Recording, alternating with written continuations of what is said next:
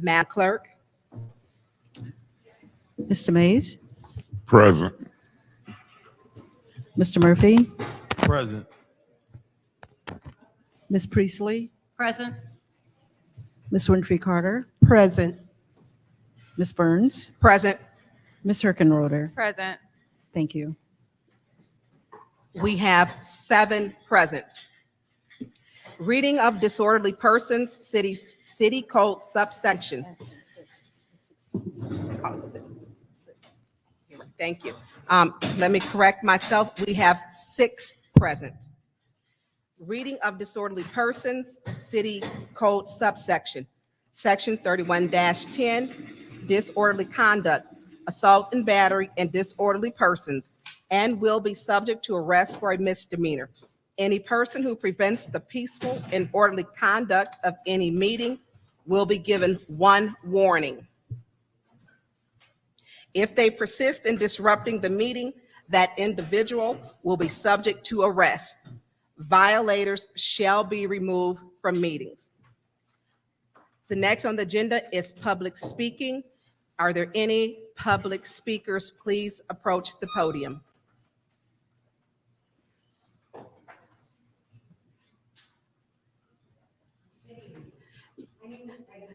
Ms. Brisbane, could you lower the mic so we can hear you? Thank you, Ms. Brisbane. Ms. Brisbane, the mic, press the button. Is that better? Yes, thank Okay. you. The problem that we discussed on Monday is still going on. I've not been approached by Mr. Herring.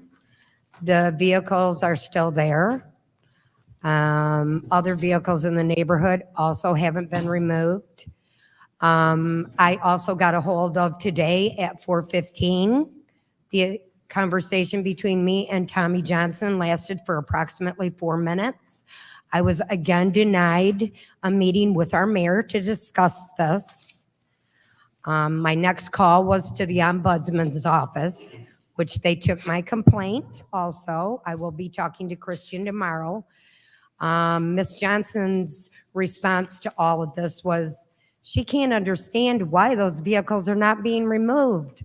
But in accordance, I says, well, I need to get a meeting with the mayor. She said, he's not taking meetings at all right now.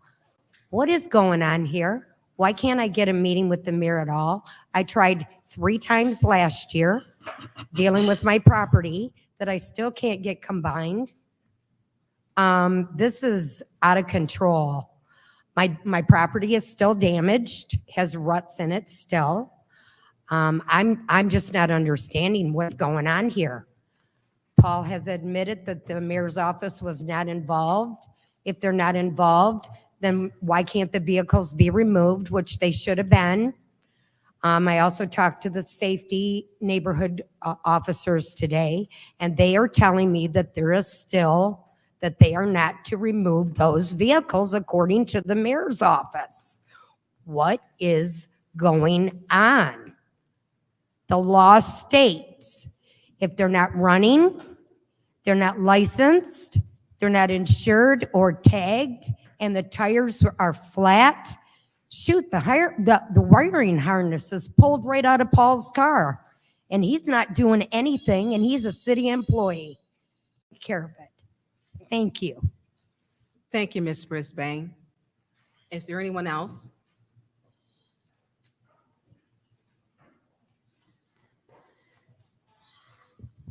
Hi, Mark Baldwin.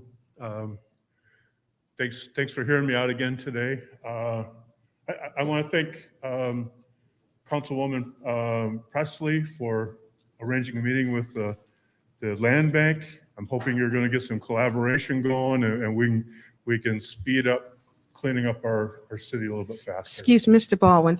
Are you okay with maybe just for talking, moving your mask down so we can hear you clearly?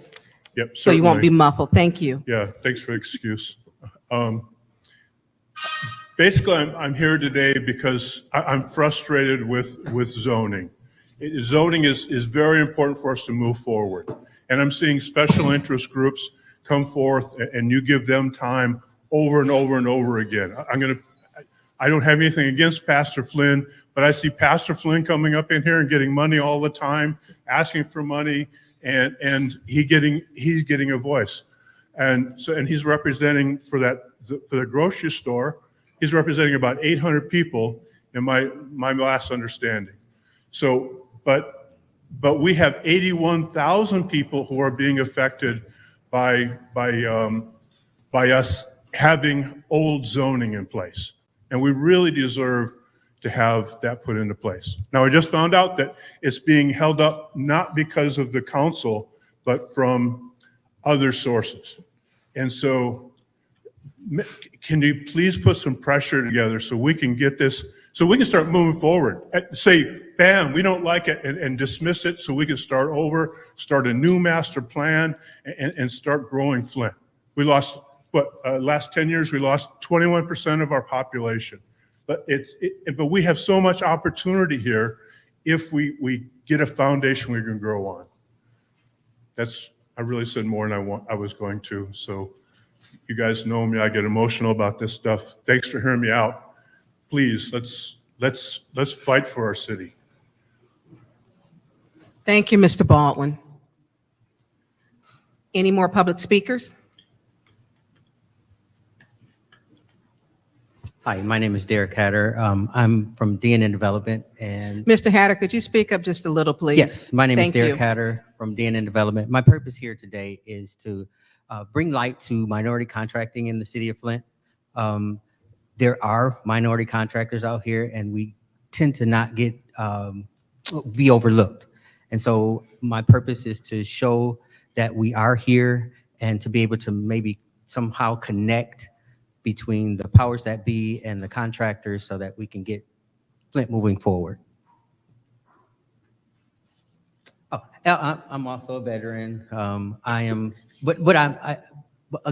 passionate about moving Flint forward. Just being a part of that process and getting us moving. Thank you, Mr. Hatter. Any more public speakers? Any more public speakers? Any more public speakers? It is now time for council response. Are there any council members who would like to respond to the public speakers? Mrs. Geographic Carter? Thank you, Madam Chair. First, I would like to thank all of the public speakers. Ms. Peggy, I will contact you tomorrow. I think I made my statement the other day, and I said that we need to abide by the ordinances. However the ordinances is stated, we need to abide by it. And I will also call the Fifth Ward Neighborhood Safety Officer to find out exactly what's going on. Because, you know, we can't really give special privileges. And we need to do what we need to do to abide by our ordinances. That's why this city has gone wild. And if we're not going to follow the laws, then what are we doing? So I hear what you're saying, and thank you. I am going over my zoning codes and everything for the gentleman there. Thank you for coming forth, and thank you all for being here. Thank you, Mrs. Winfrey Carter. Any more council members like to, Councilman Murphy? Yes, thank you. Once again, thank all the speakers. To the young lady that came and spoke about the issue with Paul Herring, we heard from Paul, and anybody who know Paul is just not sitting here not doing nothing to rectify the situation if there is a situation, because he is a person that tried to do what he can to resolve any kind of situation as long as I've been knowing him. So that's not my experience. I don't live next to him. But he did come before all of us and tell all of us that what he was working on. So I don't believe that he's not trying to comply with any kind of laws that they have on the books. So I'm gonna say it, and I'm gonna keep saying it. I need that kind of respond how Paul did when people come. I need to learn that, and he taught me something when he hit this podium.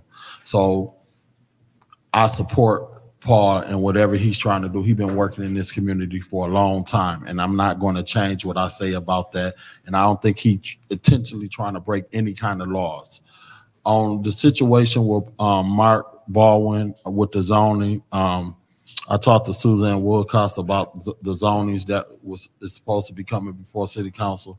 I also had conversation with Jim Richardson on the phone probably a day or two ago. And me and you live in the same neighborhood. And over there where you live on by Marvin, I rode down there the other day and it's blight all over the place. It's a disaster. So I'm looking forward to this presentation with the land bank. I have been in talks. I'm on the board with the land bank. So I hear you, Mark, and not only do I hear you, I live in the same neighborhood with you, and we deal with the same issues. Thank you, Councilman Murphy. Any more council members? Madam Chair, Councilwoman Priestley? I want to correct an erroneous impression. I didn't, Mr. Baldwin, it was the land bank who came to us. I brought this forward as the head of the ARPA committee. So thank you very much for that. I'm thrilled with this proposal, and I'm looking forward for them to share it with the rest of the council in a few minutes. Thank you, Councilwoman Priestley. Councilman Mays, would you like the floor, sir? Yeah, thank you. 3 public speakers, Peggy Brisbane Nesbitt, Mr. Baldwin, and then Derek Hatter. Mr. Hatter, I'm also looking at minority contractors, women contractors, local contractors, and, I want them to apply. That happens through the purchasing department. We had a phenomenal success with W.T. Stevenson. I think they got about 31 million in pipe replacement contracts, but then a specific mayor came on board, Mr. Neely, and in my opinion, wrongfully set them down.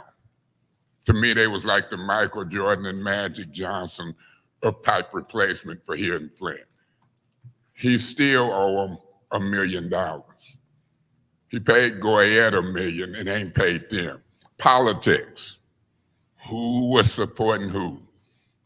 I'd love to talk to you more, and we can put it on an agenda and get more than 2-3 minutes. It's a serious subject for me, particularly as we get ready to go into this blight program. Stay tuned. Mr. Baldwin, I've known you for years.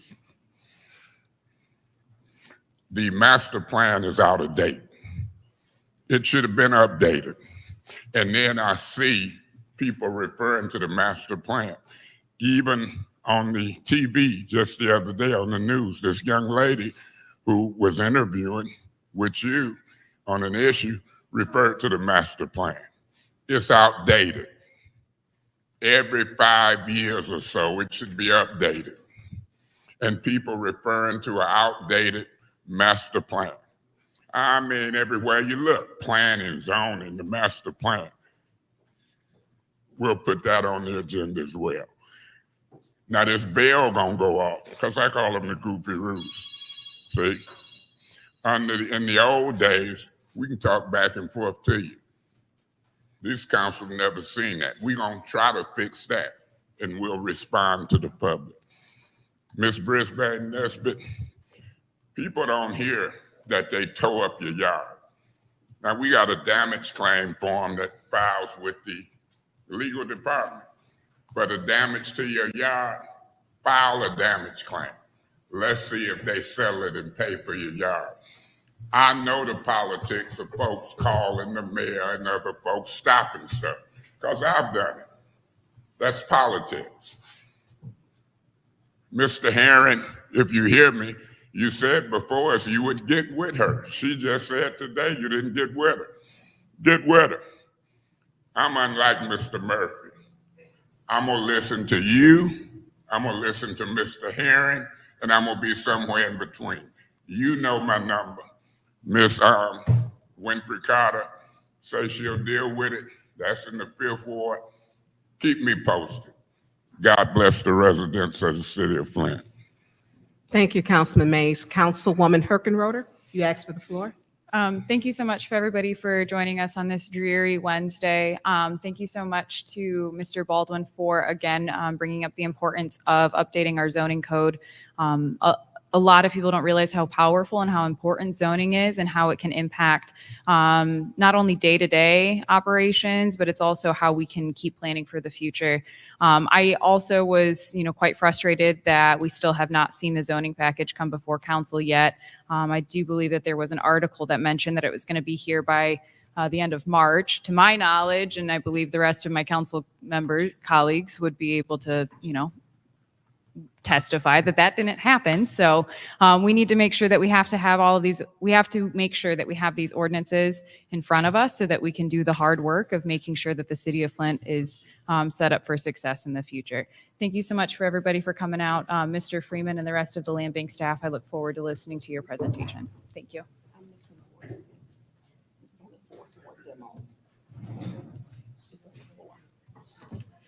Thank you, Councilwoman Herkenroder.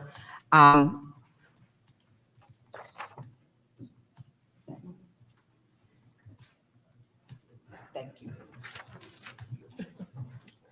Sorry about that. I am the last one to speak. I want to say thank you to all the public speakers and to my colleagues for their responses. Ms. Brisbane, I hope that your situation gets settled. I know that your councilwoman will be working with you. Mr. Baldwin, the master plan is outdated, way outdated from the 1970s, and it needs some work. And Mr. Derek Hatter, I met with you Sunday. When I left you, I had a homicide in my ward right after I left meeting with you. And it is important to make sure that the process is dollars come into our community, that people, minorities, are represented so that we make sure that it's fair and equitable. Because as we look at this big package to clean up our city with blight, I want to make sure that I see contractors, women, minorities, Black people. We need to make sure it's fair. And that was my purpose of asking you to come so that we can see you are a veteran. And first, thank you for your service to our country, sir. I appreciate that. And we need to make sure that everyone is seen, heard, and has the same ability to apply to get some of the funding, to do some of the work as we improve our city. And we've got a lot of work to do, a lot of work. I believe it's about $45 million worth of work. And we need to make sure that that money doesn't go to just one group of people, but to share it. And you are qualified. And I would like to see other minorities and women. We have women contract. Matter of fact, W.T. Stevens is a female contractor. I would like to see that cleared up for the mayor to clear that part up so that W.T. Stevens can apply for these dollars. Because as long as they are held up and the city hasn't paid them, they're not able to apply. So we've got some things that need to be done, that we need to get past the politics to take care of the business. Mr. Baldwin, a lot of people may not know how much work you do in your community. And you mow, you clean, you keep up your ward. And I commend you on that. And you do a great job. And you're able to bring in people to help you. Please don't give up and don't stop what you're doing. Just make your fight harder. And we will join with you to make sure, because the whole city, we've got work to do. And we have to start to find our common interest instead of focusing on our common differences. Thank you. Next on the agenda, we're going to move on down. We have Special Order 220150, Special Order for Blight, Genesee County Land Bank, City of Flint, a special order as requested by Councilwoman Judith. Do I call you Judy or Judith? I call you Judy. Judy Priestley, to discuss a plan for blight with the Genesee County Land Bank. She's got some great information to share with the public. Councilwoman Priestley, you have the floor. Mr. Michael Freeman from the Land Bank has a presentation that he'd like to share with us, so I'd like to turn it over to him. Unfortunately, wires got crossed on the audio visual, so there are handouts for everyone. Just to say, make sure everyone has the proper handouts. I did not have the ones for my ward. I had Ward 4. So make sure on your packets that you have got your ward, which should be the first column, because I had to exchange. I got 8.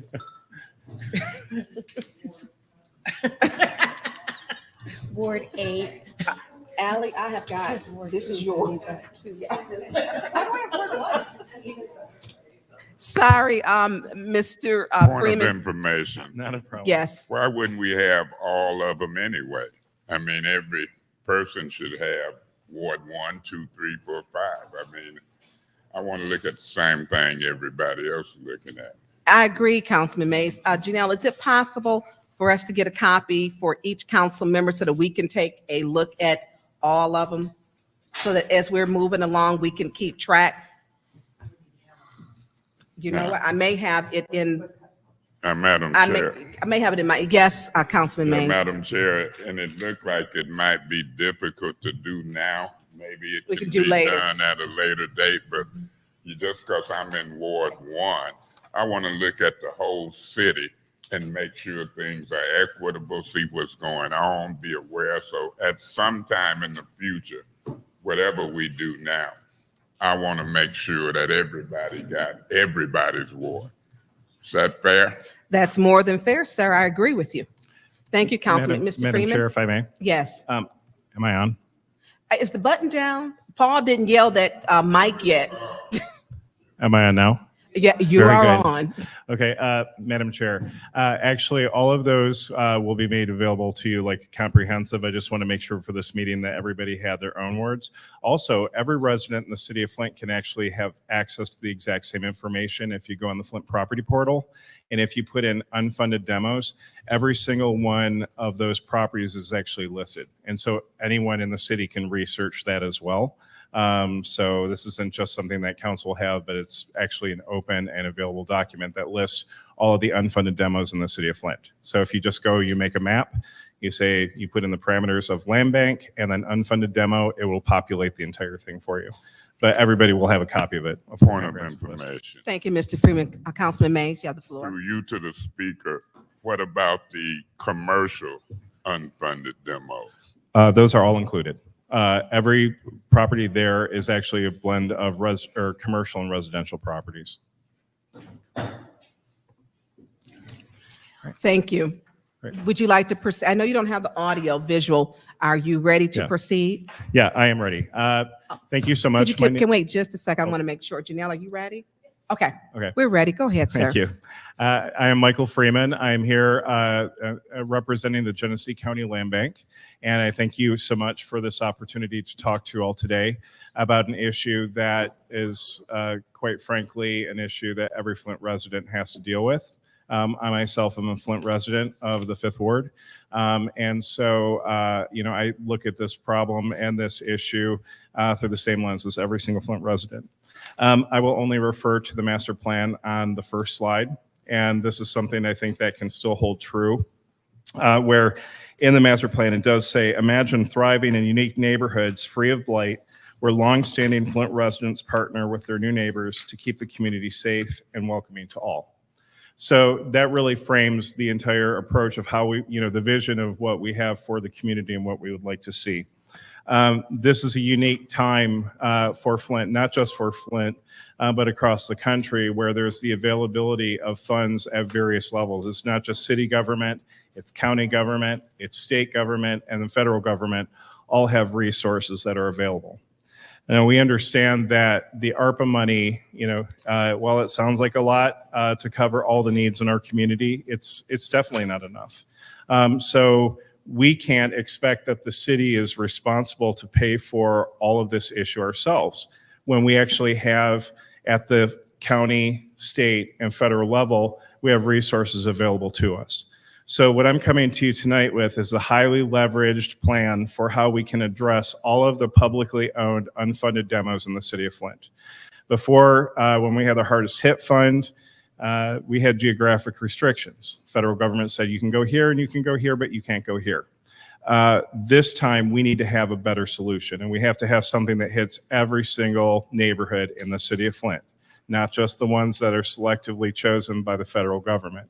So that's why a blending of philanthropy dollars with the ARPA money will ensure that we're able to address all of these legacy issues that some of these go back 5, 6, 7 years that need to be dealt with today. So that's really what I'm going to talk to you about, what we've been doing to try and leverage for the city of Flint so that the burden is shared. And actually we went into this hoping that we would at least achieve a dollar for dollar match from city ARPA.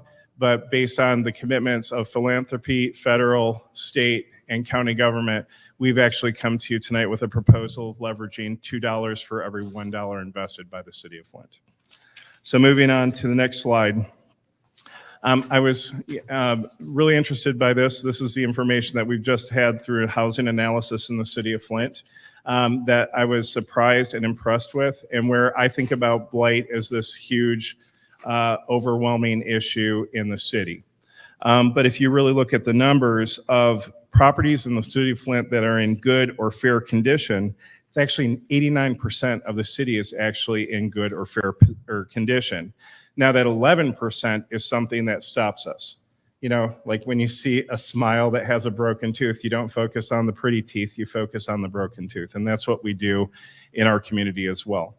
So we have an issue of publicly and privately owned properties that need to be resolved, which is this 11%. So moving on to the next slide. All right. So if you look at like the big picture of eliminating all blight in the city, you know, if this recent analysis, and if you look at, it's not only just demolition, but it's mowing and boarding and remove illegal dumping, this bigger issue, the number is really big. You know, it's $154 million. And if you look at the combination of public and privately owned demolition, which is required in the city of Flint, it's $106 million. So the next slide, you actually see this combination of this is what's privately owned. We have 54% of those properties are in bad condition, in poor condition. And then 46% of those poor condition properties are publicly owned. So what I propose today is that we actually come up with a solution for all the publicly owned properties in the city of Flint that we legally have the ability to affect and do something with. Privately owned, and I get asked this all the time, it's like, you know, well, you should go in and you should demo this property. Well, I can't, with real estate rights, I can't just go and demo a property that's privately owned because there would be recourse upon the city and there would be recourse upon us. But we absolutely can do everything, you know, we want to with a publicly owned property. So since we've began, the land bank has demolished 8,400 privately owned properties, or no, publicly owned properties. And we positioned 7,200 of those properties for redevelopment. And so right now what I want to talk about is this next phase of demolition that we can do to hopefully continue to see improvement in our community and in our neighborhoods. So I've heard a lot of people who have estimated how many properties that the land bank has, and they're all over the map with their numbers. Our total aggregate inventory is 14,950 properties. That's in city and county. In the out county, you know, our total portfolio, about 11% of what we own is in the out county, and then 89% is in the city. So in the city of Flint, we have 13,375 properties. And so on this map, which is definitely much more impressive when you see it on a really big screen, and you can see the green properties and the blue properties. The green represent the vacant lots that we have, and the blue dots represent structures that we have. So everyone thinks that of these 13,375 properties that they're all with structures on them. That's actually not the case. If you look at the next slide, Point you'll of actually see information, that. Madam Chair. Councilman Mays, what's your point of information? Yeah, through you to the speaker, can you repeat what you said about green and blue dots? Yes. The green dots represent what the land bank currently has, which are vacant properties. And the blue dots represent what the land bank has that have structures on them. So the next slide will actually give you more detail around that. So first, the vacant properties, we have 70% of those 13,375 properties that we have are actually vacant parcels, right? So actually, a majority of what we have in the city is vacant land. Now, the next we have is let me see. We have properties that are potential featured homes. Only about 4% of the properties that come through the foreclosure process are actually considered in good or fair condition. They actually go for resale. So a majority of the inventory that the land bank gets in, by the time that it actually goes through foreclosure, it goes through the auction, it goes through its, all of the processes. By the time it gets to us, foreclosures take place in March, and then properties they don't even reach us really until December. So we don't have the ability to do anything with them until that point. So what we have left is about 21% of our properties are likely demolitions of that number. So at least we're not talking about the scale of the issue being 13,375 properties that need to be demolished. So that number does go down quite a bit. So in the next slide you have, actually shows you which we really consider as the demo candidates. So we have 2,000 properties right now, if the combined list, if we put them all together, that represents our 2,000 that we know right now need to be demolished, because even if we inspected it 3 years ago, if it was a demo candidate now, it's pretty much guaranteed it's a demo candidate today. The thing that we're doing right now, though, is we're actually coming back through the entire inventory. We're looking at all of these properties with structures on them, and we're seeing what has changed. And so of these properties, like I just heard today, that we actually had a good condition property that someone went in and set on fire. And so that automatically would take it from our good inventory and then put that into the demolition category. So we are updating these numbers. And so this is awesome. We'll talk a little bit about property selection and which properties as well later in the presentation. But this just gives you an idea of the geographic disbursement of demolition. And like I said, we're building a program that goes to every neighborhood in the city, and it will not just be in specific areas of the city. So right now, our goal, and when we did the math and looked at, we need to tear down about 2,415 properties. That would be in our total plan of all properties, city and out county. So we have 2,306 residential demos. We have 109 commercial demos that need to take place. Within that number, within the $45.3 million, we're actually putting in an amount of, what's it, $1,000 per property? So it's $1,000 per property. So for in the next 5 years, we can actually pay community groups, like through the Clean and Green program, to take care of these properties for the next 5 years. So it's not just you tear it down and all of a sudden it becomes a field of weeds. These will actually be cared for and maintained, so they will continue to not be a blighting influence in these neighborhoods. So that comes to roughly about $2.4 million that we'll put back into neighborhoods, back into the community where people are actually taking care of these properties. So of this number, where I give you the 2,415, what is the bang for the buck of the city? Within the county-wide program, 94% of all of the demolition will take place in the city, and 94% of the total funding will actually be spent in the city of Flint and not in the out county. So of these partners, even with the county, foundation, state level, federal, they all understand that we are going to do 94% of the work in the city, and they have agreed to that. So moving on next, you actually look at our experience, and this just shows you what we've done of these 8,400 properties that we've demoed in the city of Flint. You can see within the brackets from 2014 to 2020 was actually the activity under the Hardest Hit Grant Program.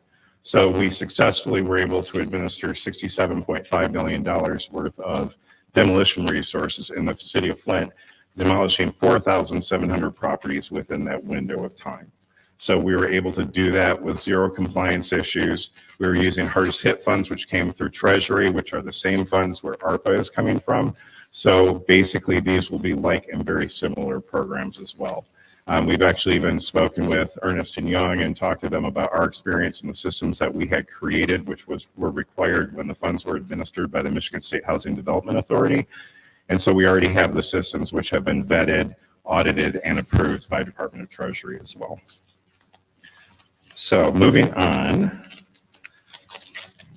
this is actually where we're getting some, like the analysis, which I think is really interesting. And I was actually really pretty surprised about it because you hear about population loss and you assume the worst because of population loss, where you have that significant decrease in residents. And then, but look at this trend pattern that we have with housing vacancy.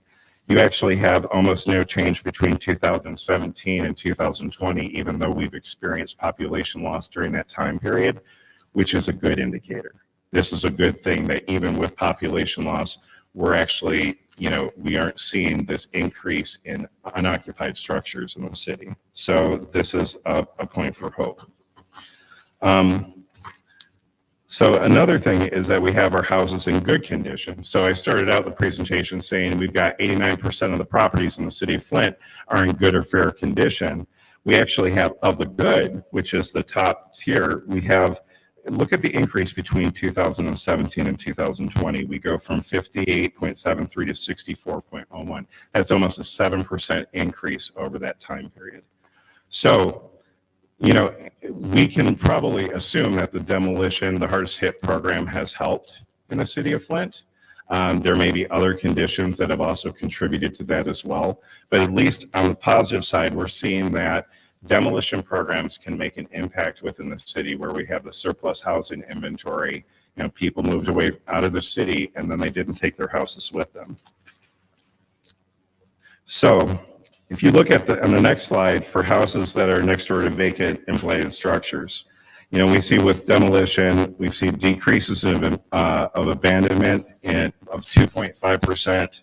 We see increases by 0.25 points, and using the city's metric, that means you actually see per property a 6.4% increase in property conditions.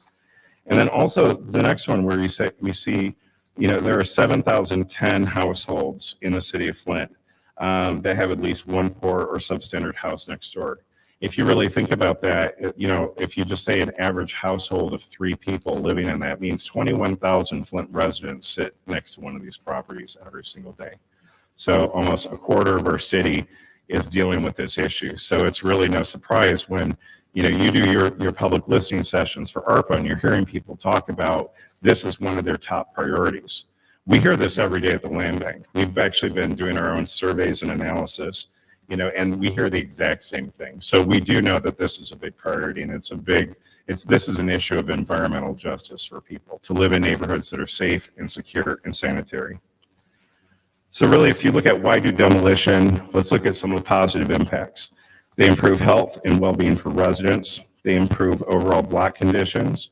They improve home values of occupied houses within 500 feet by 4.2%. That's tax revenue that the city collects. When we can improve the condition of properties by the demolition and the values increase, then that's a benefit to the city. It reduces rates of mortgage foreclosure of surrounding properties. It makes insurance feasible for at lower rates for adjacent homeowners. That's a big issue too. You talk to people all the time. They can't get insurance because of the blighted, abandoned, or burned out house next door to them. Or if they can get insurance, they're paying an extremely high cost. That is a cost borne upon residents in the city. And if we can remove these eyesores, then we actually have people who will have a financial burden eased upon them. To allow us for adjacent homeowners to expand their property after the demolition is complete. And then most importantly, and you're actually hearing this a lot, it's blight and crime, right? And so basically the reduction or the demolition program will reduce crime, total assaults, gun assaults, and nuisance crimes. And I'm just going to read you something really quick, and it's a piece of research that I read. And it's according to research done in Philadelphia, society returns on investment for the prevention of firearm violence were $79 for every $1 spent on abandoned building remediation and demolition. And given the rise in gun violence, we cannot afford to miss this opportunity to invest in demolition, right? So, moving on. Let's talk about blight priority surveys that we've done. This is just to complement what you all have done as well. So basically, when we've done, in 2021, we did a survey, and basically of the people who responded, we had basically 93.7% of the people who responded said blight is the highest priority. And then we broke that down further around what is the top issue. And, if you picked one thing, and 52.7% of the people who picked one thing picked demolition as being the critical need. And that's followed by building rehabilitation, code enforcement, mowing, illegal dumping, and boarding. So moving on to the next, this is really the substance of the leveraging strategy that we've put together. And this has been numerous meetings that I've been attending, trying to find the best and final of every person at the table, whether it was foundation, county, state, federal. So what we're suggesting right now is that if the city is interested or willing to contribute $16 million towards this program, then we will come up with the other 2/3 of the funding. This will be achieved by county ARPA funding, and they will pay for 18% of it. The Mott Foundation will cover the gap, which is the other $8 million. The Land Bank and the Genesee County Treasurer will come up with 10% of that funding, which is at the $4.5 million. And then we have been receiving these smaller $1 million grants. One we just got through the omnibus package. And then on top of that, we will continue to fundraise as well with EPA, our other environmental partners who we've been successful getting grants from in the past as well. And then the last piece of it, once we all come together, then we actually then will go to the state where they have a $100 million allocation of ARPA dollars. And I reminded the governor when I met with her last that 10% of all, or 90% of all land bank owned property is owned by the Genesee County Land Bank and the Detroit Land Bank. So this as a statewide priority needs to be where their funding goes. And I believe that if we are able to come together with this comprehensive funding package, that the state will be, they will see that this is the gap which is missing, and we will be successful for that. But the land bank will continue to fundraise for that as well. So if you look on the next, this is just the breakdown of the budget for the city of Flint. This would be represented within the resolution that you would consider. And so this, with the $16 million that come through the city of Flint ARPA allocation, it would be for 745 residential demos. It would be for 55 commercial demos. It would be the maintenance of the 800 properties at $1,000 per. And then the project management, which pays for the staff to administer and coordinate this, would be at 5%. Typically, the de minimis amount that you would charge for a grant administration would be 10%. We want to put more money into the demolition. And so the land bank will commit to funding the positions or the remaining administration dollars which are required for this program as well. So moving on, let's talk a little bit about process. Now, I understand like everybody doesn't have the full packet, and maybe that was a save a tree mentality about like, let's just break this down right now, but it's something that we can do digitally or provide to you in any fashion which you desire, that you could see the comprehensive list of all properties. This is the one thing that we've established. Look, we don't choose arbitrarily the demos that we do. We don't just pick and choose like that's a nice neighborhood, this is where we want to do it. It actually was established by a metric which was developed by Flint resident input. So Flint residents told us how to designate what the highest priorities are for demolition. So we use that and we run it through that filter. It might be like proximity to a school. It may be highly visible, highly concentrated areas. There's a number of things which were all selected by City of Flint residents, and then we've created that scoring structure.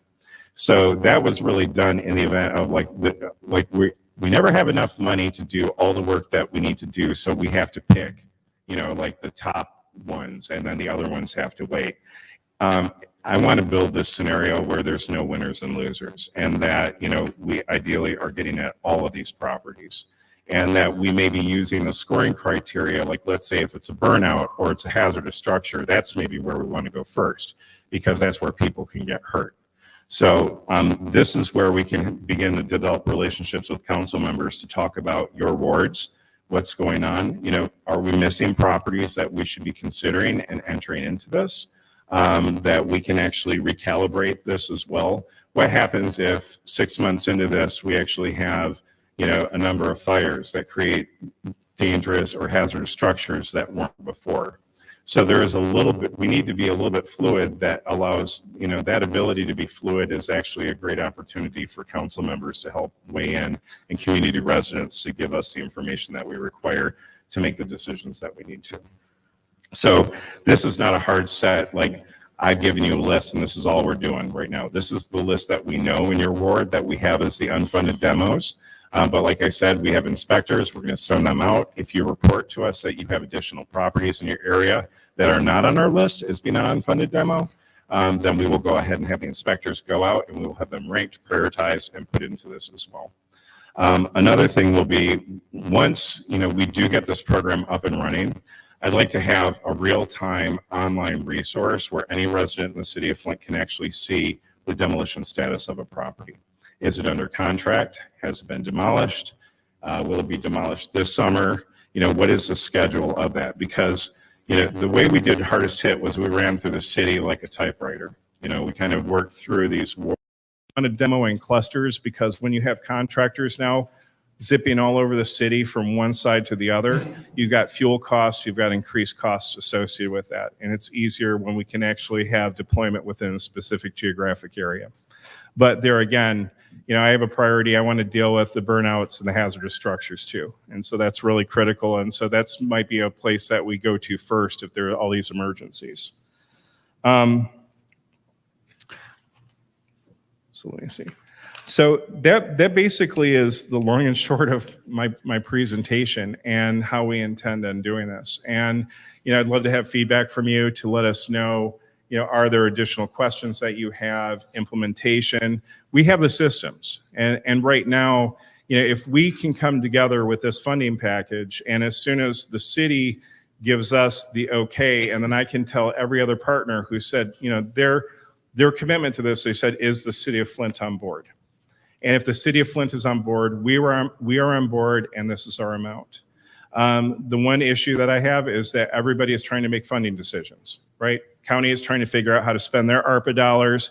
Mott Foundation has their new allocation. They have to spend a specific amount of money and can't just sequester that money. So they have to commit. Like, everybody has to commit now. And so we're trying to move quickly, and I don't want people to feel pressured that they have to make a decision now, but I feel definitely very pressured because I don't want to lose a single one of these funding commitments. Because getting a 2-to-1 ratio, it really exceeded my expectation of what we were able to achieve. And in my mind, this just means we have more art. We can get the same impact for a lot less money. That means a lot of deserving projects in our community can receive those ARPA dollars that they're requesting. So I'll open this up for any questions at this point. Oh, I'm sorry too. I should have introduced my staff. I'm terrible at introductions. Please do it now. Yeah. That's kind of real important. And I know, but they were here and they have to suffer through me every single day, so they deserve some recognition. So I've got Faith Finholm. She's my grant manager at the Land Bank, and she manages our entire demolition program. I have Susan Stravato here, and she actually is my CFO of the organization. And then I have Alexandria Riley, who is my director of sales and development. And they may actually, if there are questions that are outside of my bandwidth, they might actually come to help support me a little bit. All right, thank you. Are there any council members who would like to ask Mr. Yeah. Freeman some questions? Yes. Councilman Murphy, you have the floor. All right. Thank you so much for coming and doing this presentation. I've been talking to you guys behind closed doors on work on a plan. What I'm concerned about, this list that you just gave me in my ward is 300, and thank you for this list. It's 352 houses in my ward that need to be demolished. That's a lot. I think the day and I had a meeting yesterday with your staff. You wasn't able to be there, but It's 10,000 vacant lots. That's on, I believe that's owned by the land bank. And I talked to you about this, and I've talked publicly about structural blight. Yeah. And I talked to my colleagues about looking at declaring a state of emergency on blight, because in my ward it's a disaster. Not only because of the abandoned houses that need to come down, but because of the Mark Baldwin, and you can relate to this, the Marvin Street between Van Wagner and Gillespie, where on both sides they have dumped on both sides, and it just looked like a disaster. Not only there, it's just all over the place. Yeah. So every day I'm constantly putting in referrals about dumping that's all over the place. And it's not just in my ward. I'm sure it's in other people's ward. When I look at this strategy to eliminate blight, I'm looking at leveraging, and I looked at, you talked about the pie that talked about leveraging dollars, but we leveraging dollars on houses, but we're not leveraging dollars to deal with the non-structural blight. So we'll tear down a whole bunch of houses, but yet and still we'll still have the Marvin Streets out there that has all of this non-structural blight that people are dumping. So when we come up with a strategy to eliminate blight, we're not doing a deep dive in what blight looked like. Right. Even home ownership rehab, where people got tarps and stuff on their roof and they struggling. And I'm not sure that we get the picture of what actually blight looked like. And blight is not just tearing down houses. Blight is, we're going to spend all of these dollars to tear down houses, but we didn't diversify the dollars to say we're going to tear down houses. Not only are we going to tear down houses, we're going to clean up this non-structural blight that residents done been complaining about. Because they not only complaining about houses that need to be tore down, they complaining about this blight that need to be cleaned up. Yeah. Here I am putting in referrals, because the protocol is to put in a referral. It go to Clyde Edwards, and Clyde Edwards give it to the different departments. And when I go back and I look at Marvin Street and I put a referral in and it's still there, it's now we're doing a blame game. The land bank own it. Right. So let them take care of it. Then the land bank say they don't have the funding or the staff to deal with it. But we got a plan to deal with blight. So we're going to fund $45 million projected to tear down houses, but yet and still we not dealing with the non-structural blight. So are we really getting a bang for our buck? Because to me, you will take a bulldozer and you will go from one end of the street, and I keep saying this and I'm gonna keep on saying it. We just need to take a bulldozer. In my ward, I don't know about nobody else's, but in my ward, you just take a bulldozer from one end of the street and go to the other end of the street and tear down all of those. We go diversify it, so we go keep them in the same area. We go tear down the houses, and we also go clean up those vacant lots, and we go convert those vacant lots into for green space. Then we go come back with the Mark Baldwin organizations and let them come back and maintain this, clean it up. That's what makes sense. That's, to me, what seemed practical.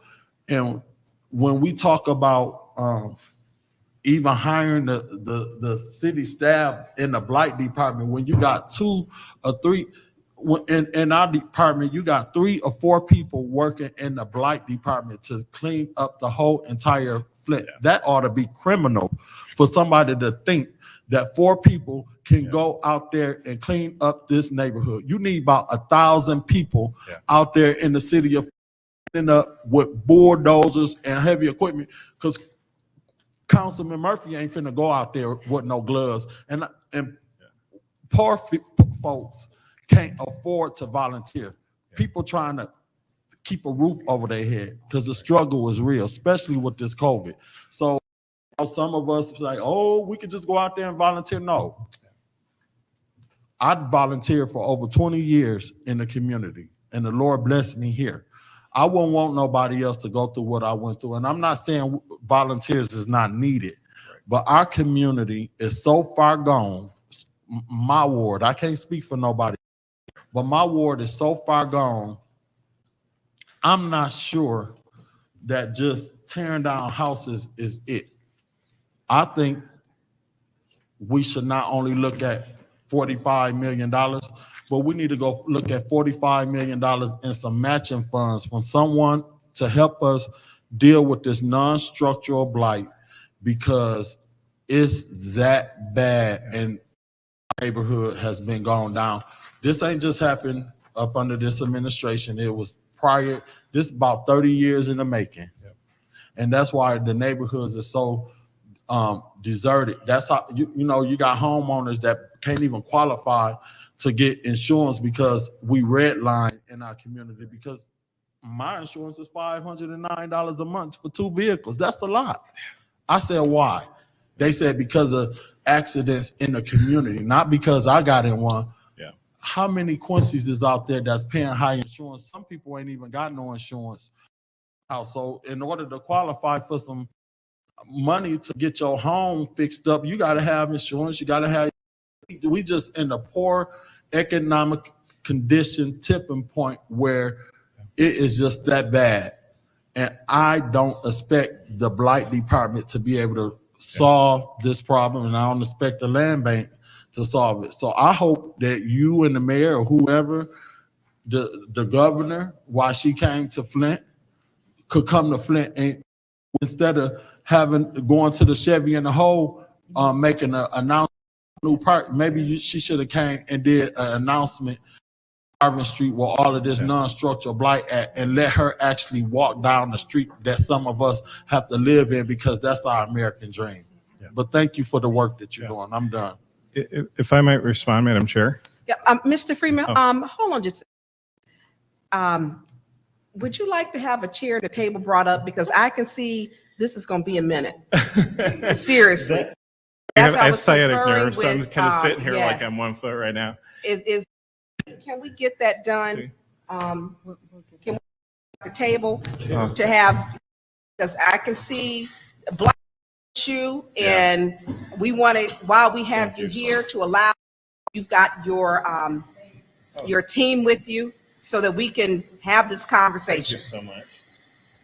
Yeah. So Thank you, Paul. Oh, thank you. I think that it'll be, he's got to get you a microphone, but I think this will just be easier and conducive to us doing business. Thank you, Councilman May.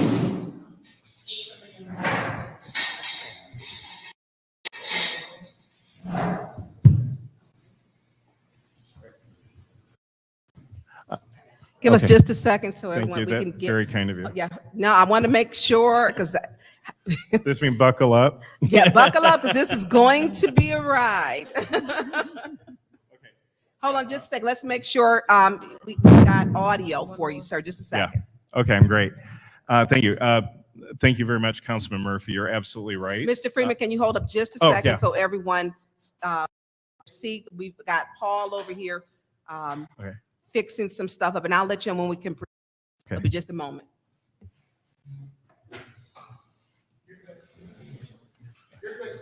Thank you, Paul. Thank you. See, I think this is much more conducive to have your team at the table, and I need all of their emails too. So, No, she doesn't. believe me, I do. I know you're located. I know that Councilman Mays did ask for the floor next with Councilman Mays. Mr. Freeman would like to respond to Councilman Murphy. I'll try and be brief. I'm not generally that brief, but I will be. You're absolutely right. Non-structural blight, big of an issue. That's going to take a little bit of time to work out, I believe. Right now, I'm gravitating towards the demolition program because I would assert that these houses in need of demolition, we were just talking about a house on Seneca, it's open and it's like people see an abandoned house there, that's where they dump. And so it only exacerbates an issue which is already bad, where we see people looking at land bank houses and then that's where they just say, well, no one's watching and no one cares, so that's where they dump. And so it's a behavior that they're negative behaviors. Oh, they're full up at the land bank house, let's move on to the next. And so at least if we can start demolishing these and show that, we have now a decrease in the number of these abandoned, blighted houses, that begins the process that we need to build upon. We received a grant from the Mott Foundation that we're passed through to the Foundation. And there is actually Blight Task Force framework, which will likely be the next council meeting where we come back and release the results of this, which would look at not just how the city works and what it does and what the land bank does and how we work, but then how you actually create all these community partnerships. How do you create a non-structural blight infrastructure to deal with it, knowing that you can't put everything on the backs of low-income folk who are trying to just pay the bills and say, well, you need to clean the neighborhood too. We actually have to look at a comprehensive partnership in our community. And this even goes to a larger campaign. Think about the state of Ohio that actually had the Clean Ohio campaign, where they challenged each municipal government to come up with their solution towards a clean and beautiful city. And so that's the sort of thing that Flint needs, and where we need to actually, get people enthusiastic about having a blight-free city. People have say this is their issue. Now we need to figure out how the engine works. Government's not going to do everything for everybody. There's not enough or resources, and we can't do it without neighborhoods and communities as well.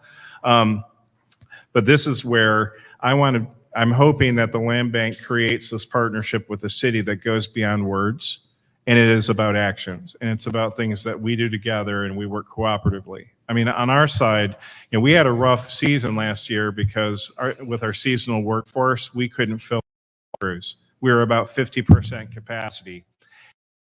Even though we were at 50% capacity, we hired Raul, who formerly worked for the city of Flint, who actually has military expertise. He knows about deployment. He knew how to move people.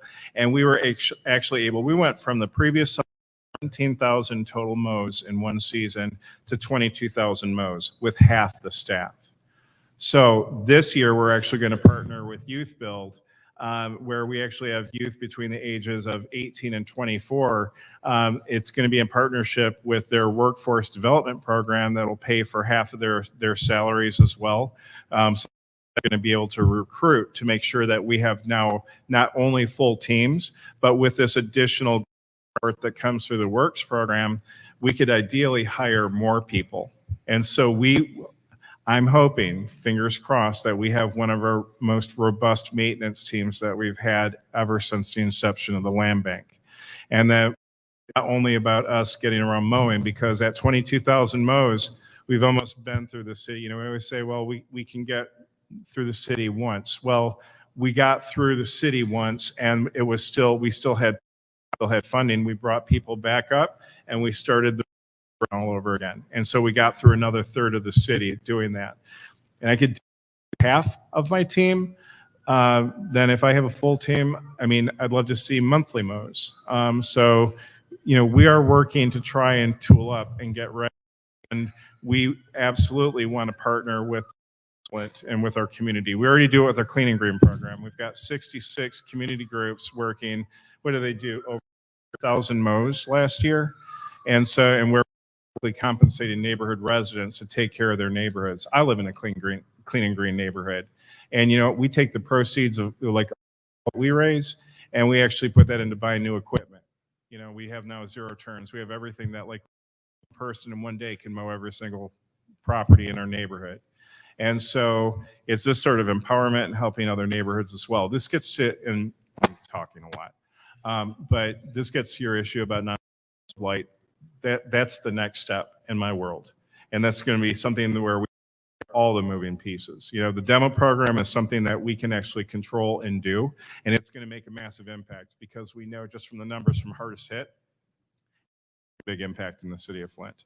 The other pieces, we can't just say mission accomplished, we're done after we get down these 2,400 properties. We need to always look at next in innovating, because the land bank and the city, we need to partner together. And that's really my vision for the land bank, is that we are a tool and a resource for the city. And it hasn't been effectively used in the past. And so I think it's time that we do that, and we all work together on that. So I hear your comments, and I believe in them completely. So, Councilman Mays, you have the Yeah. floor, sir. Thank you. Thank you, Mr. Madam Chair. I'm glad to see Brian here from Ernst & Young. When we decided to give Ernst & Young that $1 million contract, the months going into the year, Brian, I want to say it. You ain't in here enough. I think you're too heavy on the administrative side, executive branch side, but this council hired you as well. And I'm expecting that Ernst & Young come to this council meeting more regularly so that we can collaborate and do all the wonderful things that I heard when I voted to hire for that 1 year to see what's going on. Leveraging money. What qualifies? So, you know, I'm going to put that on the record. I'm going to hope that in the next finance committee, it'll be a special order with Ernst & Young. That's my request. To the land bank and this special order today, I met with Youthville this past weekend. Met with the executive director. Not only do we see a way to deal with what y'all calling structural blight, but we see a way to erect new homes on vacant land. New homes on vacant land in order to increase the tax base. Remodeling of homes that don't need to be tore down. See, I hear a lot about demolition, creating empty lots, but empty lots don't pay me no tax revenue. I've heard conversation about the land bank transferring empty lots to. I want new houses on empty lots. I don't care if them new houses is on Russell, Piper, Marengo. They gonna create some revenue. And then when people are living in them and they new, you ain't got people dumping in the backyard. You ain't got a lot of raccoons, gophers, and all that stuff. What the land bank has been doing, when they say mow, to me that means the front yard. You got dead trees and weeds in the backyard. I'm not looking for funding mows over a 5-year period. The 5-year period plan, correct? no, the program has to be completed by 2026 per the ARPA. You mean to tell me this slide presentation you just went over don't talk about, you say 4 years? 4 years would be the maximum to expend this in 3. Okay, so let's look at that. Now I'm telling you, what is you showing him where it said 5 years? You didn't know it said 5 years? The 5 years is actually the care for the properties. So you have to complete the demos and has to be done before The 2026. care for the property, that's the $1,000 you referred to per property. That don't include the front and backyard. Yes, it does. Yeah, Well, that'll be the Clean and first. green. Clean and green is actually do it, and they all do front and back of the property. Clean and green. I don't have to ask Mr. And I live in Flint. Okay. I represent Flint. I can tell you, if there's clean and green that's been going on, it's been with empty lots. Right. Now, does the clean and green include structural lots with front yards? I don't think so. Do it that you know of. My neighborhood. yeah. Anybody know? My neighborhood, yes. So Say what? my neighborhood, yes. On your neighbor, what's your neighborhood? Carriage Town. Okay, well, it ain't in my neighborhood, north side of town. Ain't been getting backyards. I got a guy on DuPont Street for 3 years. We've been trying to his backyard cleared up. He keeps the front yard cleared up, and it ain't clean and green. It's just something he do. I've called specifically and had the land bank come out. Thought it was gonna be done. That I was about to lose me a vote. So I ain't seen front and backyards. Now, if you seen it in Carriage Town, y'all been cheating me. Because we ain't getting front and backyards. What we've been getting is a public cut of the right of way and then a few inches into the front yard. Then when the land bank comes, they do the front, and if it's a corner lot, I've seen the back. But I'm telling you, for the most part, they come to do them houses. If cash left in the driveway, the backyard ain't being done. Now, how long you been at the land bank? What's your name? Freeman, Michael Mr. Freeman. Freeman, been there. I started in May of 2020. 2000. Would it surprise you if what I'm saying is true? Give me a list of addresses and then I can find out. I mean, I've got 13,500 properties. I'm gonna say hallelujah. 'Cause Yeah, give me a list and I'm happy to inquire if you about that. telling me we gonna get some relief this summer in the backyard of land bank properties, I want everybody to hear me say hallelujah. Okay. Because I've been the councilman for 8-9 years. You've been there since 2020. It ain't been happening. Okay. They do the front yard in my neighborhood. I'm not in Carriage Town. I'm more than happy to revisit all of our management and mowing with our staff. And to talk to you, and this is the first time that we've talked about the mowing issue. Yeah. I'm happy to Is talk to this you. the first that you've heard about the backyards? There are some properties that are almost impossible to get to in the backyard. Why would it be impossible? Because some of our Hamilton lots that are so small, some houses only have about 2 or 3. And so literally and it's got trees in the backyard. So trees are another huge issue. And I want to talk to you about trees as well. I know that we talking. See, Okay. the reason we talking, Yeah. Mr. Say your name, Freeman, Michael The Freeman. reason we talking, Mr. Because Yeah. I got one vote as Yeah. to whether or not to allocate what I see here, 16 million. I don't mind allocating 20 to 30 million. Because blight and crime is high on Councilman Mays, President Mays' totem pole. So I ain't tripping about the money. Right. I'm tripping about the clean city. See, that's what I'm tripping about. And I know it can cost money. The leveraging of dollars, it's all good if it's true. I heard the possibility of state money at the end. These people ain't committed yet, but I can see it happening. Yes. Concerned about is actually getting the job done, not in Carriage Town, but all across town.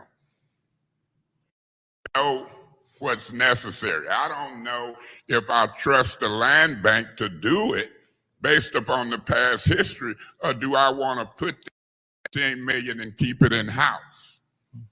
See, that's my dilemma now because of what I've experienced so far with the land bank. Because I might want to experiment keeping that in house, but most of the property is yours. See, a partnership might let me bid it out, cut your property, because I'm also concerned about who's going to be employed. I'm concerned about who's going to do the work. I'm concerned about that we could buy and own long term versus funding your organization, employees, and equipment. I have to look at that. I got to look at if Flint folk don't work. I'm gonna let you get back in. So you're unpacking a lot right there. So I'm That's trying to keep it correct. straight. You unpacked a Well, lot I'm when just you trying to came keep- to me. Would Right. you agree? Sure. Would you agree that you a lot? It's pretty straightforward. Well, Okay. let me be straightforward and unpack a lot. Okay. And then we'll be on the same type of ground. So, I've been waiting for Ms. Priestley. Did you have something to do with this special order today? Yes, I asked that it be put on the agenda. Well, I'm glad I appointed you chairperson and I It was approved by Ms. Burns as well. don't care who is I know how the chairperson's work. I was putting something on the committee. You, L. Lewis, was appointed by me, correct? Correct. And you the chairperson, correct? Correct. Fine job. Mr. Freeman, we need this conversation.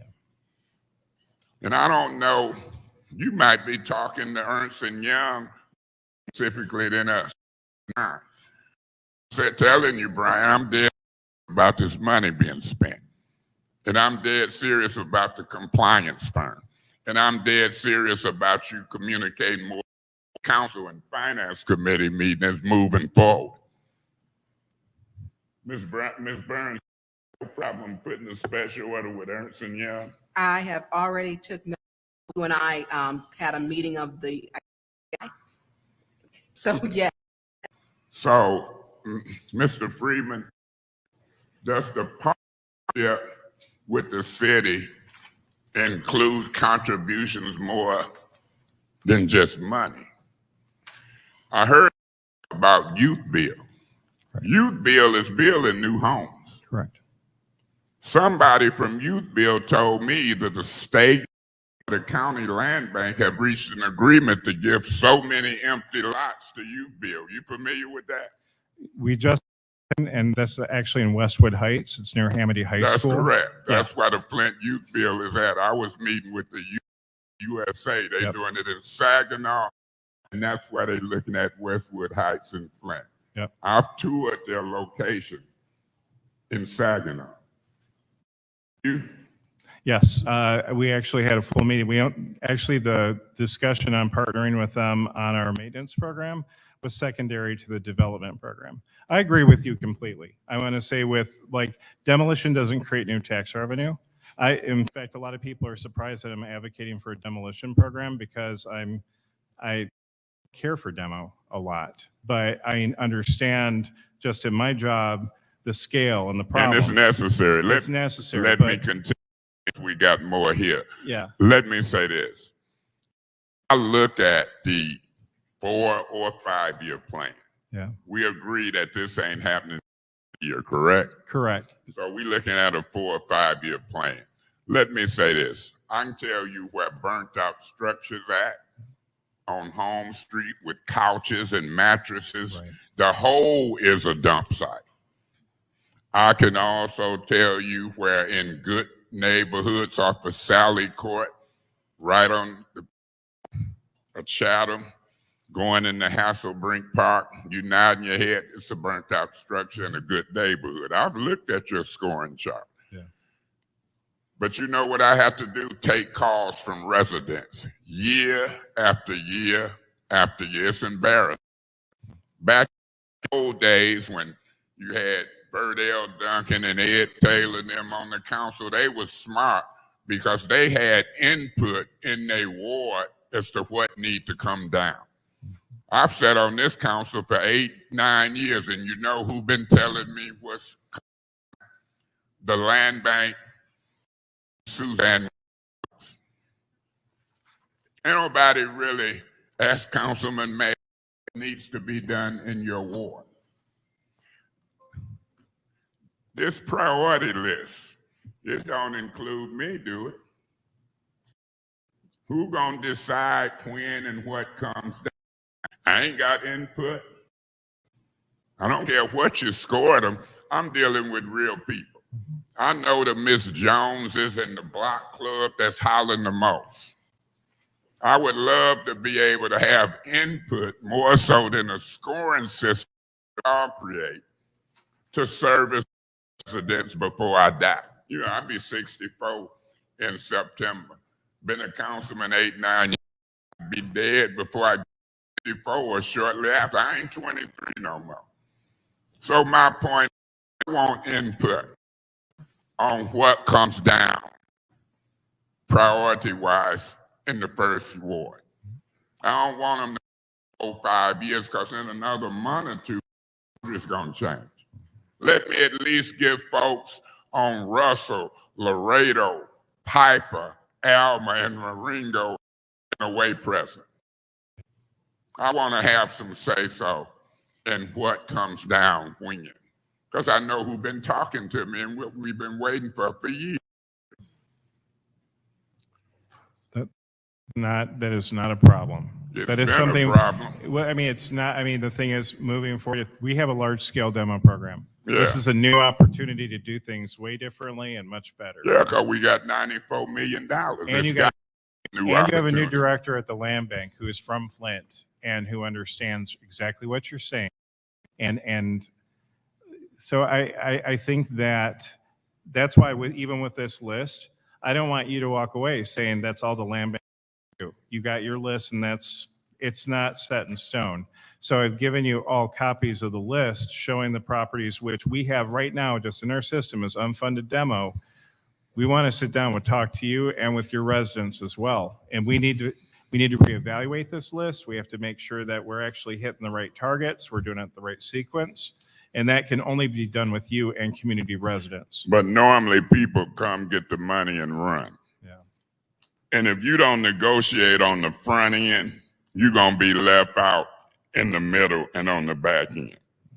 Now, I can't speak for 4 more colleagues because it takes 5 votes to move money. It takes 6 to override a veto.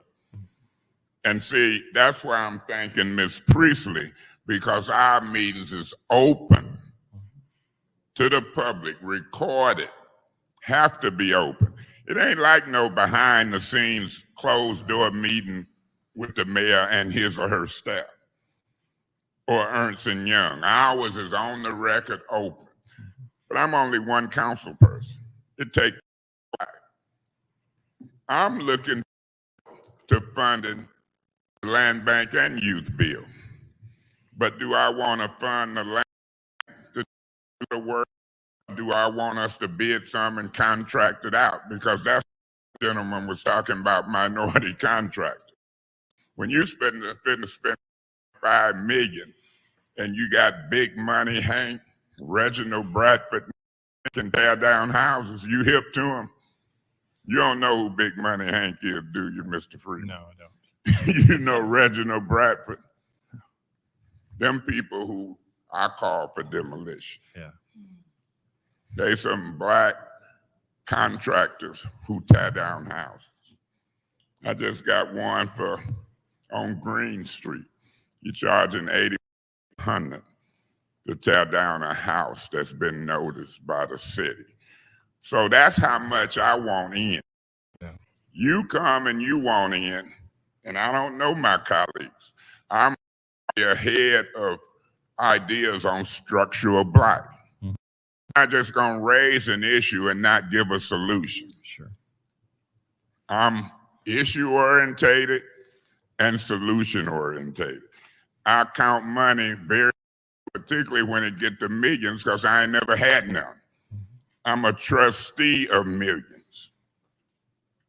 So that's where I'm at. I followed the slide presentation. I know the services that you have done. I know the service we can team up with you and do, but it ain't gonna be just no front yard. Right. Front and back. That's why them little gopher things live at. Be out. I know them little gophers and raccoons done ate up people's wires on their car. And when the wires up and garages, that car expense is notorious because they chewing on the wires. You ever heard of that? Yeah, I've heard of you say you heard. I've got 13, like I caught 13 groundhogs in my yard. See what last I'm summer. saying? So yeah, I know what they can do. And so all of that comes with what you talked about, blighted structures next. I can show you next door to my house right now at 125 East Russell, the little hole they come out of at the land bank house. Yeah. It's right next door to me, and I'll be looking at them. I make noise and see them run back in. I'm thinking about putting some or something out there to keep them over there. I don't know what Or they make a eat, friend with grapes, it. what they eat. Y'all know any They of your eat my staff know. squash. They eat my squash. Well, I'm gonna plant them a squash garden and keep them over there. Because if they chew my wires, you don't make much as a council person. You think we make a lot? We don't. You make more than we do. So let's look at a holistic approach. Yeah. Demolitions, rebuilds, refurbishing. I'm hearing the land bank. You know, the land bank turned somebody down from getting a property that they wanted to fix up, and it got demolished. Let them put their money into it. So I don't want you to look at coming money for just demolition. If you gonna team up, Bill, and if you selling properties, what do you sell the average lot for? $100. Okay, how about two of them together, $200, and build a nice house on it, whether it's got a basement or ranch style. Do you know when we show people that, they gonna duplicate it? Yeah. I don't just want to build them and sell them. I give them to some needy people if I get folks. So I want to look at a holistic approach. I don't mind leverage. Right. I don't mind the program you present. But guess what? I don't know who you done talk with. Ernst & Young, Mr. Neely, whoever. But I want you to know you talk to one council person. It might be more. Right. Who wants you to go a step further. Front yard, backyard, more than 2 cuts a year. Yeah. And then rebuilds and refurbish. Or let's take inventory. What can be refurbished? What properties that's empty lots we can buy and rebuild on them? Because them youth, I'm looking at the work they doing with Youth Bill. And it ain't the Youth Bill that come out with the Mott Foundation. No. You know what I'm talking about? I know the difference. Yeah, yeah, it's a big different Youth Bill program. And I've invited them here. And I know who they've met with in the city of Flint. And I know about their location and their grand opening coming up at Westwood Heights. Yeah. I've looked at their Saginaw location. It's tools, what they build. So we agree on some of that. Yeah, it's not just like with Youth Build too. Like we're actually partnering with ABC Youth. Pastor Watkins does an amazing. Yeah. They acquired a condition property that was on our demo list. Right. And they did a beautiful job with it. I agree. And that's who we need to support is organizations like that. And it's like, and I agree with you. It's we need to start putting back. That's correct. The demo alone doesn't save the community. No. It's going to be the reinvestment and the tax revenue generated from that reinvestment. That's and I agree correct. with you completely. And like any developer, and we have talked to developers, and I'm trying to encourage them on areas of the city where we have large amounts of property that Right. might interest them more. We will continue to do that. You And- see them folks over there at Mid-Michigan now, I be watching them like a hawk. I seen Mid-Michigan now, probably that same lady there, talking to that lady there. Yeah. And Mark Baldwin, I think, was in that clip. See, when you come before this council, and I'm in a leadership position, I usually don't hold a leadership position but 3-4 weeks. I'm breaking a record right now because they get mad about this is it's a tough arena, Mr. Freeman, but I've weathered the storm. God has blessed me. I want Mid-Michigan now, when they report this, they ain't just reporting them. Yeah. They report newbie on vacant lots. Look at that. I ain't gonna let you clap along because that's what we need to do. I want them to talk front and backyards from what people know. I want to have input on this structure, that structure in the first year. Because see, we're in politics. And when you look at the term politics, it definition gonna refer to government. Another one might refer to strategy. And people say, I ain't a politician. Hell, I'm a strategist. I'm accredited by one of the best universities in the nation. You know what it is. It ain't U of M, it's Michigan State. The best. But and look at them. We have two of the best. Okay, so I'm gonna take a deep breath. But I'm gonna see what this council do. Because I don't want you coming to me feeling one way or another about 16 million. So crime and blight is the two big ones to make quality of life for residents. And I know that blight is directly related to crime. All for it, but only with certain qualifications. I want real, if I put 16 or more million. If we remove the properties, I guarantee you every single one of those lots, all 2,400 lots, will all be mowed front and back. Do you think you know do you think I know what you said? Let me explain what you just said, and you correct me if I'm wrong. You said if we demo the property, I guarantee you, be front and back. Yeah, because ain't nothing there. You just do the whole lot. So I agree with you. It would be front and back. Just asked me about it ain't no back. It's just an empty lot. You asked me about the 16 million. I'm just watching you and listening to you and making sure on the record. I'm talking about those you don't do in the second, third, or fourth year. I want them backyards, and we'll fund it. See, if you ain't gonna do everything in the first year, I'm sure when you knock it down and it's a clear lot, you're gonna do front and back because you do the whole lot. That's why I'm not playing with words. If it's gonna take 4 years and Miss got all that mess in the back and he's falling on folks' fence and they calling me, I want some of the back cleaned up. If y'all gotta get a tree cutting service to go along with some of this, I fund it. But I'm not fitting to half service these residents. And I don't know if you gonna team up with Youth Bill like I want to and give us some of them lots, or we'll buy them. Mm-hmm. We'll buy them and we'll give them the Youth Bill. But all of that is a great start if I can get folks to understand it. If I can get 4 more council people to understand it, if I can get it qualified as eligible expenditures through Ernst & Young, and if I can get y'all to buy in on the overall partnership, in addition to what you brought to me, then you got a happy council president.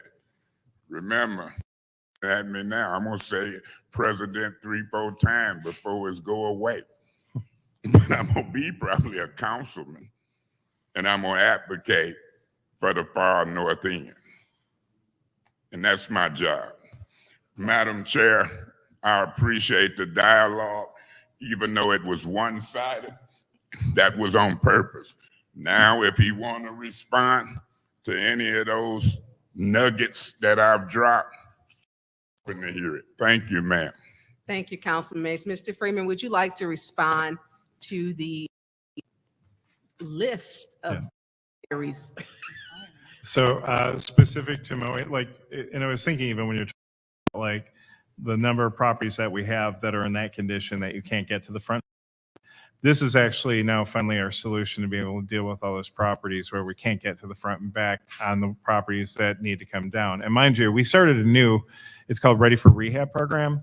And so properties that were formerly kind of on the demo list, or we thought no one would want, the market's changed. Like now, actually, there's more interest in Flint properties that they actually want up for home ownership. We actually have now increasing populations coming from the Dominican Republic and from Cuba. From Miami area. So expensive there, and global warming, don't want any more of it. And so we actually have increasing populations. And so now we actually have a bilingual interpreter who works as well. And she's been helping them with paths to get into the home ownership. And they actually have, the people who have been purchasing have a lot of construction expertise. And so they're houses themselves. And so this is like, we're taking a second look at our inventory just to make sure we're only going to take down the stuff that is really gone. The foundation, it's just so past saved. Those are the priorities for us, really. So we want to be able to hit those. And then, so I want to skinny down that demo list because you're right. Demoed properties don't create more tax revenue for the city. So we can possibly save, I want to save it. And also that saves us money in the long run. So we have become more aggressive. Like we'll take, on these properties that we take a minimal consideration for the property because I'm like, keep your money in your pocket so you can fix this up. We're not looking at enrichment. If you can guarantee that you're going to put this back on the tax roll, we're better off giving you a deal on that property so you can fix it up. So, and we will continue to do that. And I know that dollars are limited.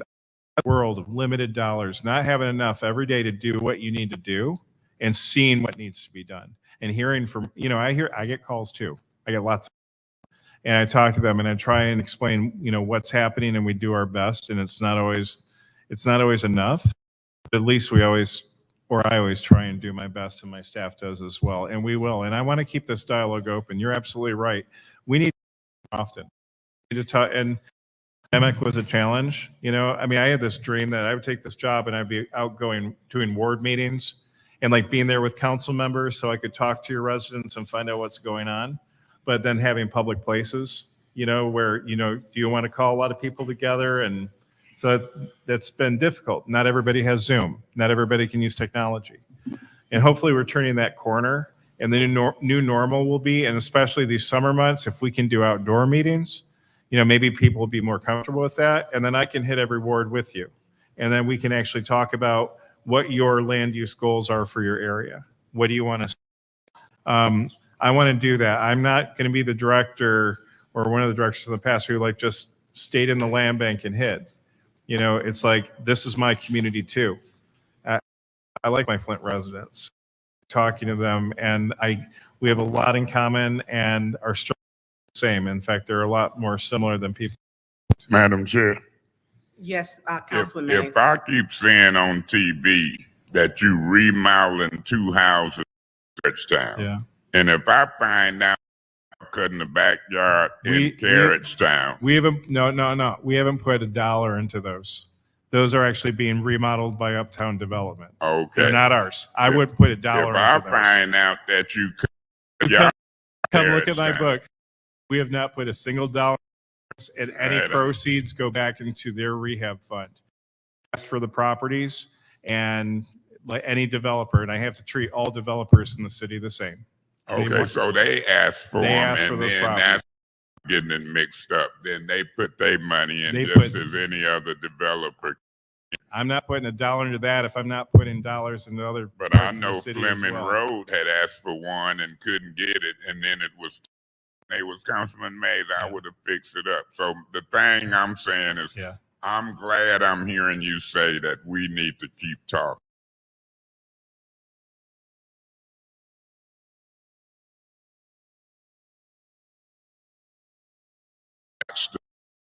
And I'm like, dang, so I want to make the news. I want to highlight my vision, like building and all that is, and front yards and backyards and all of that mess. And when we can continue to do that as we doing, once we put our money where our mouth is at, it's going to be a blessing. Thank you, ma'am. Okay, let's know your name. Looked like you were grabbing the mic to add some input. Yes, ma'am. Thank you, Madam Chair. I just wanted to address Council President May since he called me out. That was you. I'd like to seen you. say, and again, my name is Alexandria Riley. I am the Sales Development Director at the Land Bank. I am working with this wonderful team. But it's refreshing. It's refreshing to hear you say that you were looking forward to supporting this proposal to eradicate blight. And not just eradicate blight, but build back up, to revitalize the city of Flint, and to look at that through a lens of partnership. And so I couple things, and to Michael's, Mr. Freeman's point, when we're talking about addressing blight, structural blight in this proposal, we are looking at properties that have been identified that are not those properties that we can rehab. We just rolled out a new comprehensive program called Ready for Rehab. And what we program, that was something that Michael wanted to make available and ready to the public, the opportunity for those individuals that want to invest, for those individuals that want to rehab properties. We want to streamline that process. In that same token, we have one of the most valuable programs that I know of and can think of, not just in the city of Flint. This is exclusive to Flint. When we tear down a property, when we have a vacant in our inventory, we make that lot available to the adjacent homeowner for $25. This is a side lot program where they can expand their land. And to Michael's point, we are working with community partners. We are seeking opportunities for that development. So I just wanted to weigh in and say that on those points beyond the work that we do. And oftentimes, and you guys know this, because you serve the public, you're elected. When you're talking about having individuals vote for you or people call, immediate action, remedy. We have been able, through our programs, and that's one of the things that I'm most proud of working with, through our featured homes program, to create equity, to foster affordable housing, and to generate new home ownership opportunities in the city of Flint. And we do that through an in-house land bank, land contract financing.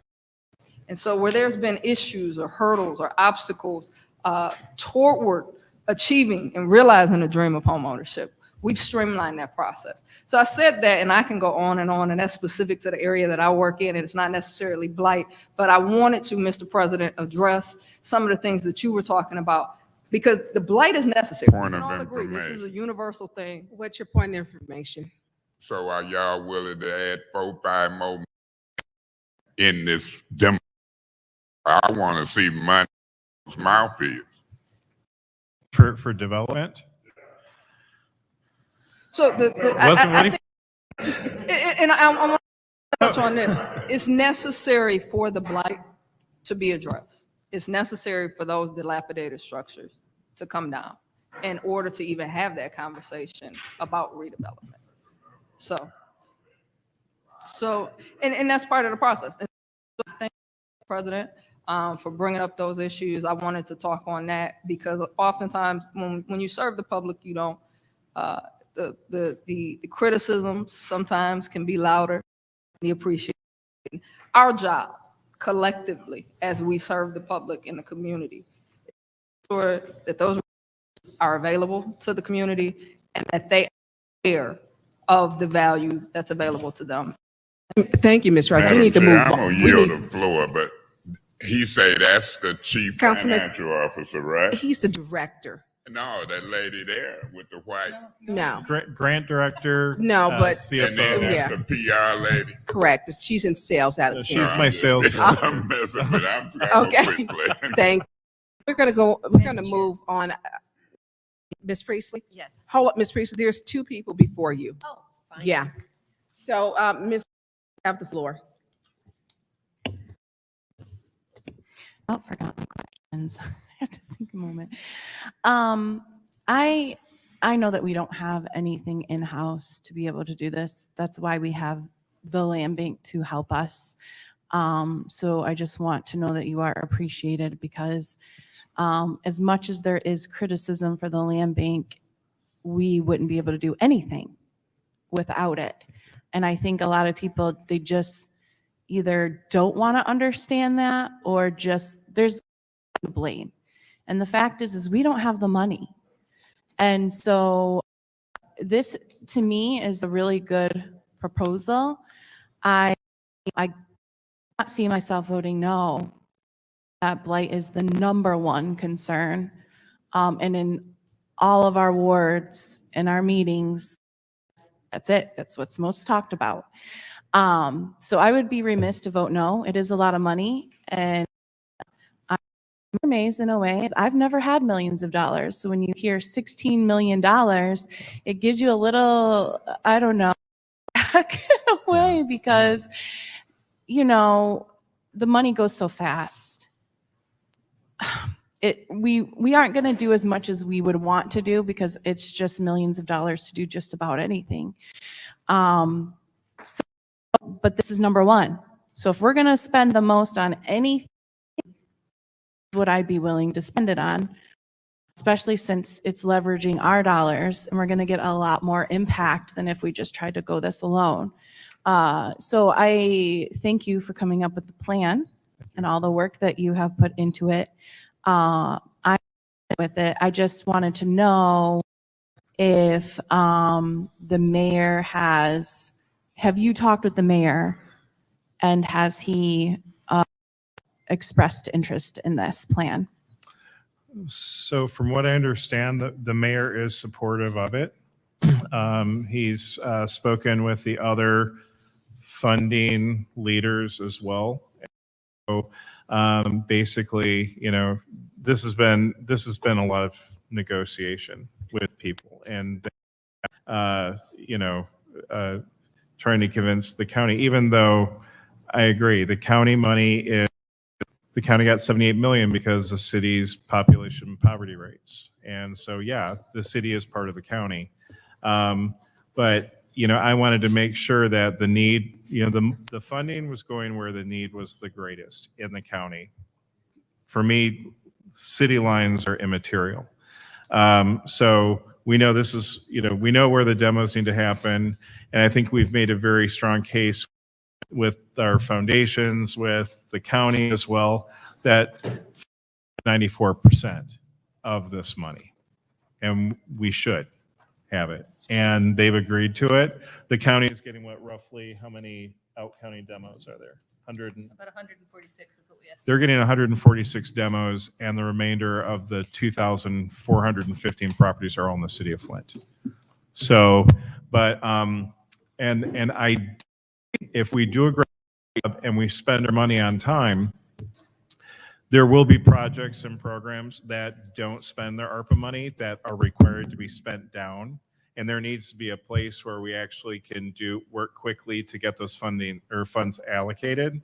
And so this, if there is additional, and we know every year we get there's going to be more demo, right?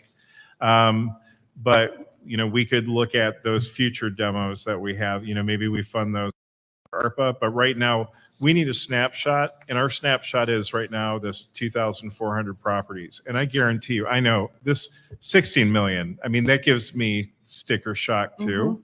That's why I worked really hard to make sure that we're getting the 2-to-1 leverage here.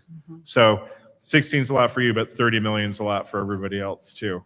And so we're going to get, I believe Flint's really going to benefit from this. And if we look back at hardest hit and what that did for our community, and we're 89%.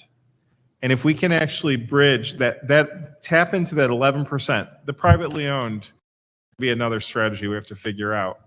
But could we feasibly get to 94 or 95% of the housing in Flint being in good and fair condition? Just think of the thousands and thousands of Flint residents. Like I said, we take down 300 properties, and all the people on this property, thousands of people in the city of Flint. You know, I don't want to be really emotional about this. I get a lot of calls all the time, Mhm. right? And I'm from Flint. My family's been here since the 1850s. I will never leave my town. And I took this job and I'm staying here because I believe we can make it. And it's hard. And every year has been hard for us, right? Mhm. But this proposal for me is like, we can make a difference. And I will not get all these phone calls of angry people, because we're giving people that we can finally, we don't know, it's on the unfunded demo list, maybe one day. So I would like to say I'm begging you to consider this and the importance of this, and feel pressured because you have to make the decision as elected officials, which is right. I just am dealing with the timeline. Everybody else wants to allocate their funds because the clock is ticking for everybody with ARPA and foundation. But basically told we need to know where the city's at, by the 1st of May, because we are going to start otherwise. Point of information, Councilwoman Worthing, your question, resolution number 220149 is in your packet. The last page, and your question, Mayor, know about it. He has signed off on it already. It is in your packet. You're welcome. We got these a little late and I did not have time, I'm going to be honest, this time to look it over. Sorry. Yeah, no problem. You can proceed. You still have the Okay. floor. I would we missed out on Miller Road because we didn't vote on it. And that if you want to talk about invested in your city and being emotional, that was emotional for me, because we're about to pave over Miller Road with no pipes underneath because we couldn't get it together to vote for that project. Now we're going to have to unpave the road in about 5 years and put pipes down and pay for it all by ourselves. So I'm just saying this because if council doesn't get their act together, it's going to be another loss for our residents. And those that keep me up at night and anger me and frustrate me. And so I'll have to calm down so I'm not feeling angry about it. But it is sad that we would have anyone thing that's going to happen. But I hope that no one would delay. There was no reason to delay Miller Road or vote no for it, in my opinion. And there would be no reason to delay this. Let us vote. Let us take care of this. And I know I'm talking politics right now, and you have no idea what I'm talking. Well, you might. You might know. You might have seen a few meetings. If you have questions, and I cannot, council person is not.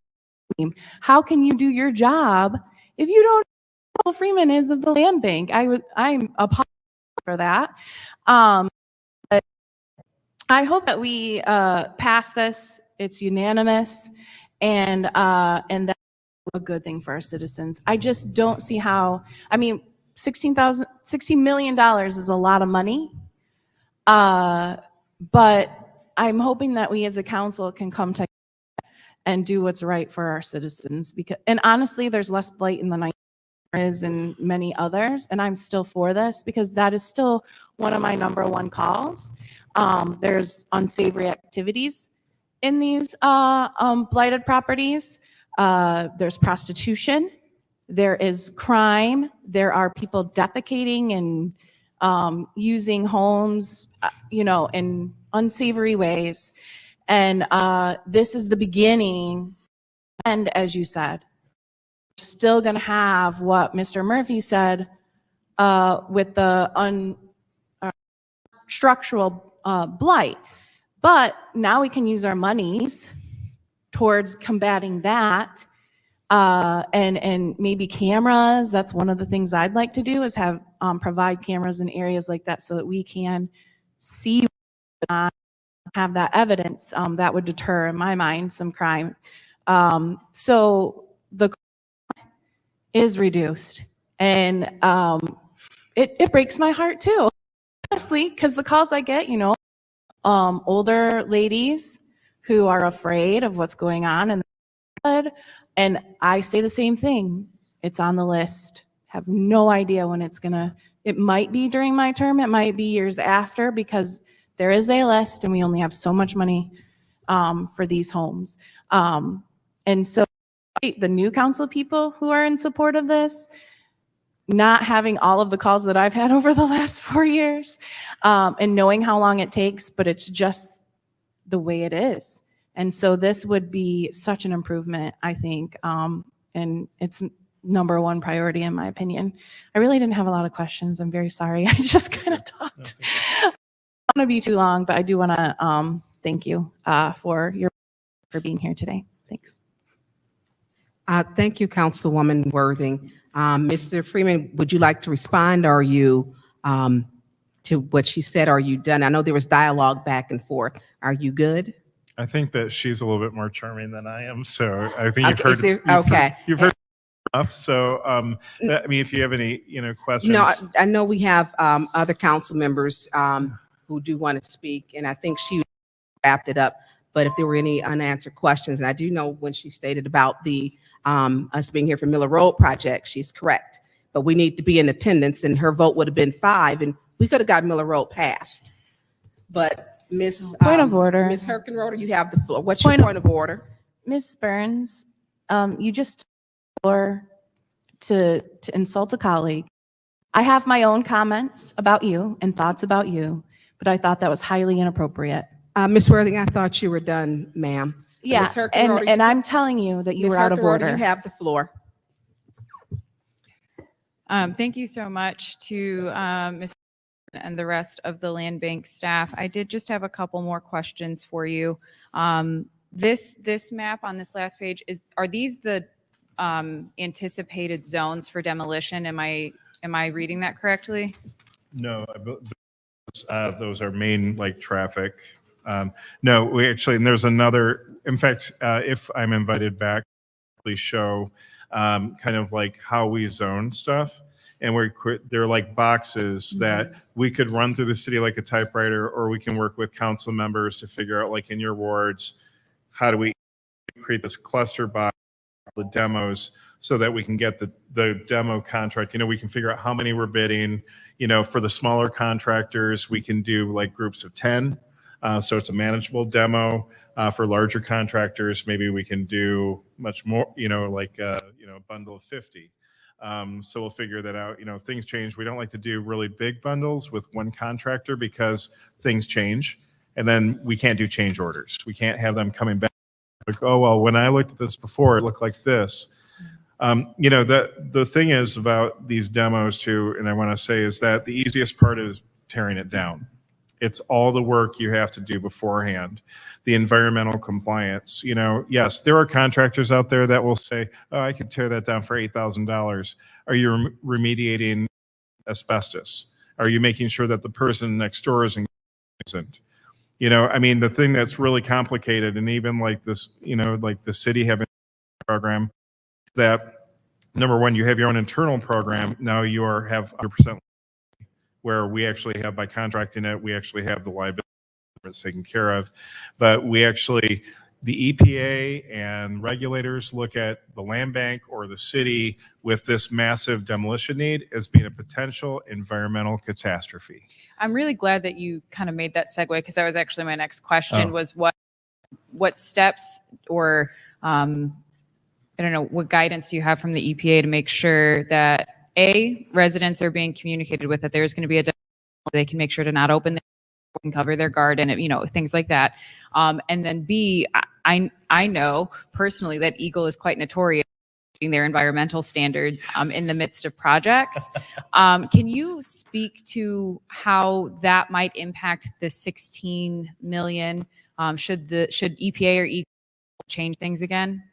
Hi, Faith Finhome, Grants Manager with Genesee County Land Bank. I've been Land Bank since 2014. Prior to that, I was here. So I've been working on demolition for about 8 years. I don't know math. So yeah, we have a program in place. We have requirements that contractors have to meet in order to protect human health and the environmental aspect of that. So we require contractors to be licensed and trained and have water and remove the material that can be removed. We go above and beyond and remove some of the household hazardous waste. We remove tires. We have requirements where contractors are to be placing door hangers on a prescribed number of structures around a structure to be demolished at least a week. And we're currently working on better ways to improve our outreach so that community members have access to Eagle and EPA. Like Eagle has a great page for their asbestos, and they've got a great video about like methods that you can take to protect yourself. We also mentioned the door hangers that we put out. And we do have a really good working relationship with MIOSHA, Eagle, and EPA. It's not always easy when you're working at scale to hit everything right, but we do our best, and we bend over backwards, and I care so much that this work is done in a fashion that keeps people safe, and not just residents, right? Residents are super important, but also our contractors, and also and so that we're not material in places it shouldn't be. We have consultants that we contract with that can help with oversight in cases where it's necessary. Many things in place. Thank you so much for that. I'm really glad to hear that. I know that Eagle can be very difficult to work with. Sometimes when they're difficult, they are. So then I guess the final question that I have is in regards to the timeline. Is there a set deadline that you need an answer from council on whether we're going to move through with this? So one of our biggest Mott Foundation has to go take everything to their board for the final approval on the $8 million. And so Ridgway White communicated with the table that he has to know by May 1st. That for him to get everything out to his board, because his board will have to approve an expenditure of as well. So he basically put everybody, the county on notice, everybody else, that if you want the 8 million, I need this date or else I can't get it to my board. So then it becomes a house of cards. And so the gap, for me, the state gap, the 6 million, a big challenge because that's 100 million, and there are actually multiple pools of money that could be tapped into at the state level. But just like with the water, the state wants to know, what are you guys doing? And then what is the final gap need? Usually go to the Mott Foundation last, and then you say you get the state money, but then this was such a priority for way to see this cooperation between the city and the county to make this contribution into the city, that he was preemptive request and made a pretty generous request beyond one that I even thought he was going to offer at that time. Yeah. So we're very interested in securing that. And there again, I want to go back to, we will be working with council and we will be communicating with you in ways that maybe if you've been here a while, you haven't experienced in the past. To be the opportunity for residents to celebrate something positive going on and one of maybe many future things. Because if we can do this, take care of this problem, and then we can move to non-structural blight and we figure out a solution for that. And then we start attracting developers and rebuilding our city. I mean, all these things that you've articulated for me today are necessary and required, but this is a first step, and it's one that we're ready to do before. We did twice the amount, in 6 years, and so I think it's pretty reasonable that we can expect that within 3 years, we can actually do the 50% of what we're asking for right now. Wonderful. And I want to say a tremendous thank you and your team for making sure that we are leveraging these dollars to their absolute maximum potential. I know members of council have heard me say the word leverage a number of times, especially as it relates to ARPA, because I do just want to kind of paint this picture, if I may, and if I'm understanding this correctly. So with $16 million, which is approximately a third of all of the funding, we will be able to demolish 90% of these homes.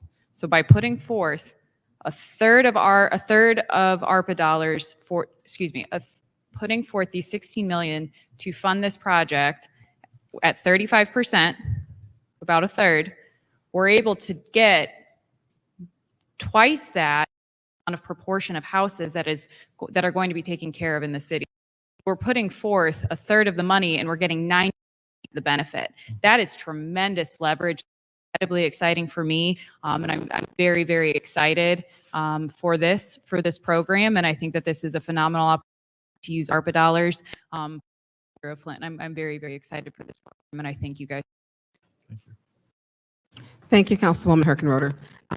Councilwoman Priestley, you have the floor. To back up on Councilwoman Herkenroder's comment, according to your own chart, for $16 million, we could only demolish 800 houses. So being able to demolish close to 2,000, that's way of our money. Excited about this plan. You know, going through the fourth ward and seeing trees out of basements and burnt buildings and stuff. And then also, you referenced the unit, this old school unit that was rebuilt by, I think it's ABCU. Yeah. There's a lot of groups out there who want to do that kind of work. And if we could prepare a list of potential, or if they could go through, that would be one. We've had our meeting in the North End. Several organizations said that they want to do that. Whether they're doing it now or not, I don't know. But it's a great training opportunity for our youth who need a skill, who don't want to go to college. You don't have to make, it's not necessary. So I think that's a great opportunity to do that. And we had that in our meeting that we had last week, or week before last. Now, also, I know discussion with someone and they said, well, minority contractors to take down this position. And Mr. Hatter discussed contractor. All contractors have to be, who are doing the demolition work, have to be licensed for certain aspects, correct? Could you state what they, all contractors, in order to be considered when you do your RFP or your bid process? So big picture on this. This is a heavy lift, right? As far as this many demos, you look at how many we do per year. Like, we want to be on target with doing 1,000 demos per year, and so it's to our benefit that we have as many potential contractors to draw from.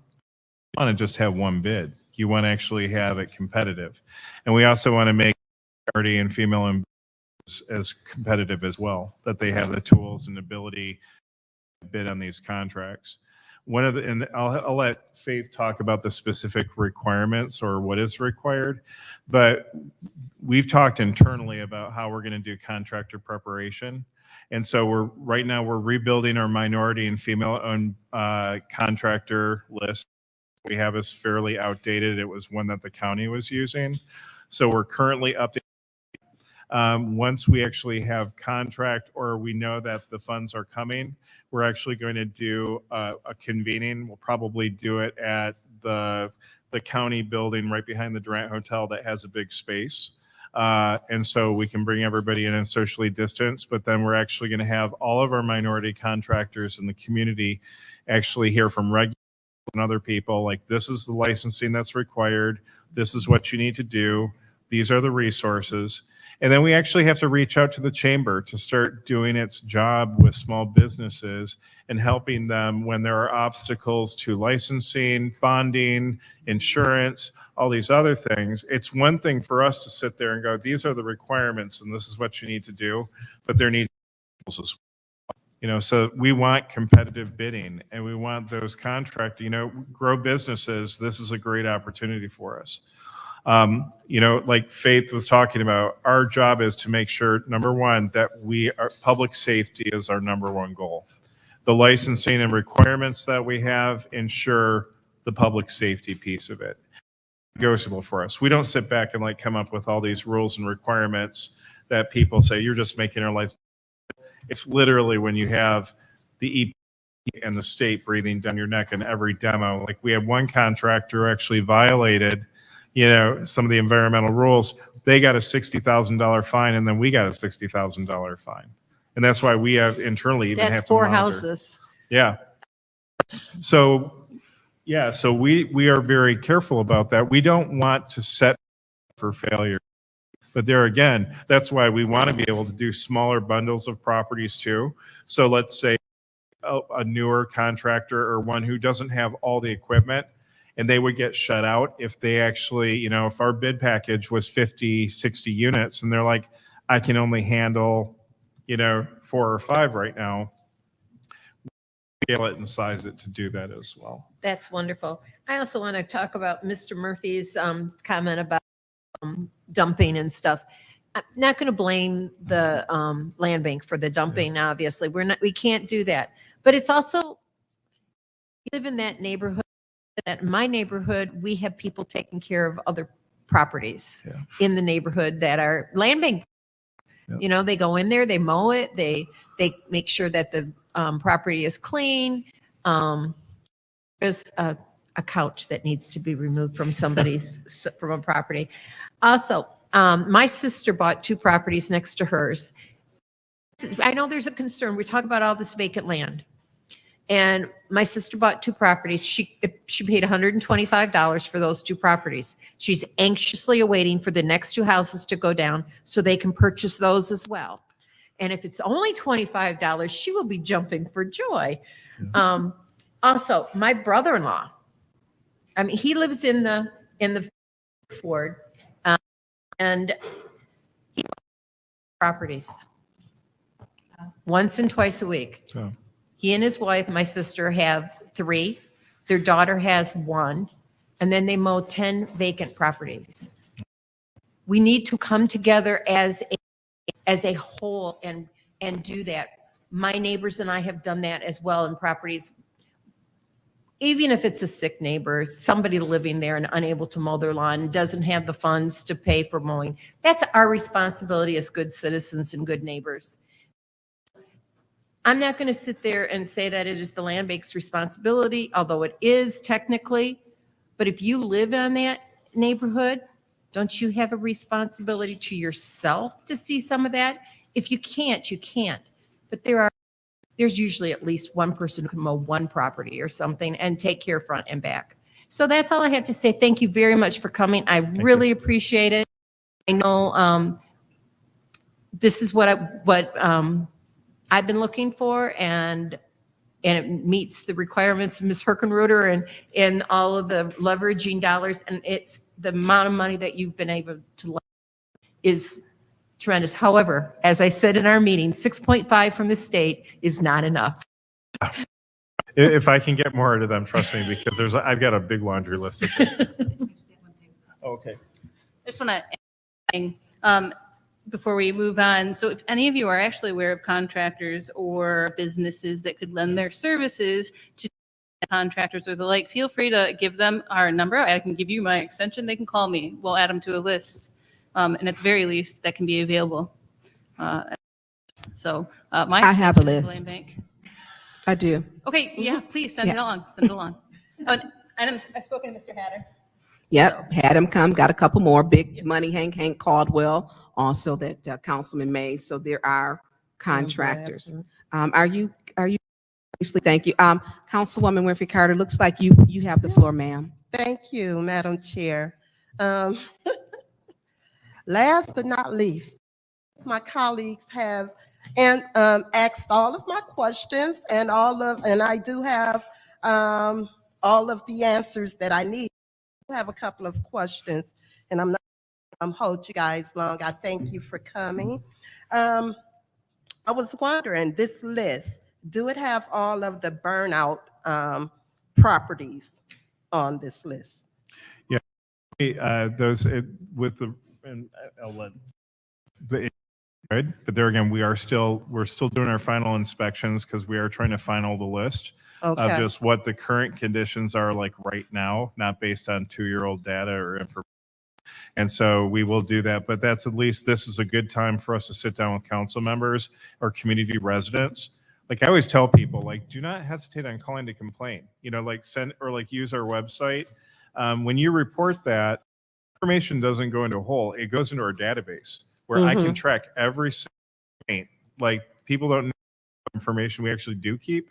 And then we can start identifying hotspots. We can update our information people in the community give us. the better our records and our information is. Because Okay. I may only have 6 inspectors who are in the field, but they're inspecting how many properties?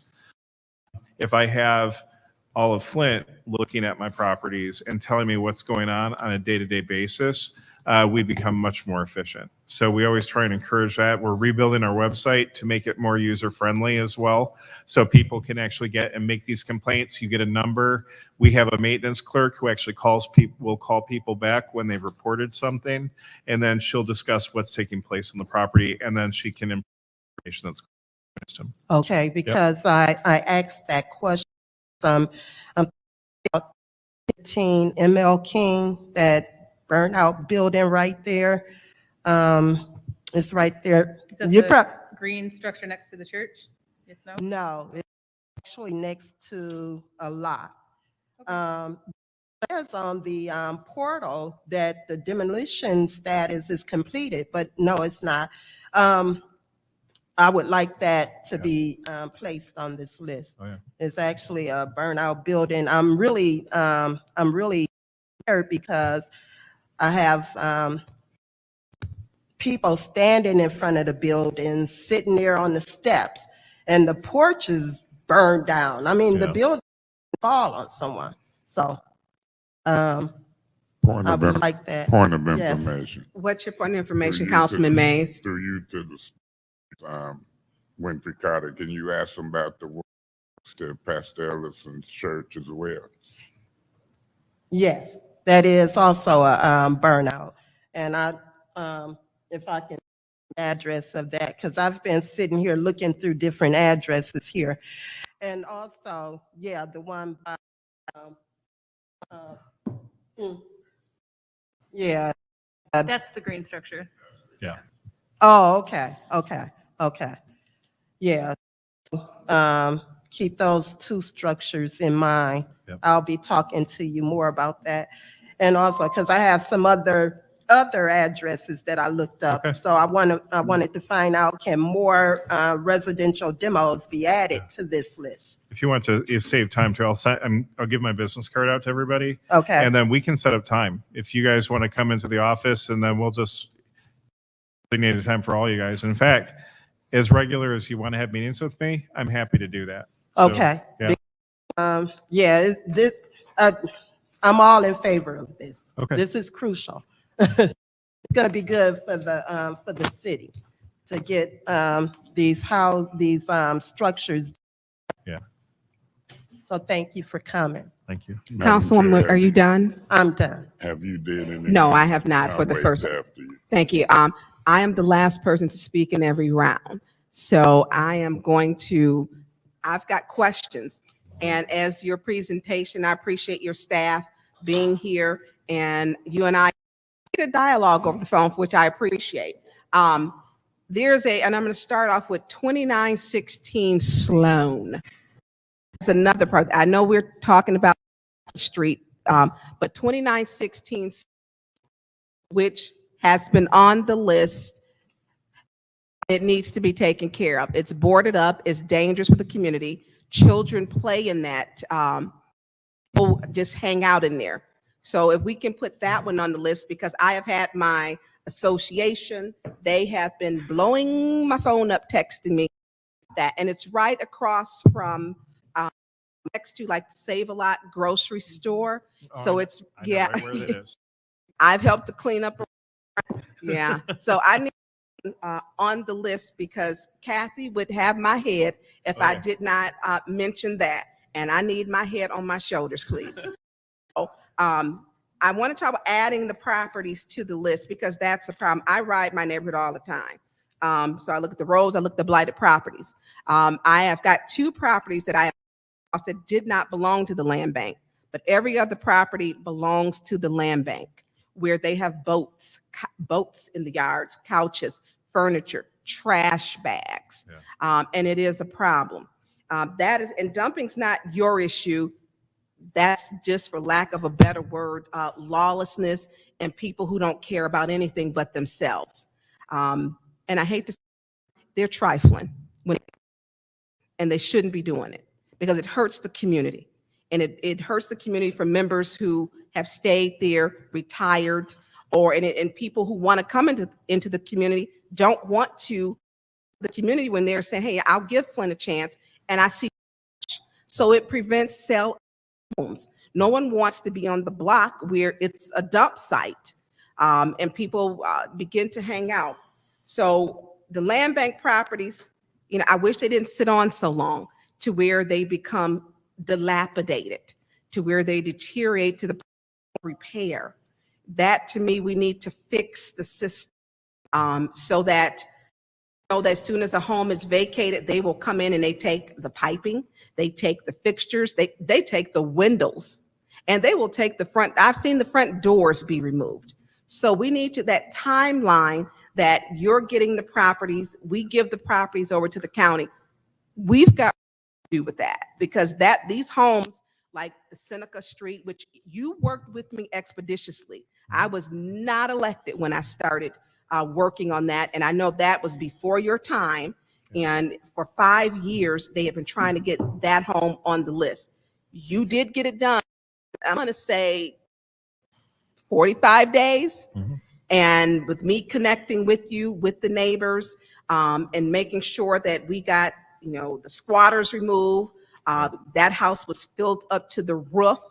They had to break the window, trash out on the second. And the home is rat filled, not mice, because I know the difference, rats. So when we talk about that, department did work quickly, but I'm a very dogmatic style person. I wanted it done, and I kept in communication, and I bothered about it. But I want us to where and I've got another one coming your way too. Mm-hmm. And I'll email that one to you about another squatter that I have on Mack and Row, but I'll email. So when we get these homes and they become neighborhood, we got to close that time gap, because some of these homes are savable. Homes will never have the craftsmanship in them again. They just simply will not, because when you have someone who does a custom fireplace, whatever, insert fireplaces, so you don't have a natural burning. People just don't build them anymore, generally. There's some things I would like to see saved. Minority contractors, that's big for me. Women contractors, I want to see the playing field to be fair. People who look like me, actually, and working on the to receive that money. And I want to see it done local, with local contractors, because I don't want for us to keep giving money to contractors who have no investment in Flint, to where they don't even spend $1. They don't even buy lunch here when they come here to tear down the property or do work here. I want someone who is invested, that at some point someone's going to spend their money back into the community, so that those dollars are recirculated. And I think we have a job seeking those out. And if you could, before you leave, because I'm going to post it, we do need the number. There was a number, I think, Faith for minority contractors. Do you have that number? Yep, it's the land bank's phone number, and then I can give you my extension. Sure. Alex gave you Michael's card. Okay. Oh, well, here, then I'll say it out loud for people. Wait a minute. No, wait. I've got Michael Freeman cards. I've got all his phone numbers. So the office number is 810 257 3088. 3088. What's your extension? My extension is 539. Extension 539. Okay, extension 539, because that's important, that minority contractors need to know how to get in contact with the land bank. And when those seminars or that open session, please make sure we know, because I will be there. I want to be there. I want to see the process, and I want to create a better relationship with the bank. And I know how crucial it is, because when I worked in economic development, Jim Duran and I first meetings to figure out what was going on, and they were good. Monthly, we set up meetings to meet with the land bank, because it's about how do we bring new business here. When we bring new business here, they don't want to see a trash, blighted out buildings and structures. So we don't want to. We look like what we are. So we've got to. We need contractors. I mean, for us to hit this goal, so we need also assistance for the infrastructure, right? I used to serve on the Economic Development Corporation for the city.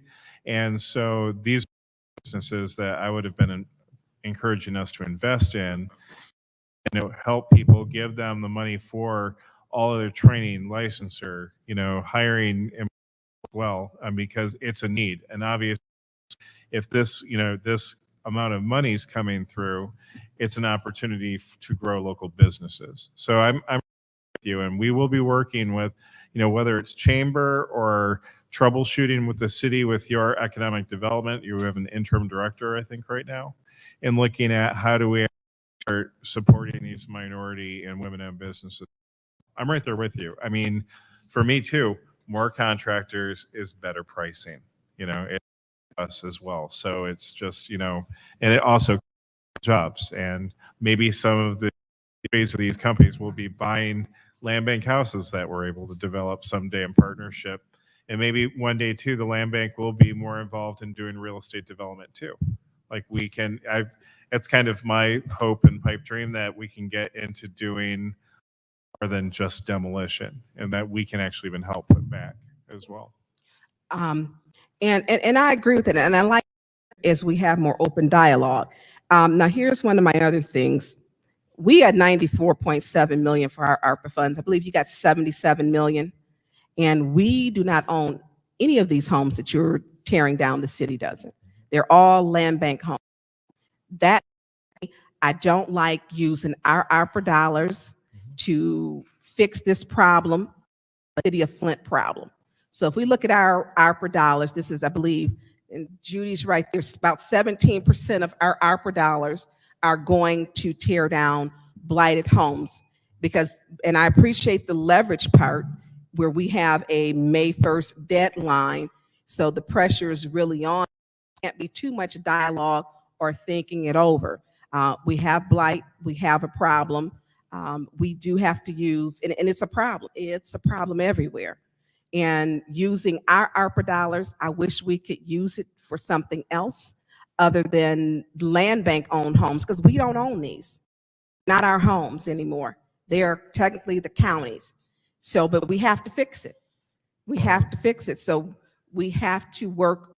We are not the county. Yeah, I'm sorry. Okay, I apologize. yeah. You're the land bank. I apologize. It's like saying Bishop right. Airport's the city. It's Yep. like we're an authority, and Correct. we're separate and distinct. So, and we are like the holding place for the properties after foreclosure. We take down the orphans, and I wish these properties came with money. But they don't. And they don't. We get about $825,000 from the treasurer's office a year to take care of everything that we have. And so that's why. But yeah, and I get it. And what I'm saying, and I get what you know, I had an at-length conversation where I stand on this. Yeah, oh, yeah. You do, and beautifying and neighborhoods look better. I just think it's so much of it for the city of. I wish you had money in your budget first to do something else, to be honest. Yeah, but I it's do too. yeah, right. But it rests on everyone's shoulders. And I appreciate the leveraging of the dollars to get a problem that's out of control. There are 60 homes in the 6th ward that is on this. That's not the homes that need to, because I think one that you've already added for emergency tear down, which would make that 61. Then another one that should have been torn down probably 10 years ago should be 62. So the criteria for picking some of these homes, I wish we had or council or the prior council input, because I ride my neighborhood and I know. So having input to add, I could come up with a lot more than my 60, and I counted mine. And my list I keep, and I don't have my iPad that I keep a running, go by, it up, and see who owns the homes. And for me, I just want to make sure, let's get them all in there while we're doing it. So if you need to leverage more dollars, for me, it's let's get it done, because if you can get more dollars to get more taken care of, let's do that and working cooperatively to beautify Flint, because we need it. We need it.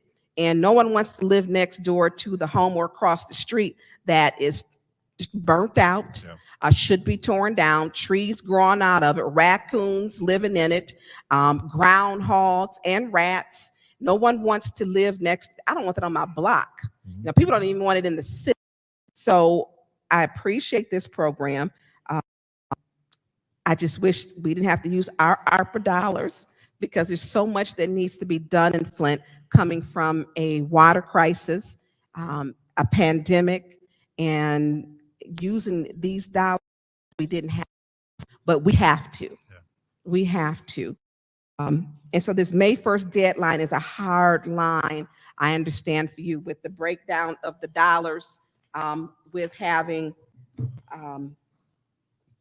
the breakdown that you gave, and I appreciate your Point of presentation. information.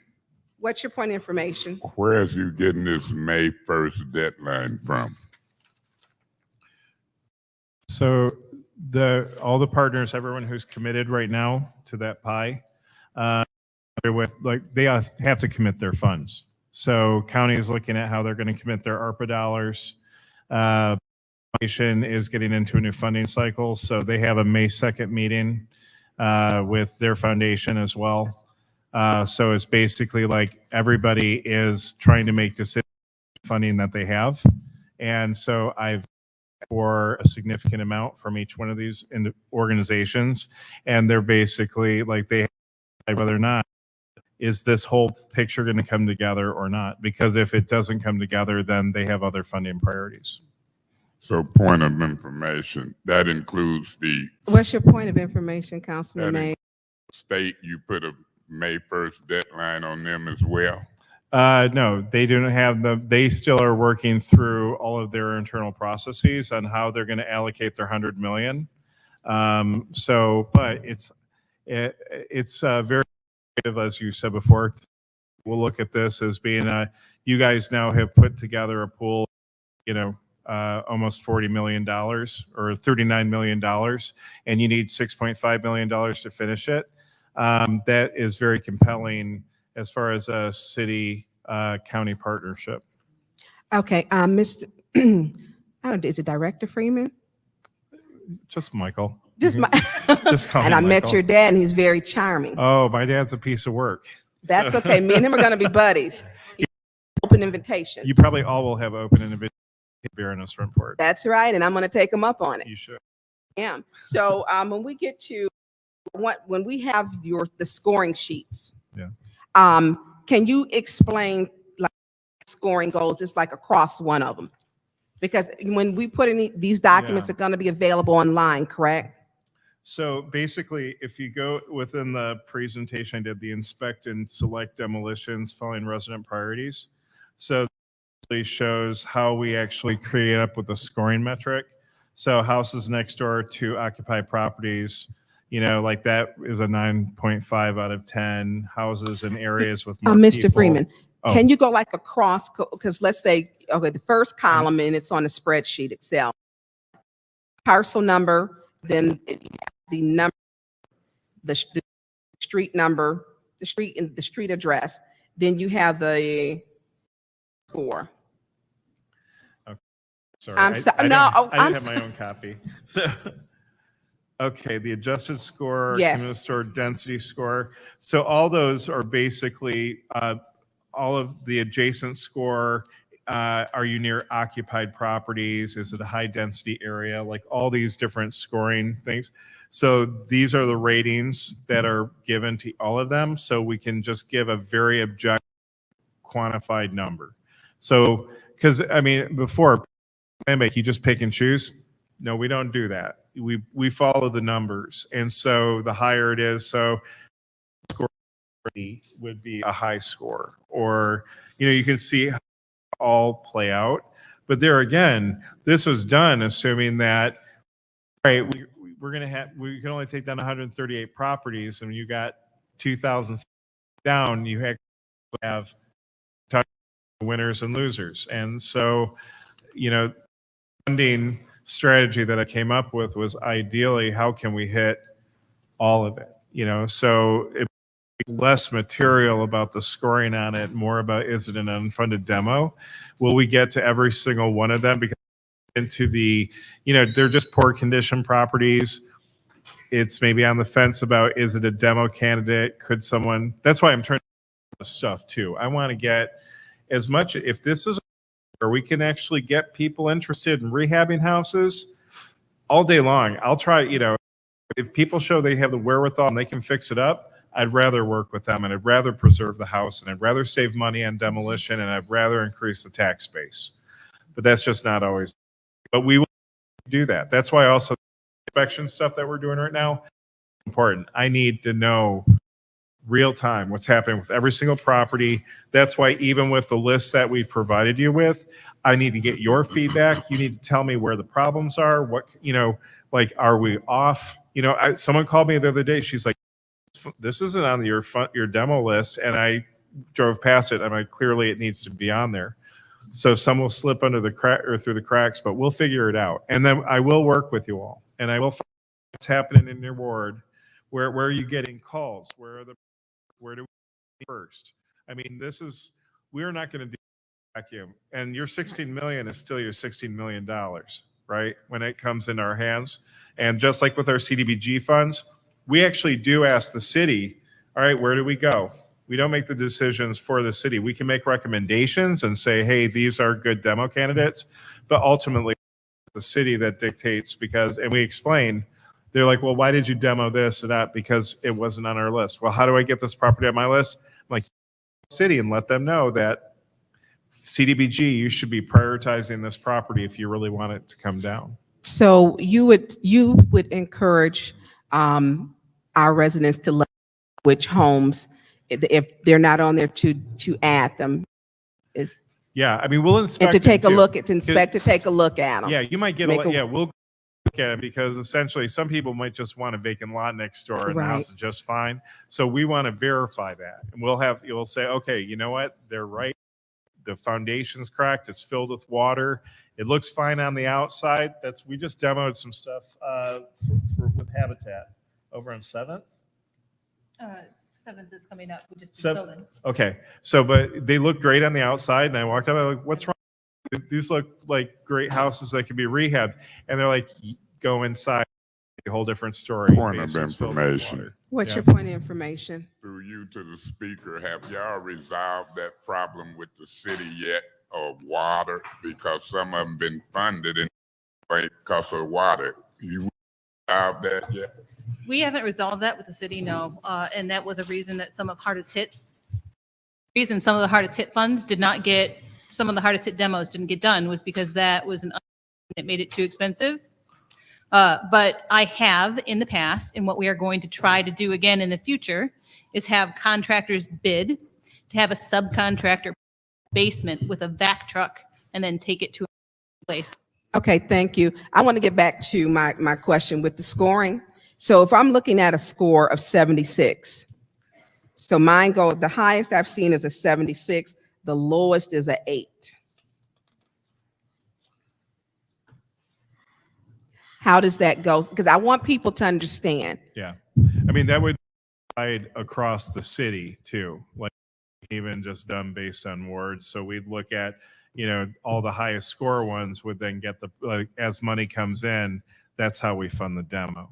So a high on the list is what I'm saying is a 76. I believe Most of them so. are 50 and higher. I list. Okay, because I just want that to be clear. So you're looking at the information, they will know how to process it.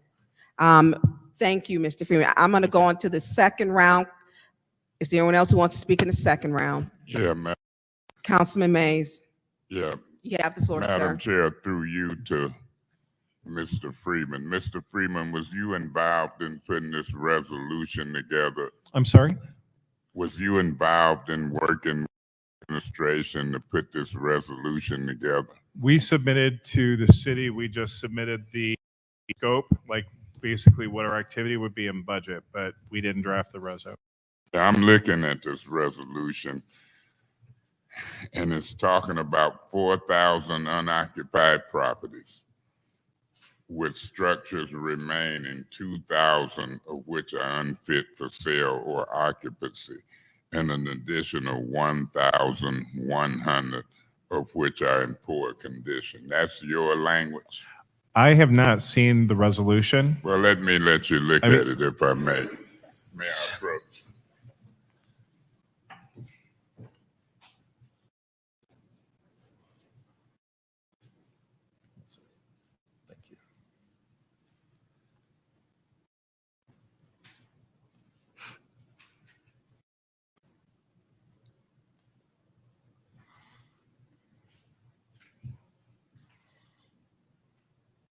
Yeah, that's fair. I mean, the unoccupied properties would also be inclusive of those properties which actually are not demo targets.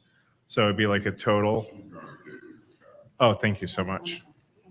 Yeah, this would be great. I probably could have gotten this earlier. As a current possession of over 4,000 occupied properties, the structures remaining 2,000, yeah, for sale or occupancy. So those are the unfunded demos, and those are condemned. 1,100. I don't know why it says an additional 1,100. Like of those. In addition to the 2,000, I think it means. So I think that they're saying that there's. Because I've got to look at the wording of this day, and I'm looking at the signatories, and that's why I'm asking what type of input have y'all had on this actual resolution? I'll defer to Faith, being that she knows the numbers pretty well. So I think. You Didn't write think. the res. I didn't write the reso. I think Let's that what see. they're saying here is that there's 1,100 properties that are in poor condition. That was part of the properties that were being re-inspected for whether or not they be sold as opposed to And would demolished. they be involved in this 6 million? Properties that can be sold as opposed to demolished? No. Okay, so we see it there, but that's not a part of your proposal. Keep going. If you see something else, I want to know. You say in the Will next fund paragraph, 800. which will fund the demolition of 16. 800 blighted residential commercial structures. Is that accurate, or will it be more or less? Do you know? Sorry, I was reading. this is right. All right. So we're raising the additional $21.3 million. So that's our responsibility to come with those. 2,400. It's actually 2,415, I think, is the total, which would be city and county. Is resolved, authorizes. 2,410 should be 2,415. The number of demolitions would actually. Yeah, vary when you with- combine yeah. both. Well, and vary based on the costs that we get when we demo them and remediation and good things. But Right. yeah. Okay, now let me ask this question. I've heard you say to the council members today that they can come to your office and have input. But I'm looking at the council, and I know we'll have time, whether you're here or not, to discuss this resolution. But I'm concerned about getting input in the resolution, not just somebody's word. Yeah. And so I'm gonna caution my colleagues, you know, this resolution to me, over appropriate issues, and I don't know if that'll be Suzanne Wilcox, Mr. Neely himself, but that's nothing you about. I'll see if we can fix it in the resolution, because I'm not ready to spend 16 million.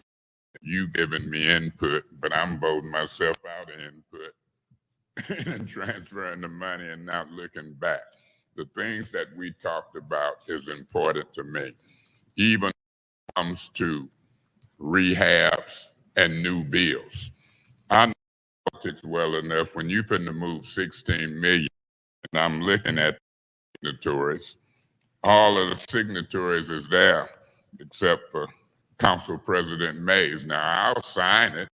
It's 5 or more votes, but I'm gonna say to my colleagues, don't give away 16 million and ain't got yourself away 16 million. And they talk about leveraging money. I've already said I wouldn't mind another 4 million to go for youth bill and putting new property, some of these vacant lots in a partnership. So I've enjoyed listening. I've enjoyed your open door policy. But I've got to now look at who I'm authorizing as city officials to do things necessary to fund and demolish. It ain't got me. And I know what that normally means when we pass something.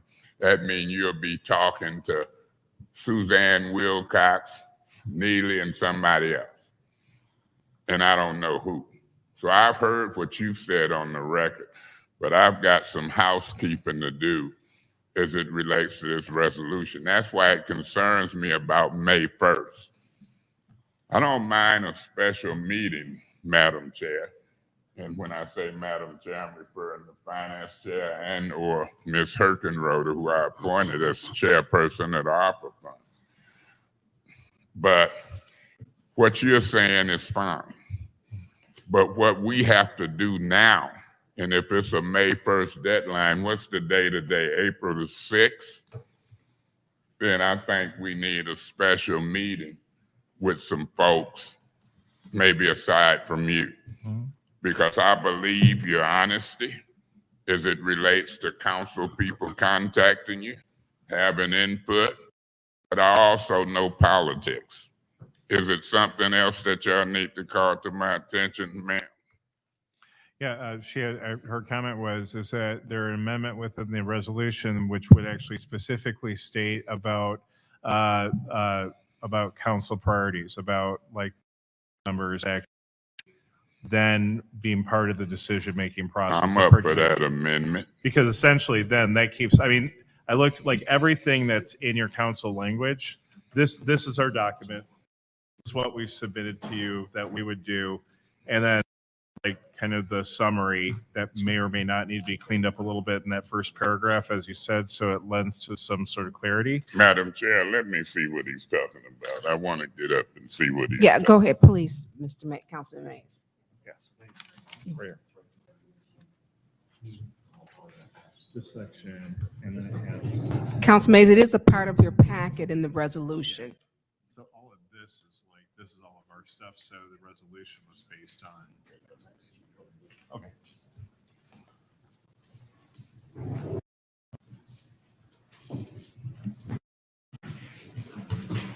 Okay, so I see the resolution. Now let's see if I see what you, okay, that's the one you're referring to.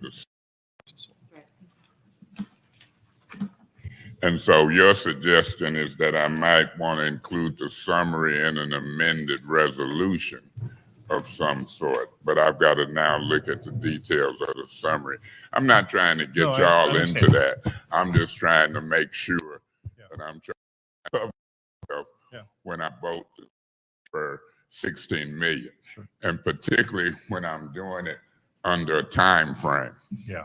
My 16 million in that May 1st deadline is just important to me as the state 6 million without a May 1st deadline. Yeah. And I want to make sure that I don't know what the state. Yeah. They might say yeah, they might say no, but it's a part of the. Right. So, you know, I might want my vote contingent upon all parties, but this resolution don't read. We've got to pass ours and then wait to see unknown, or you've had conversations, because I know how to word a resolution where we can wait to see what happens with the unknown. Yeah. So basically, you know, I think that there needs to be some definitive indication to the potential funders that it's like, let's say, as they look at you and say, we're not committing unless we know the city's on. And that it quite easily, like you could say, all right, if you are able to raise, or like all commit, if you all sign on the dotted line, okay, we will commit the 60. They're going to want an ironclad. 16 million. Or 16 million. Sorry. 16 million. Not 30 million. I come up with 1,600, man, and I'm broke. Right. So essentially, the 30 million people are going to want to know that the 16 million will be there if they commit and will commit. I understand, and I'm just like the feedback I got was like, well, you think that city council is going to buy into this? I And I think said, city really hope council so. will buy into it, but I don't want them to buy into it too fast, caught up into something. So I'm having this dialogue with Point of you. information. What information? Green, this is not going to be a question, but I wanted to let our president understand that during our meeting, where the ARPA committee and met with the land bank and the county officials, the county told me that they are not going to vote unless the Proves it. Make And that in the form of a question. Did you know? No, I didn't. Now let's keep moving. So I'll help you. Thank you. I'll help you, but it's got to be Yeah. proper because I can't discriminate. Okay, so the So- city did say that, or the county rather. The county They did just say were. that, correct. Okay. Did you know that they said?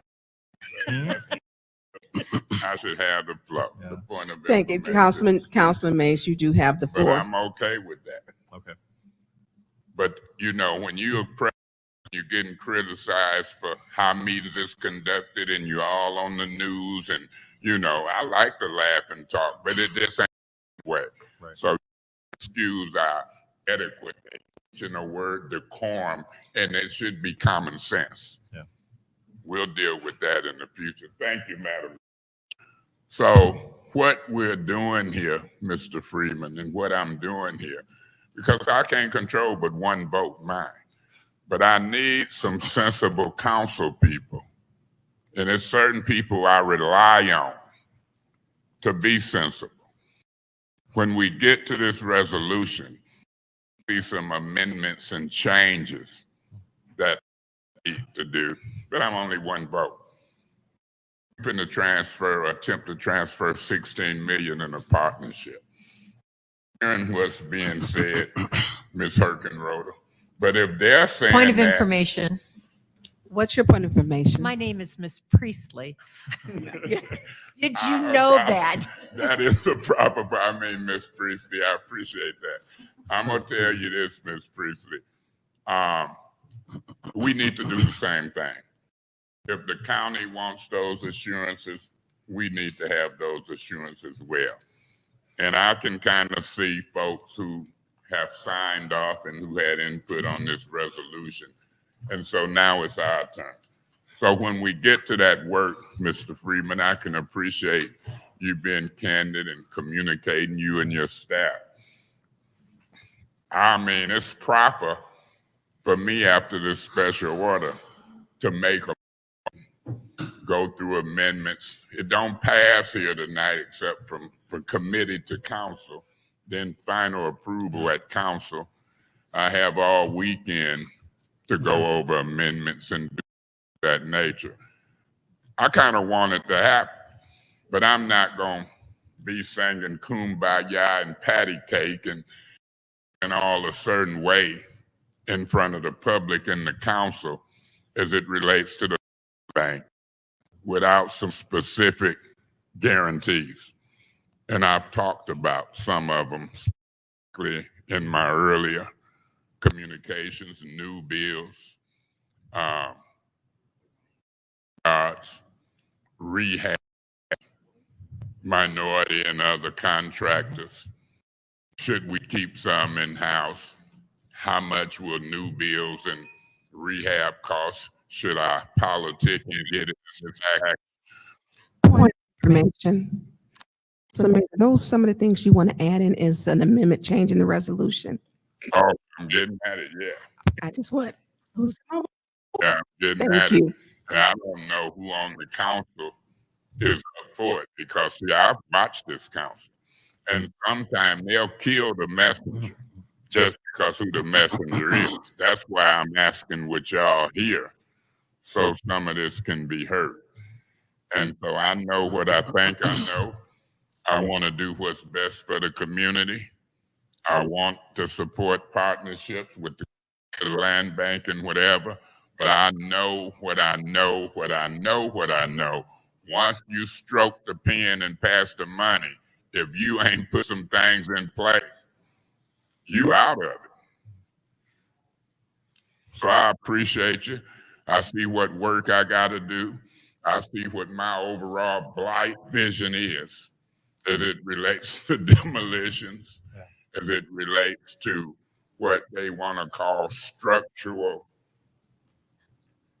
blight deficits, if I'm picking up a term, as it relates to new builds and property that you own that can transfer, whether it's $20, $100, $200, as it relates to new builds, people's houses, and all of that I want to fund. And I'm up for partnerships. But just like the county, the city ain't gonna do it. I think I'm hearing Miss Priestley say the county. I got a call who used to be on the council, and he asked me, he asked me, would I be up for this? Just like I get a call from the chief of helicopters and all kind of things. I tell them straight up, yeah, it looked like something. But then when it gets to the detail, I would be a fool not to try to dot my I's and cross my T's and get stuff done. While I move 10 million, 16 million, or 20 million. I think we with 5 votes from what I'm hearing, I think, but I hope we don't foolishly do it under some false time frame of May the 1st and ain't dotted our I's and crossed our T's. Now, why is the first deadline coming? Because of the season? May 2nd is the Mott Foundation Board of Directors meeting where they have to make the final $8 million. So Ridgeway said he had to have this in their hands before the 2nd. So the $8 million, and so you can, this is the Jenga house where like you pull one piece, like if Mott's out, that's 8 million of the big picture that's gone. So And I'm understanding that if Ridgeway White and the Mott Foundation see 16 million from the city, they don't care about the state. They don't care about the county. no, they care about the county. They're not doing that because the sequence is the county said, we're not going to do it unless the city's in. If the city's in, the county is going to be in for their 8 million. And the Mott Foundation says, all right, if you guys are going to get along and actually pay for this program where 94% is in the city, then 8 million, we'll put in another $8 million. That's what my foundation is saying. That's what Mott Foundation. So the Mott Foundation is first at the city and the county. Yeah. And then everybody else will worry about the state later. Yep. Have the county. Because our money, we've already committed. Like our money is going to go in one way or another. Well, y'all got that little money compared to. We don't. All that. Point of order. Yeah. What's your point of order? It is now 8 p.m. Three hours after we committee meeting. Are we gonna work with this anytime soon? There's Well, no time limit. Well, Ms. Worthy, that is an improper use of a point of order. Absolutely not. Yes, but we do have to allow him this time to communicate. And if We also have business. Thank you. Continue, please, See, Councilman Mays. Now they done got me started. Excuse me. Look, you out of order, Ms. Worthy.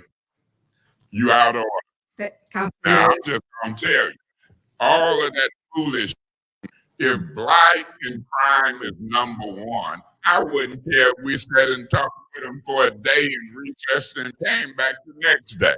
I ain't studying what you're talking about. That's just foolishness. I wouldn't care if we spent a day fighting another day on crime. And we talking about moving 16 million, foolishness. And it's the same folks from the same wards when the same folks talk me. I'm getting tired of it. See, I didn't survive on this council being foolishness. Everybody across the city know blight is an issue. And people can do and say what I act in here. You know, something happened at the house and you're dealing with your grandkids and others. Act like you, because that's how I'm gonna survive politically. Here's somebody checking somebody on a serious conversation about life. They're gonna do the same thing on crime. I spend a half a day on blight and crime when I'm moving 20, 30, 40 million. Oh, can we get this over with? Oh. And if you ain't careful on how you do it, they'll set the narrative. Now here I'm trying to dot my I's and cross my technical thing.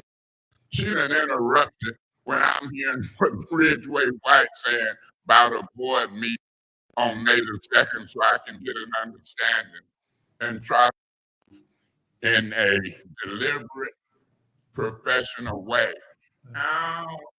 Chair, Mr. Mays, yeah. can we just continue on and not argue and? Well, you don't like my style of politics, but I am a politician. Ain't nobody set the narrative on me. You might, I didn't like what happened and was said. So I understand that. We just move on. now I'm moving on, but I'm going to tell you, Miss Priestley, as you said in that chair, I'm going to tell you this. You, her, or nobody else going to dictate this elector's way of communicating. It ain't so much for y'all in the risk. It's for the public. It's for the public. I represent a dilapidated ward from Carpenter Road to Stewart, from Carpenter to Stewart, and from Sagan to Martin Luther King. And when I come to Fourth Ward and look at some of your houses in your ward, they just as tore up and bad as in the first ward. So I ain't studying what Miss Worthing talking about. I ain't studying what you talking about, trying to protect and help us. You should have kept her mouth shut, because that's what we did when she talked. So that's my politics. Might not have nothing to do with you and hers. I'm gonna call it a cultural award difference and gonna make a point about it. Well, he doesn't have proper decorum. Point of order. What's your point?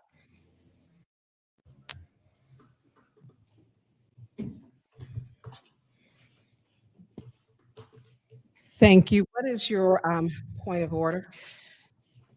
The speaker is mocking people, talking about unrelated things. We have Mr. Freeman and his staff has asked no questions, has not directed anything towards them.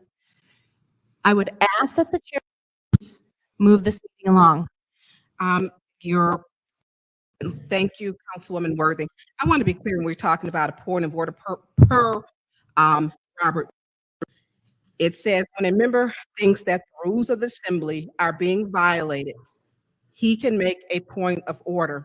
At this point, there is no rules. He can talk and express. I appeal the ruling of the chair. I wasn't, what, I would like to finish, Ms. Worthing, please. I was not complete. The speaker was not finished, and we have to state technically when it is a point of order, what rule has been broken. I appeal the ruling. You deny my point of order. No, I'm not denying. You allow me patiently. You're speaking impulsively. There is an appeal to the ruling of the chair. Is there a second? Is there a second? Is there a second? Motion dies for lack of a second. Councilman Mays, you have the floor, Madam sir. Chair, let me wrap this up. I've done my politics. I'm gonna get back to the business because my point has been well made. I think, and hopefully the residents I represent think. When she interrupted, I was learning something about the May 2nd Board of Director meeting and what Mr. Ridgway White said on behalf of my foundation. You recall? No, they have to make funding decisions at this point, and basically that have it on the meeting. On May the 2nd. And that's where that May deadline came. It wasn't anything forceful or arbitrary. It's just he has a timeline. If he's going to make an $8 million commitment.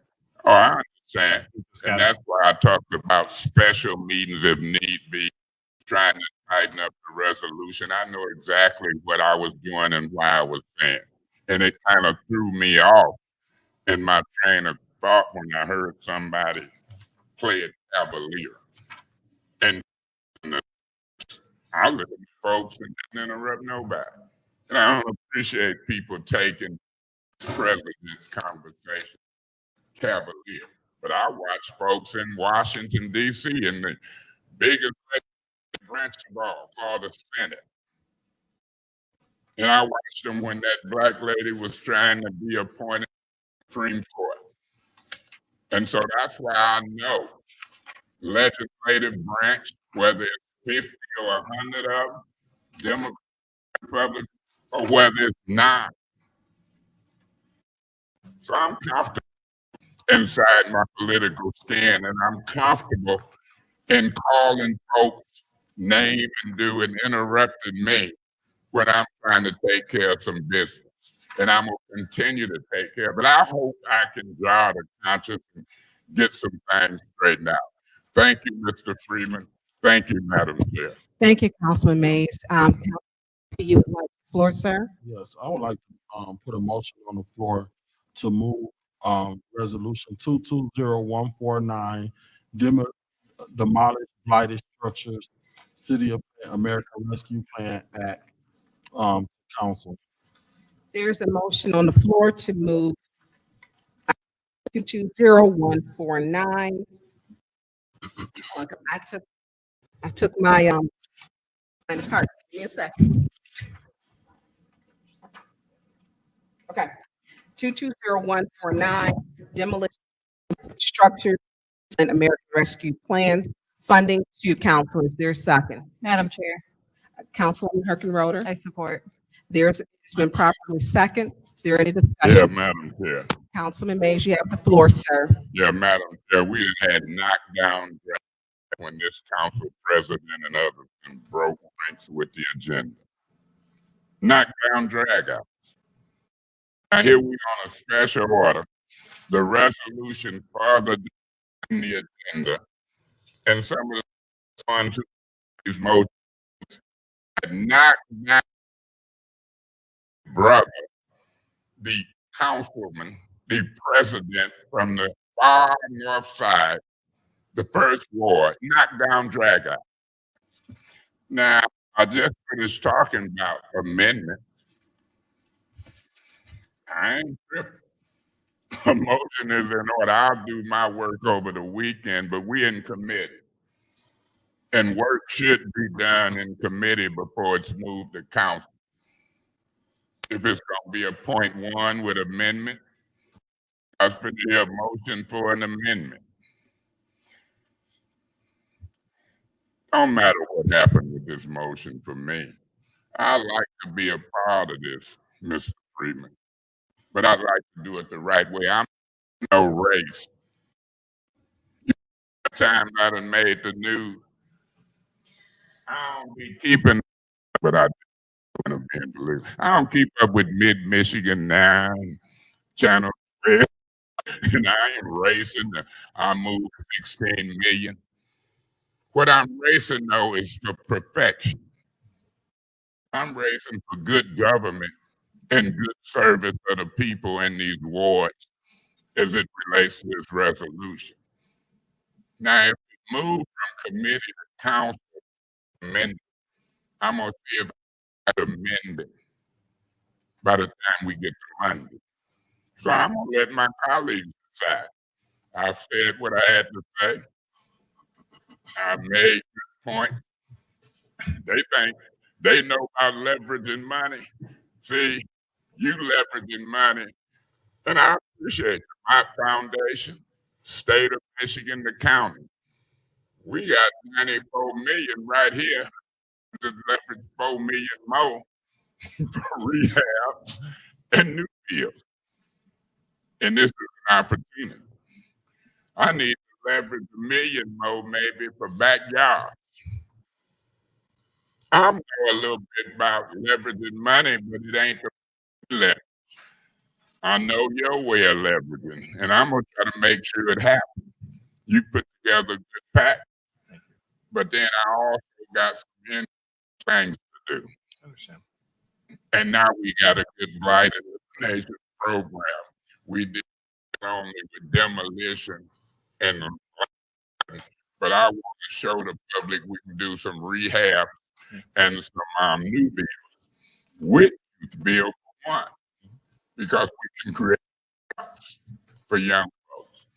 So I've done my work, and you helped me tremendously, and I needed to know about that, Madam Chair, that I kept hearing. Ain't the April 6th? Yes, it is. Got a long time between. Have you ever tried to get a contract out of the city? Huh? Contract out of the city? Man, you out of order. If I was the chair, I would rule you out of order. I don't like the way he talked to Mr. Freeman. Hey, look, check this out, Mr. Freeman. I'm going to say this. We can call a meeting within 18 to 24 hours. Today is Wednesday. We could have a special meeting Friday and still be ready for Monday. I don't think it's necessary. We got some tremendous problems with attendance. Tremendous. And some of the ones who have the worst attendance record, why can't he be quiet? So I'm asked, I come, I've been blessed to be here to do my work. I think only me once I was wrongfully in jail. He wasn't wrongfully in jail, he was supposed to be in there. Well, that's what you say. So I'm conscious. I bet you're going to have a vote on one resolution successfully one way or another, whether it's as is or amended.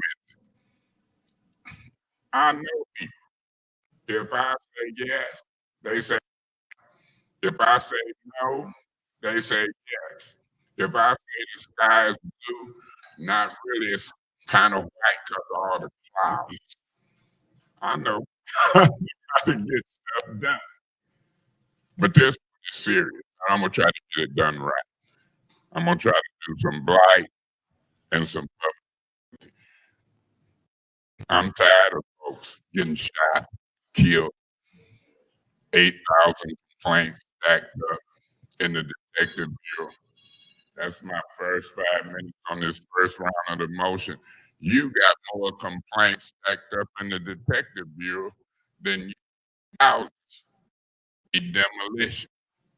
I think I know how to fix both. God bless you. God bless your organization.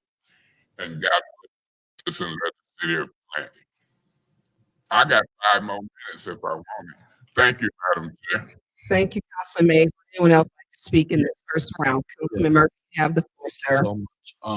Thank you for all of you guys coming out. It's been a long 3 hours with this special order.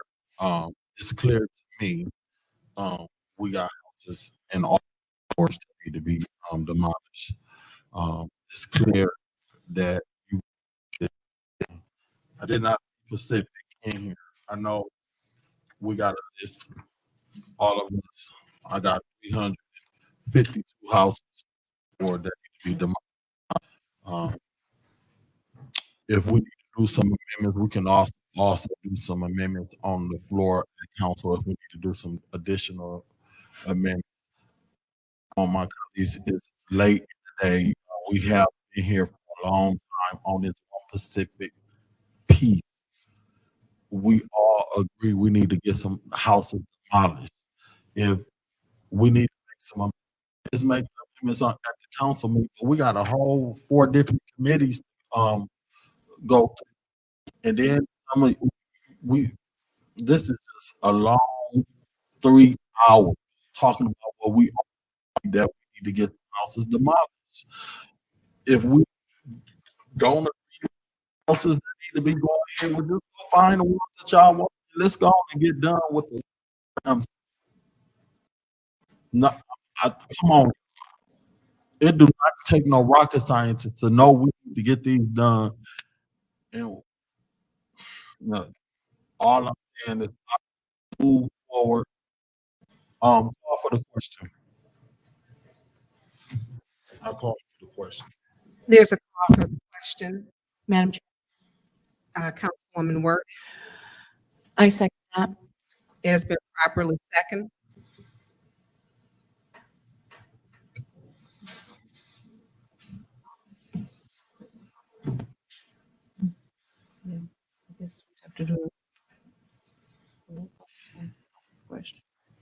Roll call for call to the question. Mr. Murphy? Ms. Priestley? Yes. Ms. Winfrey Carter? No. Ms. Burns? No. Ms. Hurd? Yes. Okay, the vote is 3 yes, 2 no. I'll call Point for of the order. question. The vote is 3 yes. Point of order. Ms. Worthing, did I get Ms. Worthing? Yes. Yes, okay. Apologies. So this is wording it It's four yes and 2 no. 4 yes, no? So the vote is 4 yes, no. It fails. In this, are you done? Or if you have the floor for the first round, are you done, sir? Okay, since it didn't pass, all I'm saying is if y'all amendment, so y'all can on whatever I need to do though, but I'm ready to move forward with these demo dollars. We've been here for 3 hours. I'm for real. This is a long time. I was just talking about one specific. We all know we want to get some houses demolished. So for real, all of this just standing here for a long time. That's uncalled for. I'm done. Thank you. Does anyone else like to speak in the first round? Is there, Madam Chair, Councilwoman Carter, you have the floor, ma'am? you know what? We all want to get this done. And yes, we've been in this for 3 hours, but I'm just gonna say this, it's rude. It's rude to call without letting your other colleagues speak on an issue. It's very rude. And these are some of the issues that's going on with this council. We have a council, people on this council that's all about I, me, and my. Come on, we gotta all work together. And that was rude. So I'm just saying, and if you guys want this to move to council, consider everybody's input on this. Now I'm gonna make an amended motion to move, gonna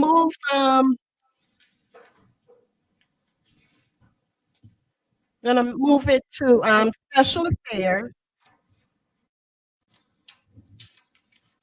And if there's gonna be any amendments to it, we can do it in special affairs. So I'm gonna make a motion that we move resolution 220149 special affairs before it moves to council, so that everybody can be considered.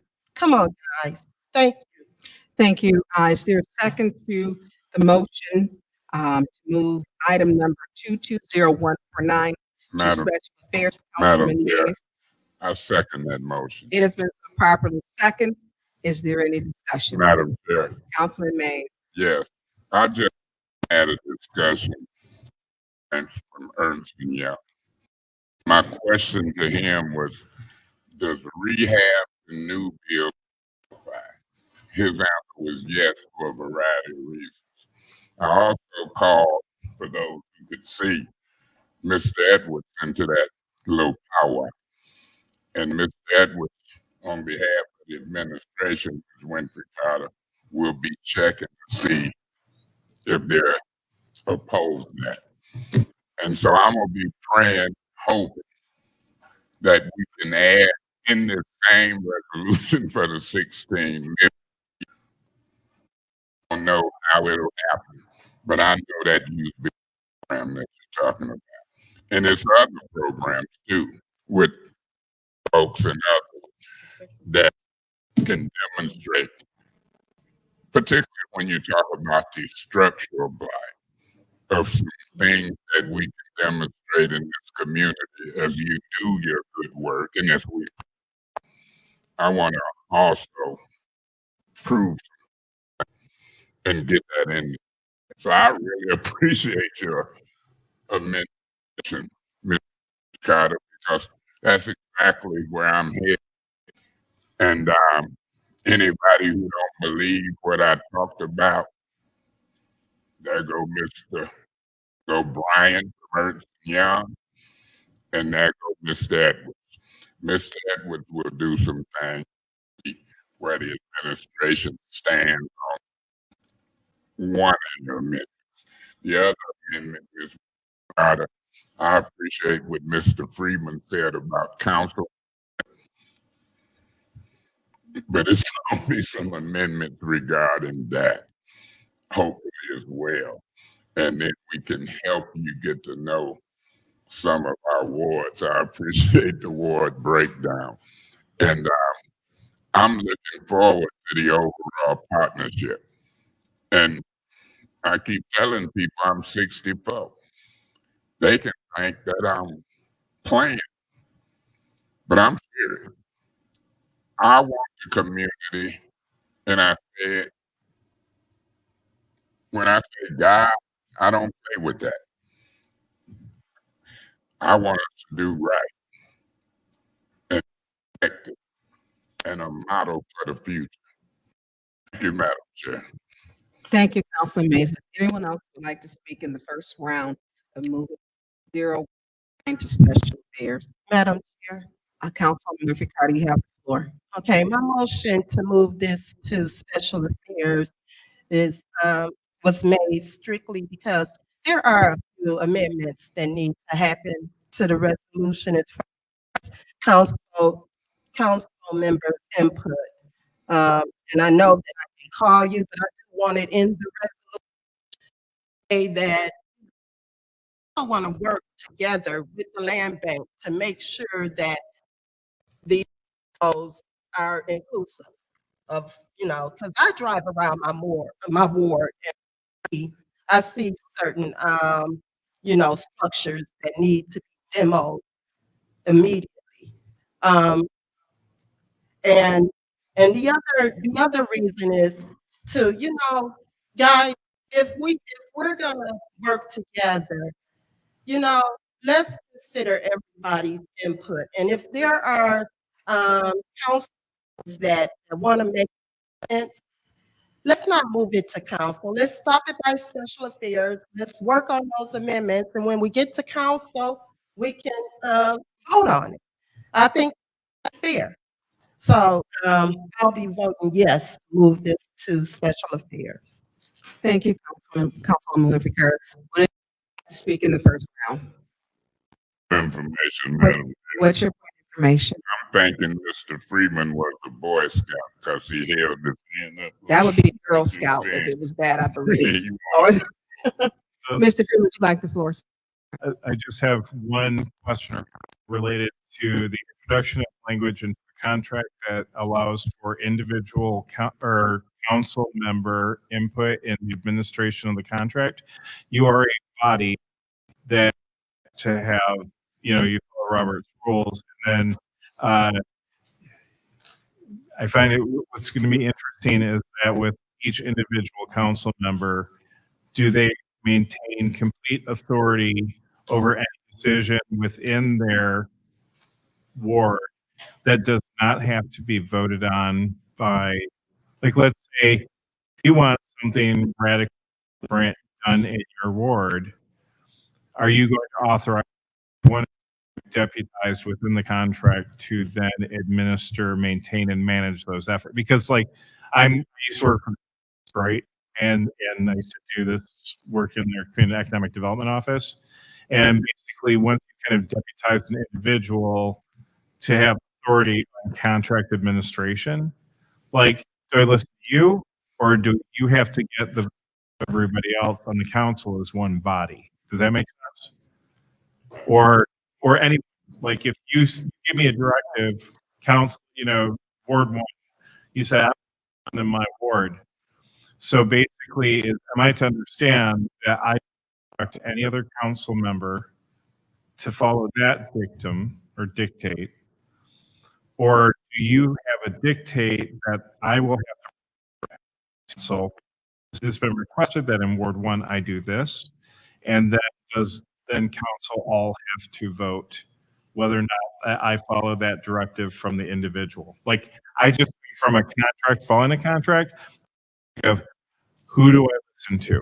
Who is the authorized for me to take direction from? I mean, in an informal way, and I expressed to you, I'm a very, and I think we have a councilman that conferring with with our legal. But Councilman, go ahead. What you said already on the record, when people in, and what we're saying in this resolution, once we pass, we ain't involved in authorizing all city officials. The city state and others will authorize that. We might want to say authorizing all city officials, including consultation with the land bank on certain demolitions. Don't decide it. And so I think we can word it a certain way, but if we give that up, we ain't seen the contract yet. We would never see the contract. So I think we'll figure out how to do it in the council, legal and whatever. But I hear your concern. Yeah. But y'all will be the shot callers. But you already said we can come and have Right. input. Right. We just want to make sure we ain't authorizing nobody to keep us out. Yeah, no, I understand. And I think I've expressed to you that I'm an honest person and I mean what I say, and I will work with everybody in good faith. Even if we agree, I want to still ownership. So Thank you. Councilman Winfrey Carter, are you complete with your, because you had the floor. Are you done? And actually, I just wanted to piggyback off of what Councilman made. My perspective is when I said it is that I want to make sure that we're not leaving out any burnout in the fifth ward. So I want to make sure that I will be able to add those, if need be, and other properties that I see that need to be. So that's what I mean by council member input. Okay, thank you. Thank you. I would like to speak in the first round of item number 220149. Is there anyone else who would like to speak in the first round? Councilwoman Herky-Roder? I did just want to clarify special affairs. I'm sorry. I just wanted To to, special yeah. affairs. Thank you for the clarification. Okay, is there anyone else who would like to speak in the first round? Well, I'm going to speak in the first round. After that, we'll go to the second. Whether I agree or disagree with what my colleagues say, I appreciate Mr. Freeman, you and your staff saying, this is 30 years in the making. There has been a tremendous loss of population. Solving it for myself, I believe, allowing and sharing space. So I want to make sure we're doing it right. I don't always agree with certain things, but allowing space for others is what to do to be, for me, to be fair. I'm not going to rush it because it did not rush. I respect your deadline. Let me clarify that. Way ahead of your deadline. If I'm sideburn, it's because I'm asking our legal, because I'm not an attorney. That's why I confer with him to make sure we're going to be in a timely manner handling it. I will not rush it because, and I know you want it to be right, because at the very end of that, we all celebrate together, because that means we did a good job, the administration, the council, and working with the land bank to clear up a problem that has happened over a 30-year time period.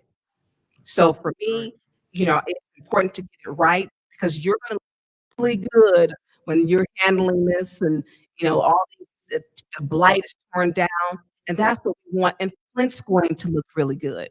So, for my colleagues who want to have space, and it's been a common turn to share space, I show up for all meetings, for the meetings, to make sure that I'm listening to what they're saying, because that's what I wanted to do. So for me, your deadline, I get it, respect it, and I'm going to abide by it.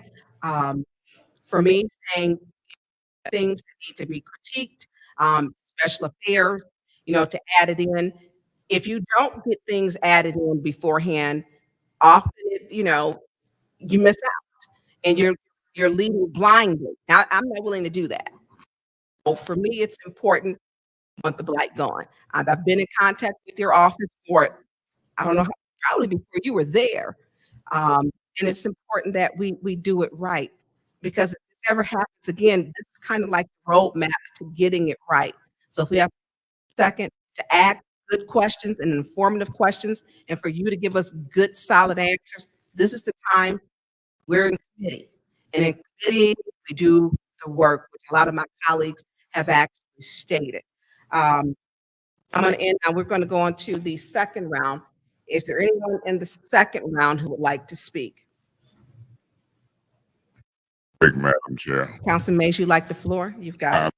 We don't have a partnership at the end of the day. That's what I think. It's going to be controversial because of land bank and our money and property in Flint and so forth and so on. And I'm up for controversial moves. But if this thing bad is amended, Mr. Freeman and the crew, I'm going to count on you. God bless us all. And just a clean cut deal. It's very somewhat controversial. We all have an opportunity to try to get our reputations back. That's what I think. Thank you, Madam Chair. Thank you, Councilman Mays. Anyone else who would like to speak in the second round? Anyone else would like the second round? Madam Clerk, roll call to move item number 220149 as requested by Councilwoman Carter to move it to special affairs.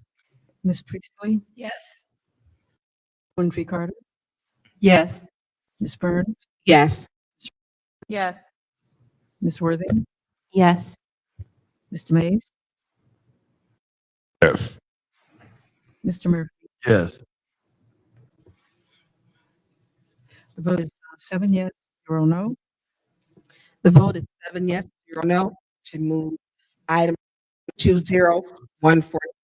Madam Resolution authorizing use of ARPA funding to demolish blighted structures in the city of Flint. Councilman Mays. Madam Chair, if you will you explain to Mr. Freeman if he already know what that vote means, when it'll happen, and maybe when it'll go to council? Thank you. Mr. Freeman, it means Monday. We have special affairs, which our vice chair, Ally Harkenroder, chairs that right before our meeting where we're 4:30. Thank you, Madam Clerk. And so I'm getting all my times wrong because I'm hungry, but, and I know you probably are too. It will go to Monday, 4:30, and we will discuss any amendments during that time, or we will have that, and we'll do work during that committee. After that committee, then it goes to council, where President Mays chairs, he's the president of the council, he will chair that meeting. So that's the process that it goes. Maybe will it be necessary for me to do any additional information or No, but I going to think, be prepared for no, I think it is always a good idea because I have the answer for you to be here or some of your staff, Oh, yeah. because there's questions like this has been the issue years in the making. So if they have questions, you can be here so we can get involved in special affairs, so we can get it to council and get it passed and get it out of here and get it, let's get going with it. So I think it's, I would love to see you here for Absolutely. special affairs and your staff, so we can move it out of special affairs to council, so we can vote it up, vote it down, and fix it. But I appreciate you coming and your staff for taking the time. You were very professional, and I do need all of those numbers too. So, thank you, Madam Chair, Councilman Mays. through you, Attorney Kim, would a legal office be available for us as it relates to these amendments? Of course. I want, of course. Y'all hear that? Of course. I heard, of course. I ain't the only one who heard, of course. Look like we might be all right for special affairs and council meeting. Thank you, Attorney Kim. Madam President. Councilman Murphy. Oh, I would like to move resolution 22009 220114 220140. Could you repeat that last one? I got 2201. Okay, hold on. 2014 220140 22041 22042 22043 to council with any separation. There's a motion on the floor by Councilman Murphy to move number 22059, 0114, 220140, 220141, 220142, 220143, 220149. Move. Did I move too fast? Oh, not. Thank you, Jeanette, because we've already did that. Goes to special affairs. Thank you. Not 149, because that's going to special affairs, to move it to council. Madam Chair, Councilwoman Worthing. I second that. There's been so properly second. Madam Chair, Councilwoman Worthing. I'd like to separate 220059 and 220114.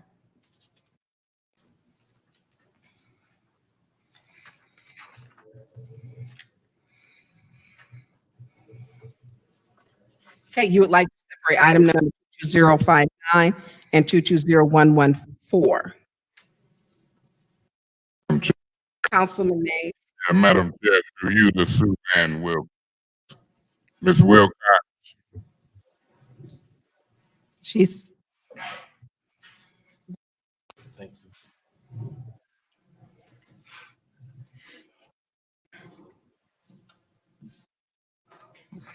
Point of order.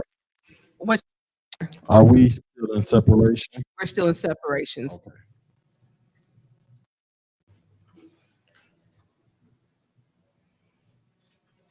Ms. Wilcox, if you get ready to approach, she might want to sit down. Leave them there alone. She might want to sit down. She might not. She might not want to stand up.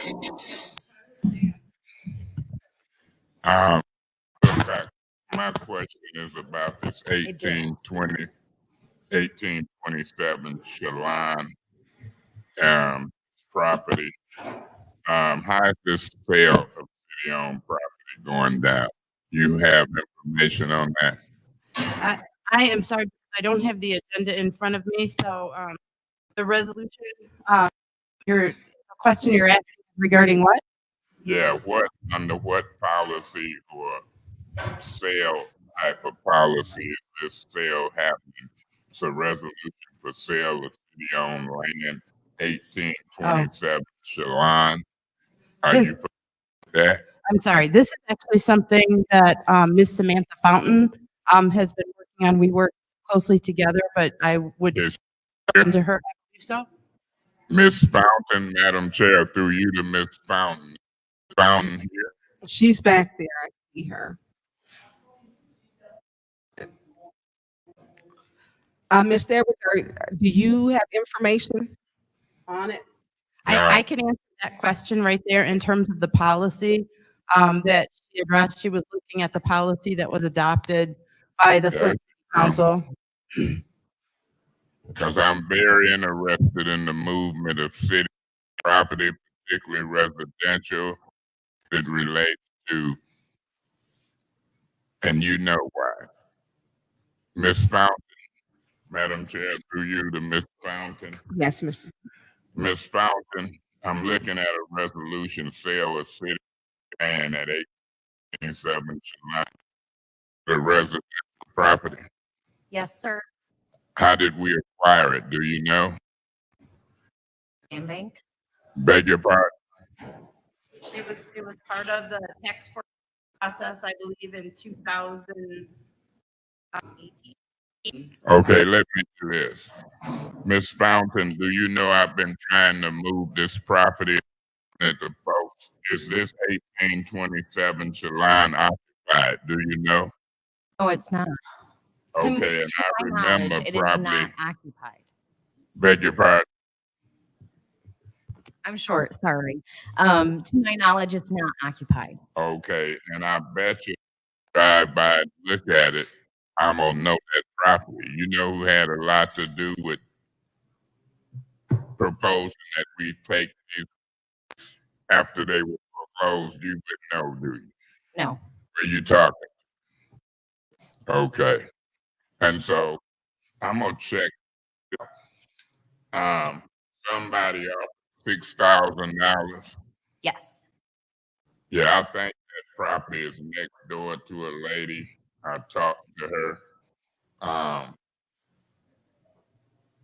That's a good price. I don't know what part did you use to dispose of that property called? We used our 2019 property disposition. It was listed for 7 days publicly, and this was the highest bid that came through.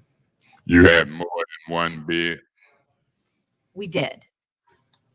Ms. Fountain, do you mind approaching and coming up here and hollering at me right quick?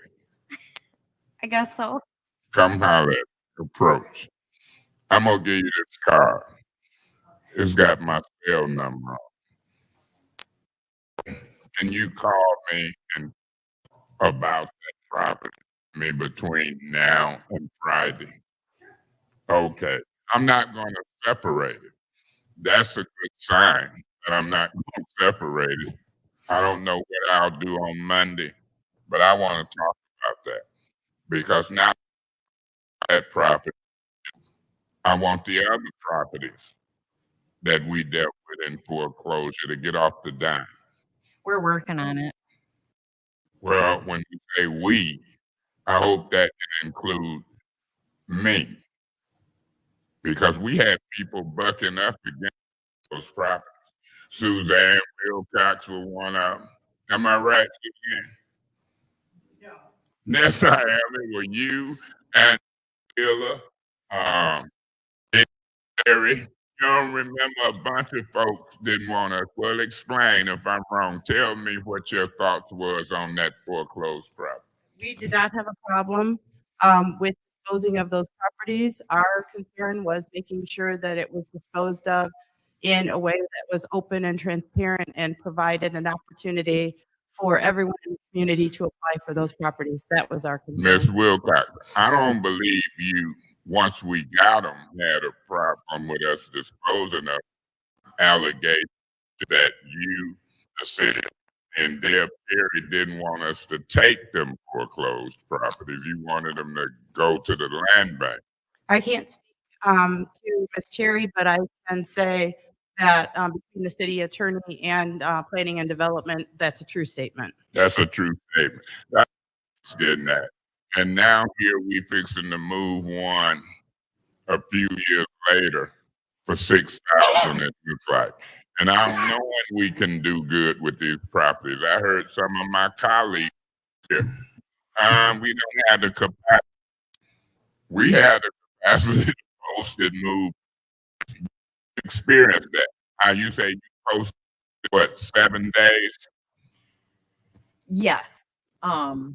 This has been in the process for over a year though. But Well, yes. let me correct you. This is process more than a year ago. Guess who was in the process of it? You talking, not that specific way, but I'm talking, we got the foreclosures. And, you know, you're going to hear some stories about them because you're the economic development person.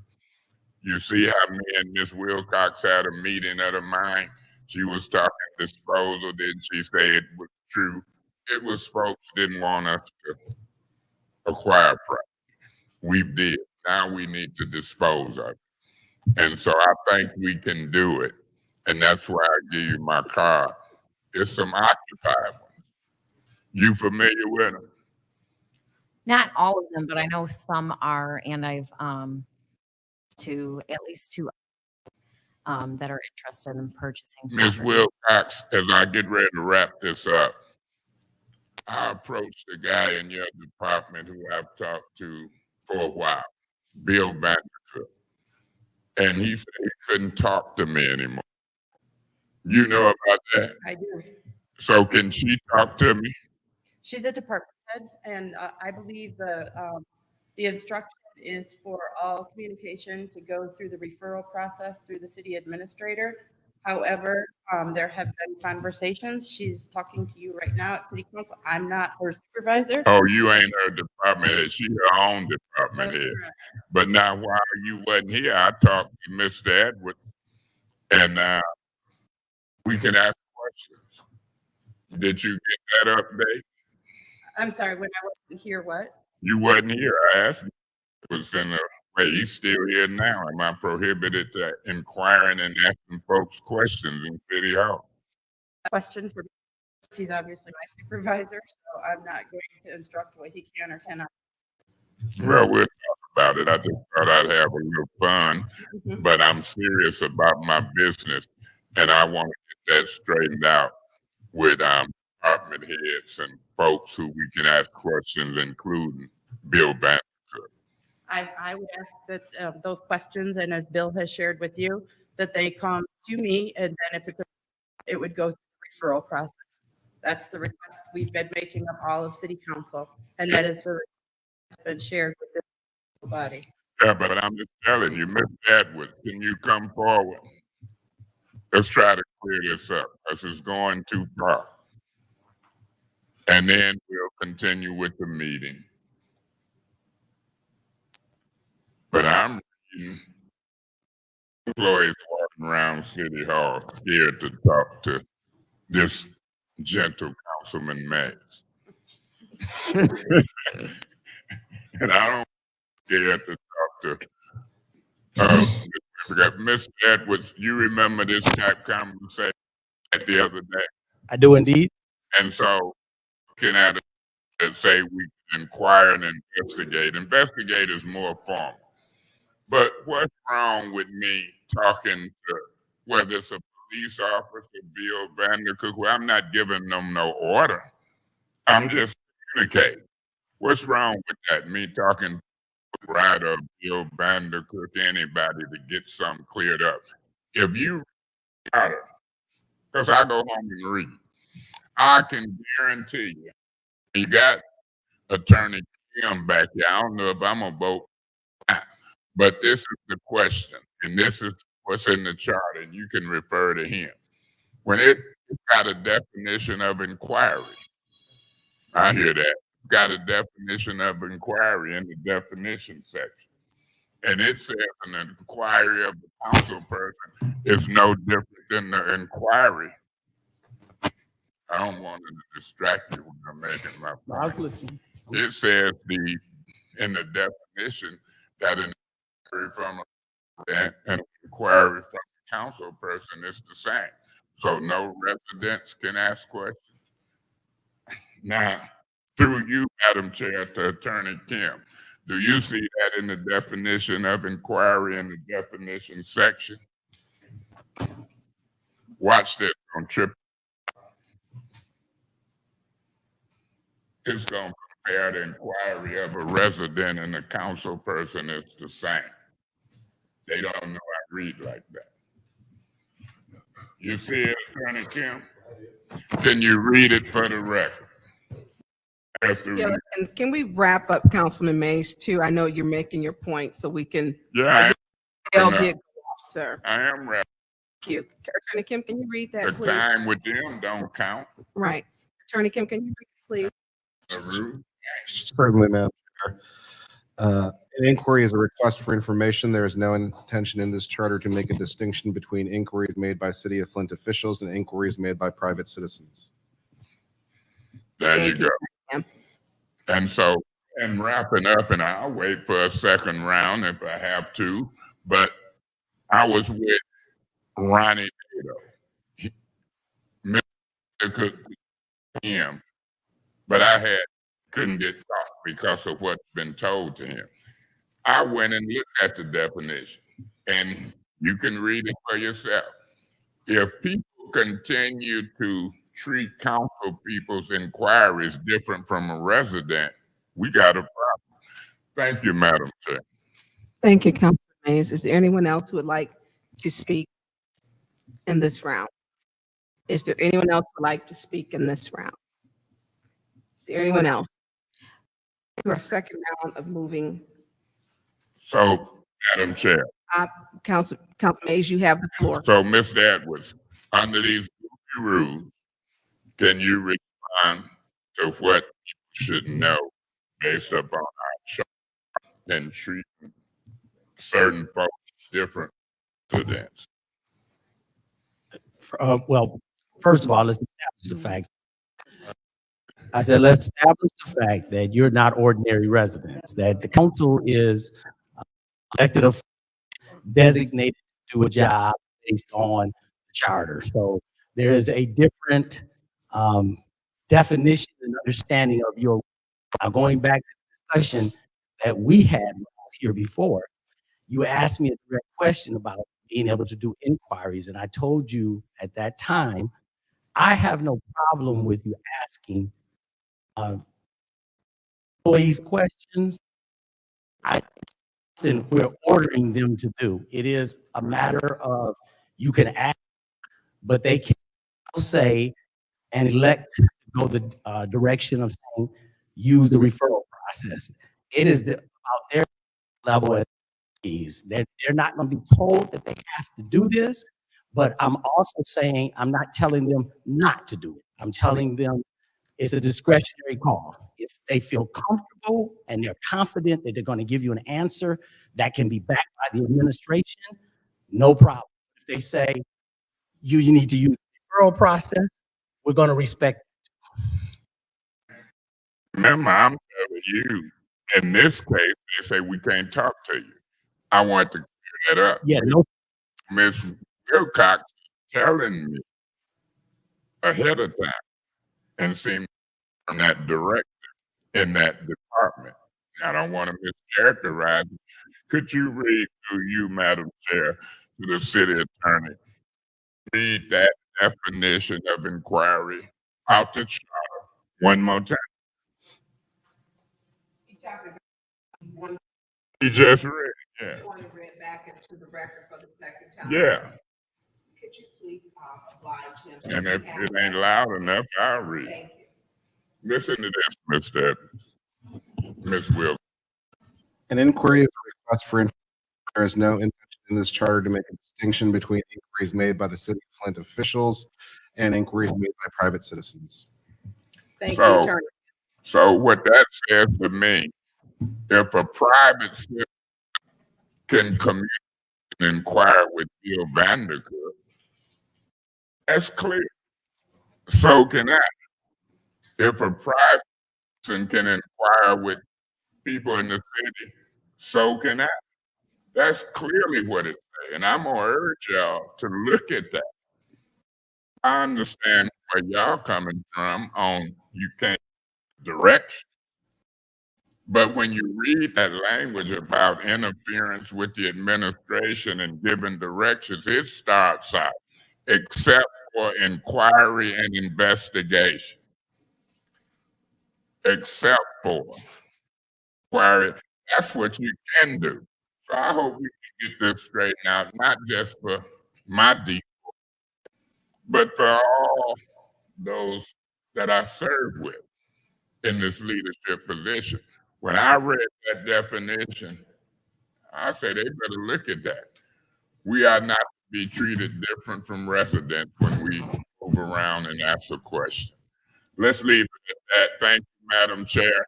I won't separate that at this time, ma'am. I hope that I'm allowed to talk to you between now and Monday because I want to inquire about some things. Thank you, Mr. Edwards, Ms. Wilcox. God bless you all. Is there anyone else who'd like to speak in the second round? Is there anyone else who would like to speak in the second round? Councilwoman Herrera. I do have a question, just for clarity.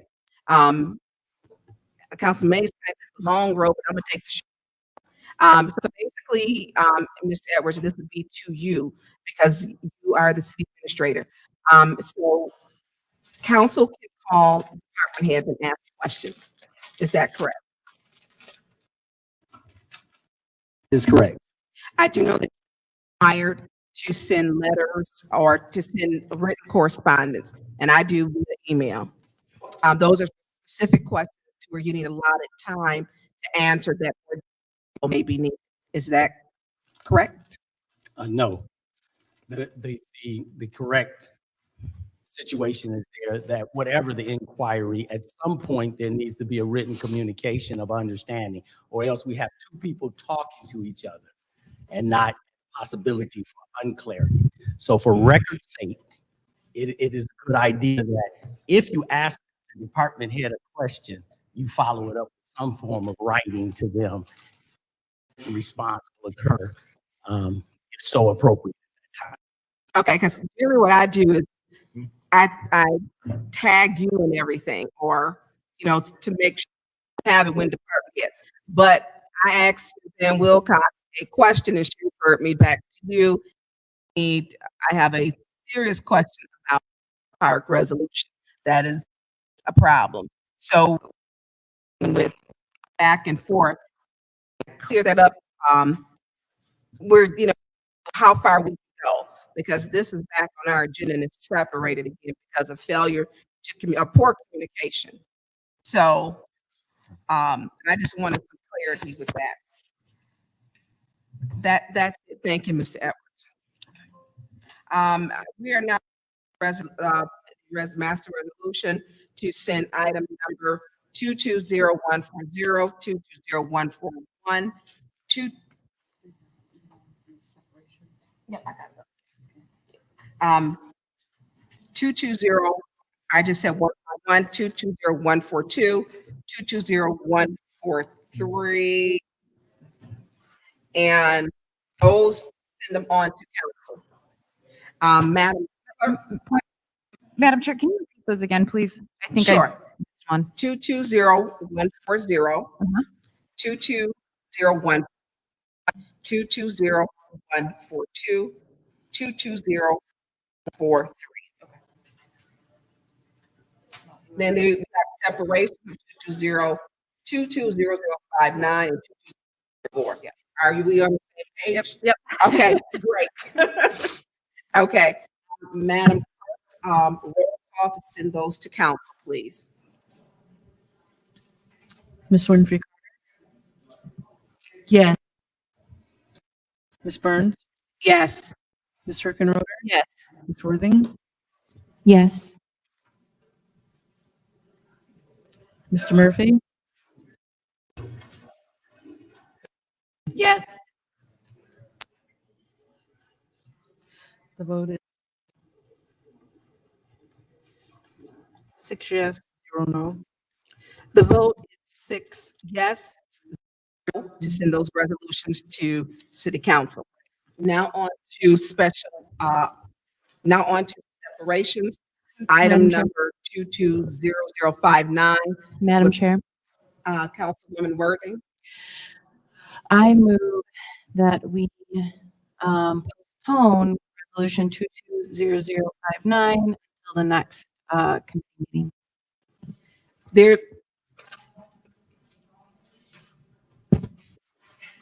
Oh, okay. She needed to be excused. There is on the floor to move item number 220059, postpone it. I didn't hear where to send it to, Ms. Worthing. The next meeting. Which committee? The finance? Mhm. To send it to the next finance meeting. Madam Chair, Councilwoman Priestley. I'll second that motion. It has been so properly second. Is there any discussion? Is there any discussion? Is there discussion? Okay, into the second round, doing it properly. Is there going into the second round?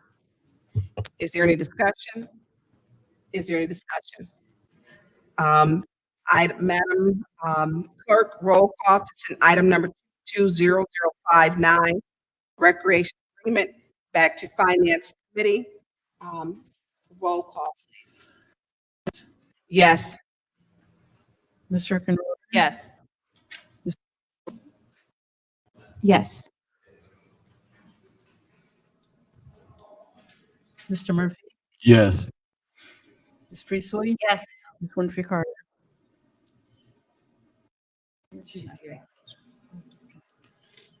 Okay, the vote is 5 yes, 0 no. The vote is 5 yes, 0 no to send item number 20059 to back to committee. On to item number 220114. Madam Chair. Contract Zito Construction Company, Miller Road. Councilwoman Worthing. I'd like to make a motion on this, clarifying question from Mr. Brown first. Absolutely. Mr. Brown, are you still here? I know the staff sits so far back, it's kind of like a runway to the podium. One of those rotating walkways like in an airport.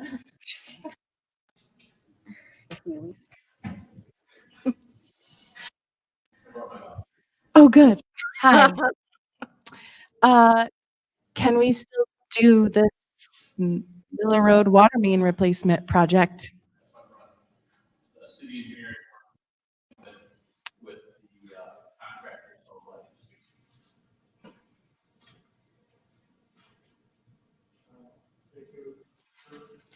Oh, we Mr. can't hear Davis, you. if you could please, I know you're tall for a short, I know. You're like a foot taller than me. No, good genes. You have Pick good the whole genes. thing up. It's not gonna work. Can I ask? Can you pick these little Seriously. things? Yeah, you can pick it up because this is, thank you, sir. Is it all right if I? Absolutely. Yes, please. I have to Zito construct. If it doesn't go to council Monday, get passed, it will never, we have to move forward just on our own. Thank It's you. the longest we can put. And hearing that, I'd like to make a motion that resolution 220114 move to council. There's a motion on the floor to move item number 220114, contract with Cedar Construction Company, Miller Road Water Main Replacement to council. Is there a second? I'll say, Councilman Murphy has properly supported. Is there any discussion? Is there any discussion? Is there any discussion? That's for the first round. Is there any discussion for the second round? Is there any discussion? Is there any discussion? Madam Clerk, roll call to move item number 2204, contract Zito Construction Company, Miller Road Water Main Replacement to council. Ms. Hurkenroder, Yes. Ms. Worthing, Yes. Mr. Murphy, yes. Ms. Priestley, Yes. Ms. Winfrey Carter, Yes. Ms. Burns. Yes. The vote is yes, 0 no. It is, the vote is 6 yes, 0 no to move item number 2201, contract Zito Construction Company, Miller Road Water Main Replacement to Monday council. Thank you. Madam Chair, Councilwoman Priestley, I'd like to make a motion to adjourn. there's a motion on the floor to adjourn. Madam Chair. Councilwoman Hurkenroder, Support. she supports that. Call, Madam Clerk. Ms. Worthing, Yes. Murphy, Yes. Ms. Priestley, Yes. Ms. Winfrey Carter, Yes. Ms. Burns, Yes. Ms. Hurkenroder. Yes. The vote is 6 yes, 0 no to adjourn. The vote is 6 yes for the motion of the Finance Committee. It is 9:10 p.m. The Finance Committee meeting is adjourned. Oh. What's that? Yep. I'm gonna go heat up the food though first.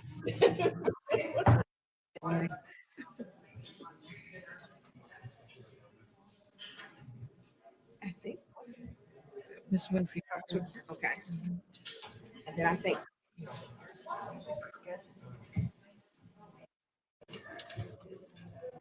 Good job. Ms. Burns, good job.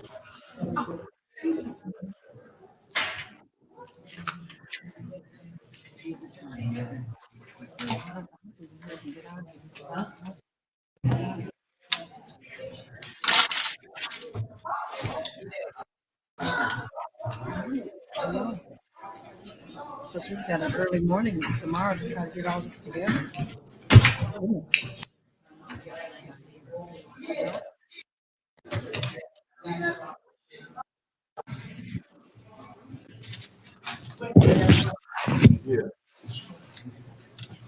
Goodness. No, no, you can get over there.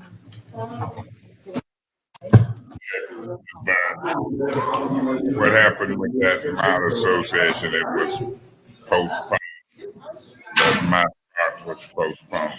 Yes. And the Miller Road moved to council. Special council. But it should be.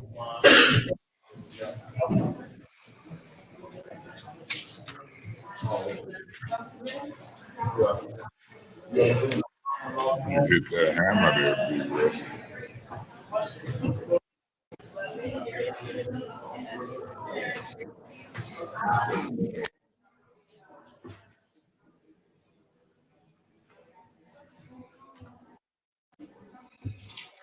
What's happening, man? What you got going? You still at St. Mark's? Still here. I got questions for legislative committee, so she's, okay, just so you know, she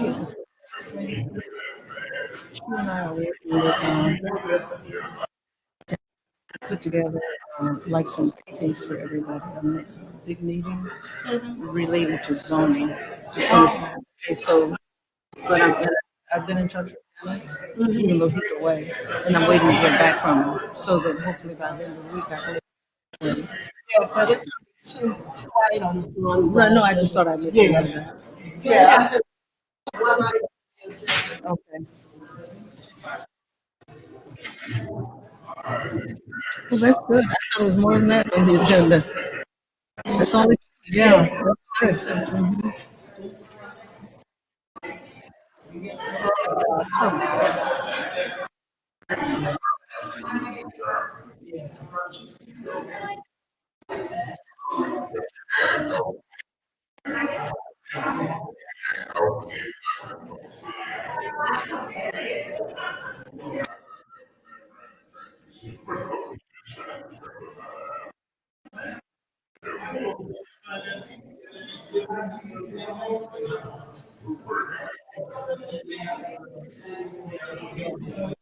They for no. But I think by us being able to say it publicly, and Clyde and I are going to get together. I've had behind the scenes conversations. So we need to postpone it. I think you could probably just drop it. Couldn't you? Can you drop it? Postpone it for a new, because well, still, but it should be just a regular person. She wouldn't be about but they she still got to be confident. So the city will work to drop it. And you can read resolution. Right. Knowing he'll have a solution. Yeah.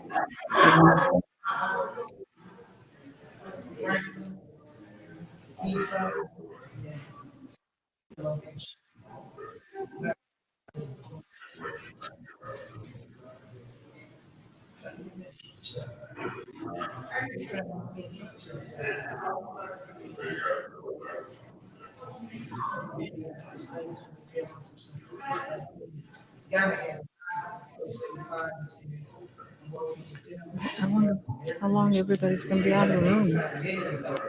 I'm ready to hit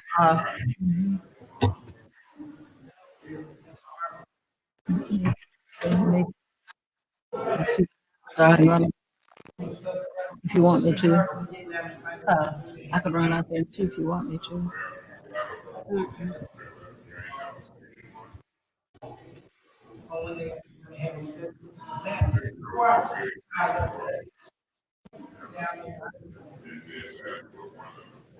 Can all of the council members, please start making your way to your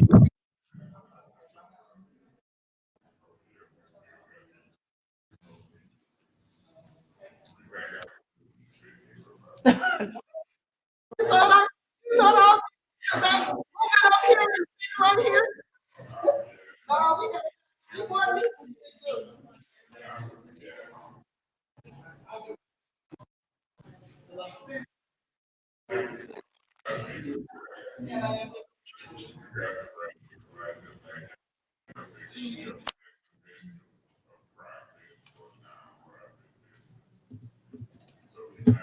Your meeting's gonna be quick, maybe the rest will be quick too. I hope so.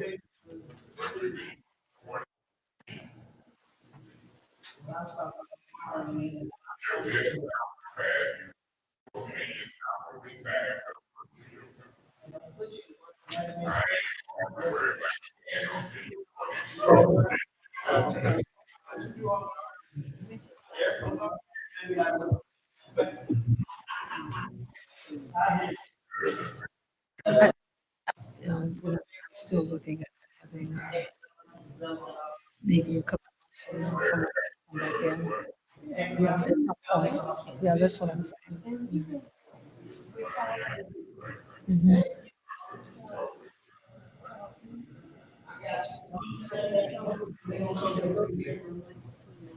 Mhm.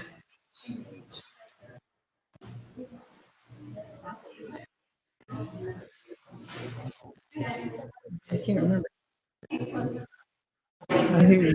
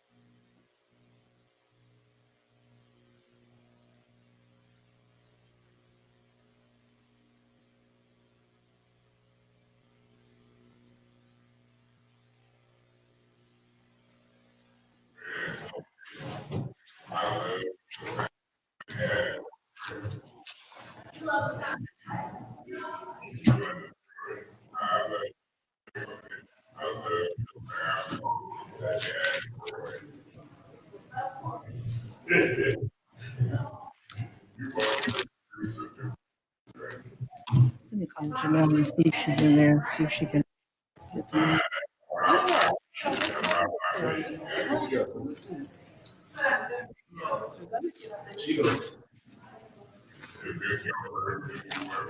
I think you want to have this until.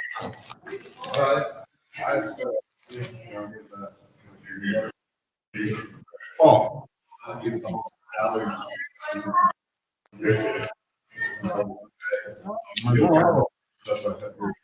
you back there with this?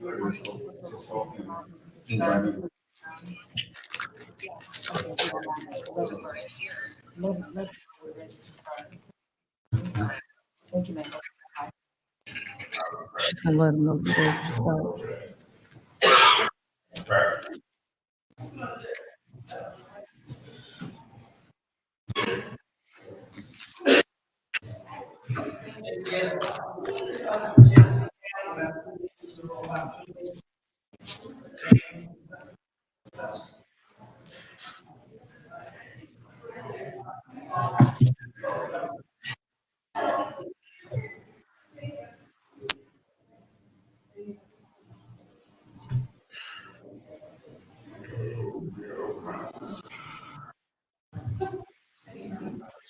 I need to take a camera. Oh. Oh, really? Where did you get that from?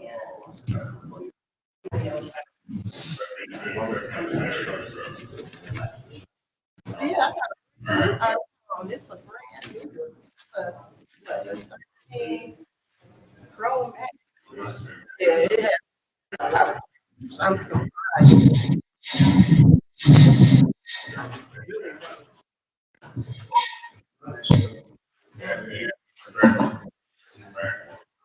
Janelle.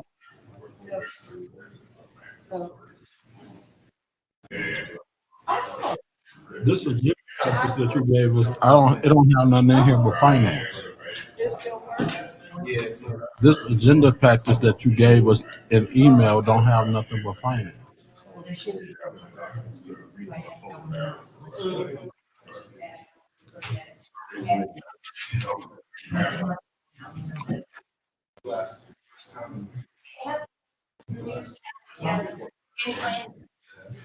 Come over.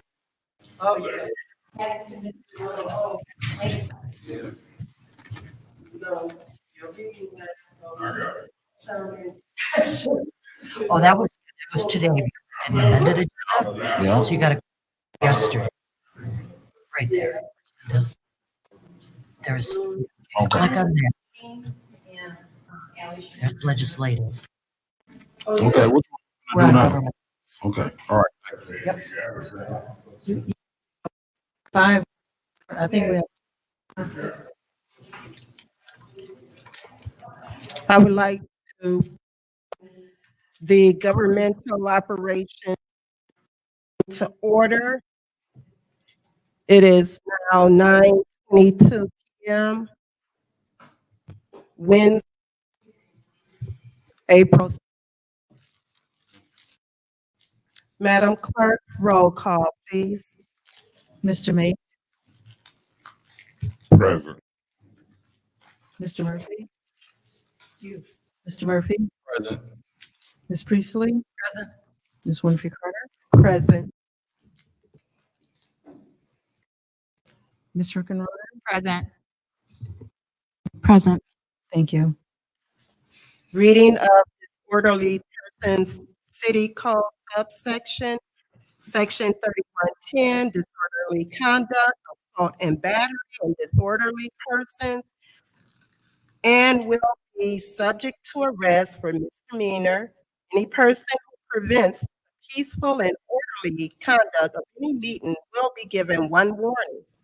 If they persist interrupting the meeting, that individual will be subject to violators shall be removed from meetings. Public speaking. Do we have anyone for public speaking?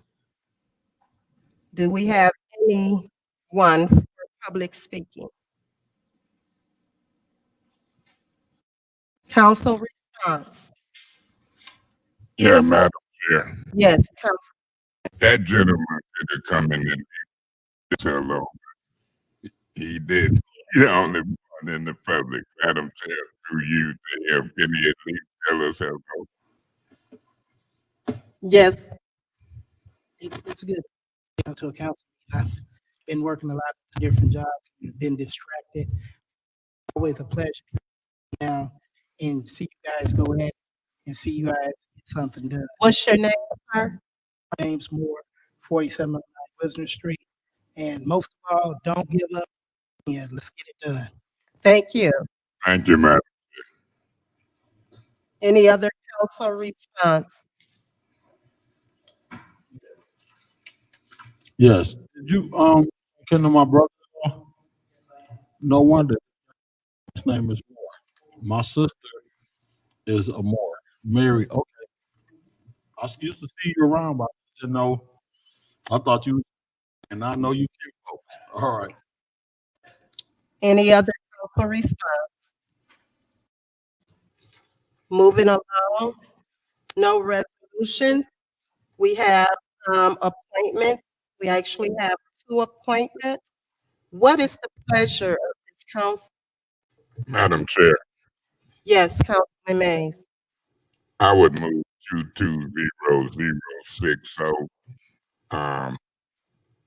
to stay in Government Affairs Operations Committee until we can get some of those past issues sorted out. I'm so moved.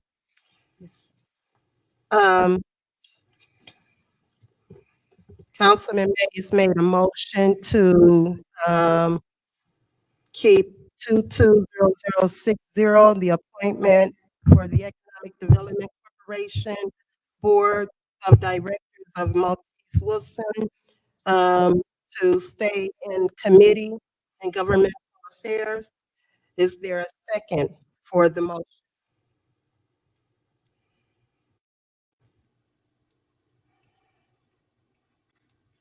Is there a second for the motion? This motion failed for support. Madam Chair. Yes. Can we get a clarifying question answer before we make our next motion by Mr. Edwards? Yes. Just Mr. Edwards. one question, Mr. Edwards. Did, through the chair, to Mr. Edwards, did Maurice Davis officially resign? Go ahead, Mr. Edwards. What we determined, I had questions with the city clerk's office. What we have determined is that that particular body has placement for 2 council people, and there are currently 3 resident vacancies. So what we were, as the administration, what we are proposing to do at this point is that we can withdraw this particular resolution and provide you with a replacement for one of the vacancies. I can bring that to special affairs. Think that, I don't know what I want to do. Councilwoman Worthy. Let's hear from Clerk Brown and Point of information. yes, Councilman May. Seem like we want you to entertain a motion to drop this. Yes. Yeah. Oh, I don't know if you know. Well, yes, I do, and that's why I wanted to hear from Clerk Brown,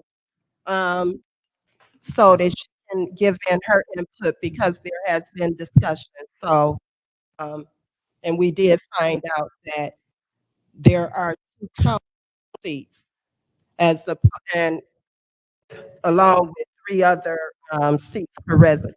So, If I could go into a little bit of detail, I did do some extensive research to the bylaws of EDC. And there are 2 positions available for council. And since the 2 council people who previously served, i.e. Mr. Winfrey as well as Mr. Davis, they're no longer here, then it's up to the council at some point, mayor's office, to appoint some people from the council to serve on that particular board. Now, in addition to that, there are other people on that particular board who have served for a number of years, and I will have to go into our system to make a determination if their term is already expired. That would, of course, have nothing to do with Ms. because she would fall into the new category, 3 new positions that are available. Okay, so this really could be dropped officially. That we will do the additional research on the other 3 to see if their terms have expired. And then it would go to council then to replace Mr. Davis and Mr. Winfrey in that regard on this particular board as well, so that they can have some good meetings. I don't think they've been able to meet because they have enough people for them. Okay? thank you, Clerk Brown. Madam Chair, Yes, Councilwoman Kirkland. given the new information, I'd like to draft resolution 220060. There has been a motion on the floor. Is it not on? Thank you. There has been a motion on the floor to drop 20060. Do I have support for that? Madam Chair, Yes, Councilman Mays. I'll second that motion. Thank you. The motion has been made and supported to drop 220060. Madam Chair. Any discussion on that? Yeah, Madam Chair. Yes, Councilman Mays. We in committee, you could order it drop without objections unless there's an objection, but what I'm concerned about, through you to Ms. Edwards, Ms. I don't know if that, is that Mrs. or Mr. Wilson? Huh? Excuse me, the person is female. Okay, so do y'all on bringing Ms. Wilson back in another. This resolution deals with replacing Maurice Davis. So Right. do you know whether y'all plan to bring her back in another open slot? Yes. Okay. Madam Chair, I think you could order this drop without objection. Okay. I order 220060, drop without objections. Madam Chair, Madam Chair, Madam Chair. There's a motion on the floor that's been, and I believe we need to vote on that. Let's vote on. I don't have. It's, Roll call, Madam, Clerk. Okay, Mr. Mays? This is to drop. Mr. Mays? Yes. Okay, Mr. Murphy? Yes. Ms. Priestley? Yes. Ms. Winfrey Carter? Yes. Ms. Roder? Yes. Ms. Burns? I am. I don't know where we're at, so I apologize. Okay. Ms. Worthing? Yes. Six yes, one abstention. The vote, 6 yes, 1 abstention, Madam Chair. yes, Mr. Murphy.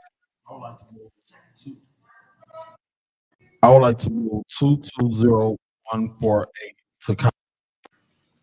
A motion has been made to move 220148, the appointment of the city attorney, William Kim, to council. Do I have support for that Madam- motion? I'll make the, second the motion. The motion has been made and properly supported. Do I have, yes, We have an amended version of that appointment. okay. Okay, Madam Chair, yes, Mr. President. to the point of information, I don't know. Oh, I'm sorry, I didn't hear you, I Mr. was clarifying, the, amended motion. So would that, move this motion to 220141? Yes. I would like to make a Point of amendment. order. You can't get the point of information to take the floor. Well, no, Mr. Mays had the floor first. Go ahead and finish, Mr. Mays.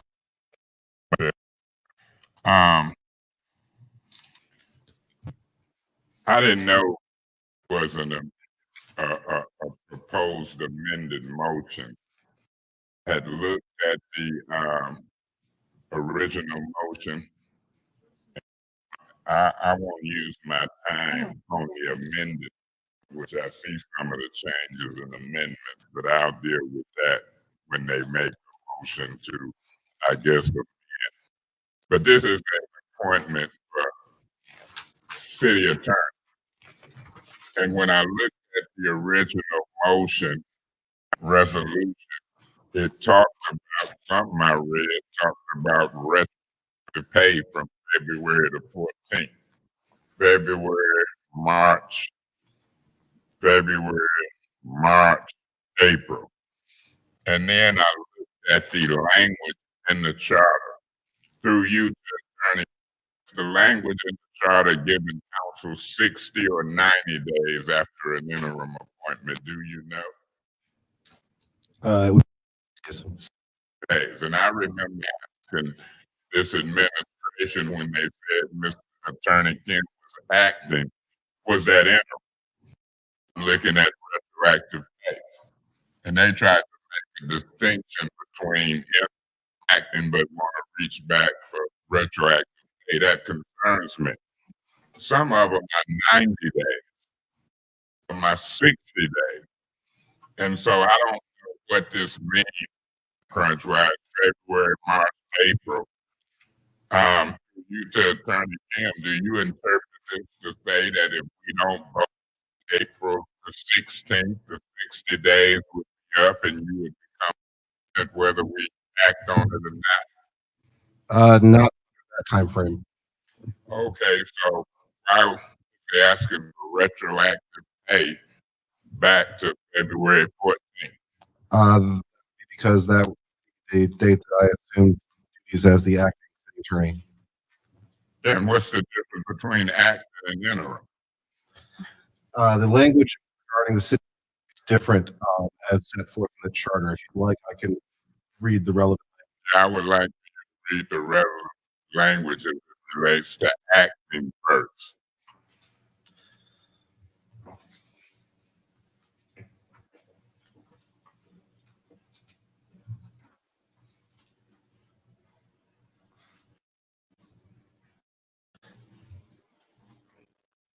Well, the which has to do with the appointment. Section 4-603 specifies that the mayor shall nominate a qualified candidate for city attorney who shall be approved by at least 5 members of the city council. If the city council does not disapprove the mayor's nominee in 60 day of submission of the nomination, the nominee shall be appointed.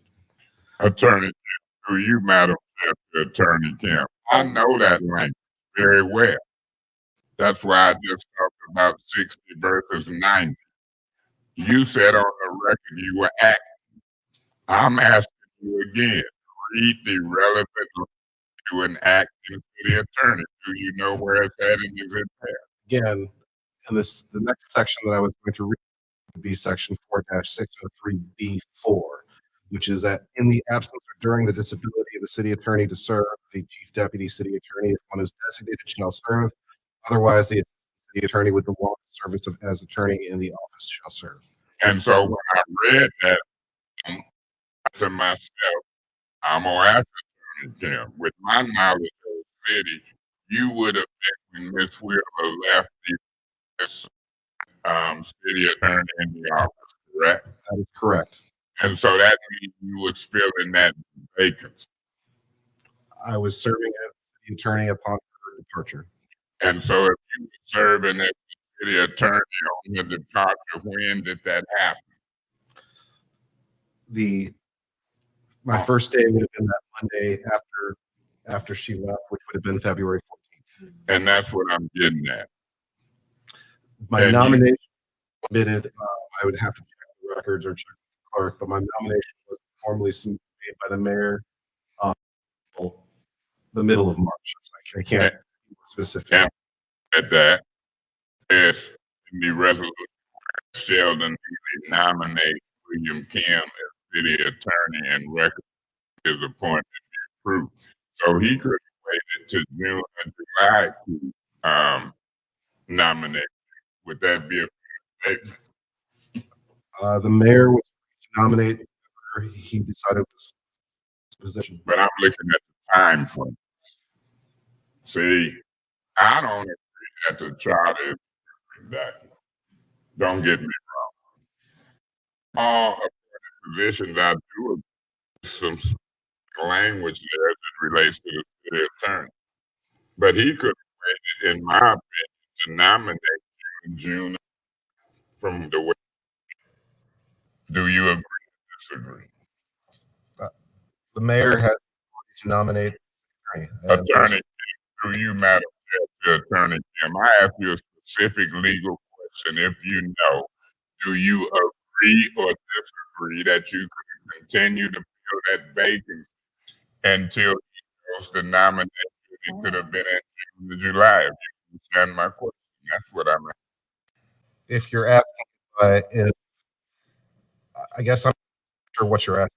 See, you want to be the legal, want to be the city attorney. And I'm telling you, I want to be the attorney who can and give me stuff, and I read legal opinions, and you call me to tell you how I felt, and I'm going to end up saying it publicly during this confirmation process. Is it something about the question I just asked you don't understand? You say you don't understand If my you're question, repeat it. The line 4-E says the longest serving city attorney with seniority in the office can act when there's a vacancy. Ms. Wheeler left. You in her stead under the charter. Somewhere from around April, maybe, I don't know, January, February, March, April, Mr. Neely decided to nominate you. That's when you want to say that the 60-day clock started running. I'm asking you, had a waited to June or July, your interpretation of what you just read in the charter. There is nothing in the charter that requires the mayor to make an appointment within any given time frame. As it relates to the Specifically, as no. I also And not, so- I'm not a time frame required to do appointments for any of the other appointments that he's required to, or that he is permitted to make under the city charter. Now, city attorney is different from other terms in the charter. This charter takes it except for city attorney and another one or so.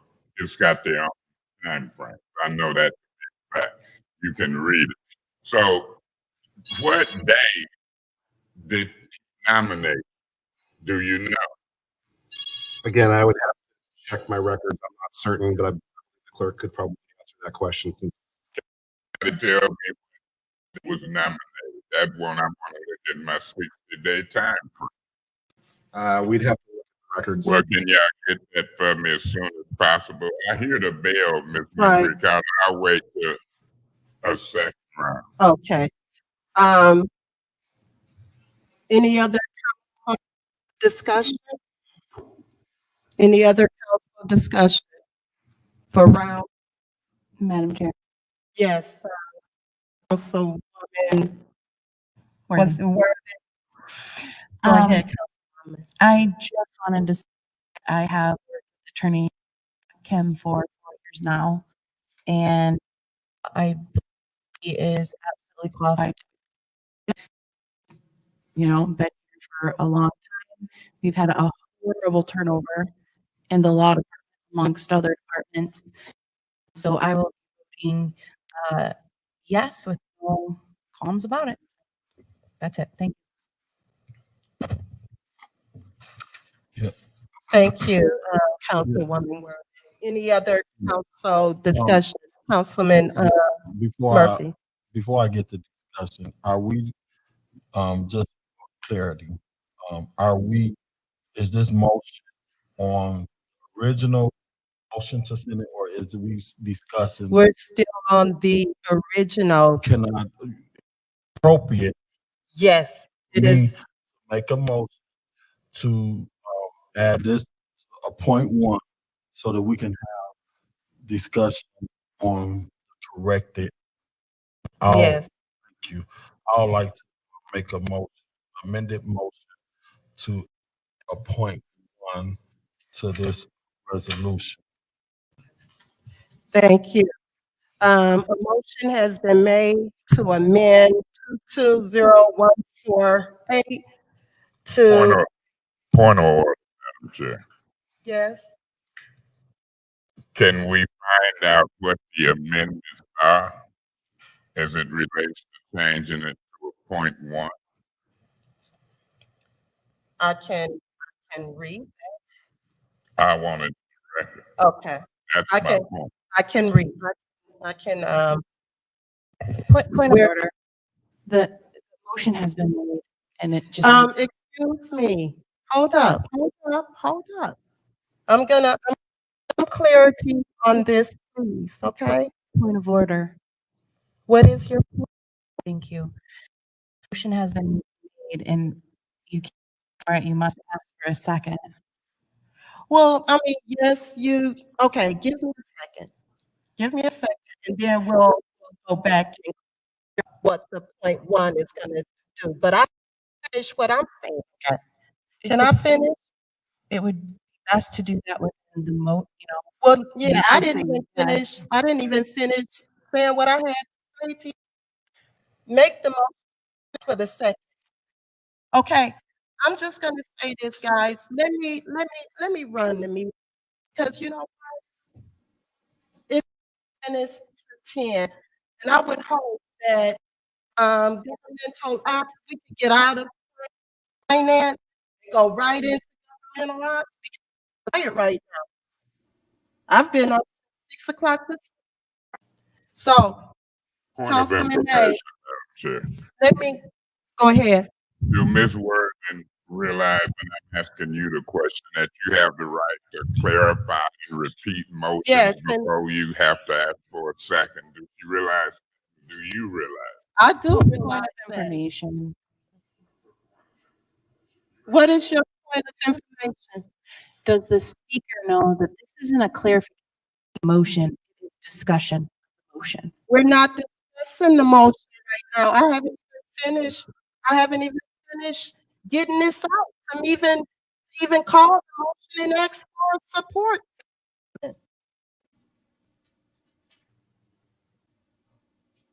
So, If I could, I think I could clarify what the difference is here. The only difference between the point one and the original resolution is that the salary of the position, that after discussion with the mayor, is going to be $101,000 opposed to the $99,000. Thank So you. the actual proposed terms of appointment that was corrected, but that's the only substantive change between the original and the amended motion. Chair. So can we label this document as the 22014.8.1 that changed that the city attorney? Yes. For the record. So Thank this you. is the document That's labeled 1. So we're changing, the motion was to, change 220148, change that to, amend it to 220148.1. And basically it's amended from 99,000 to 101,000. Do I have for that motion? Madam Chair. Yes. Support. Thank you, Councilwoman Hurd. So the motion has been made and supported.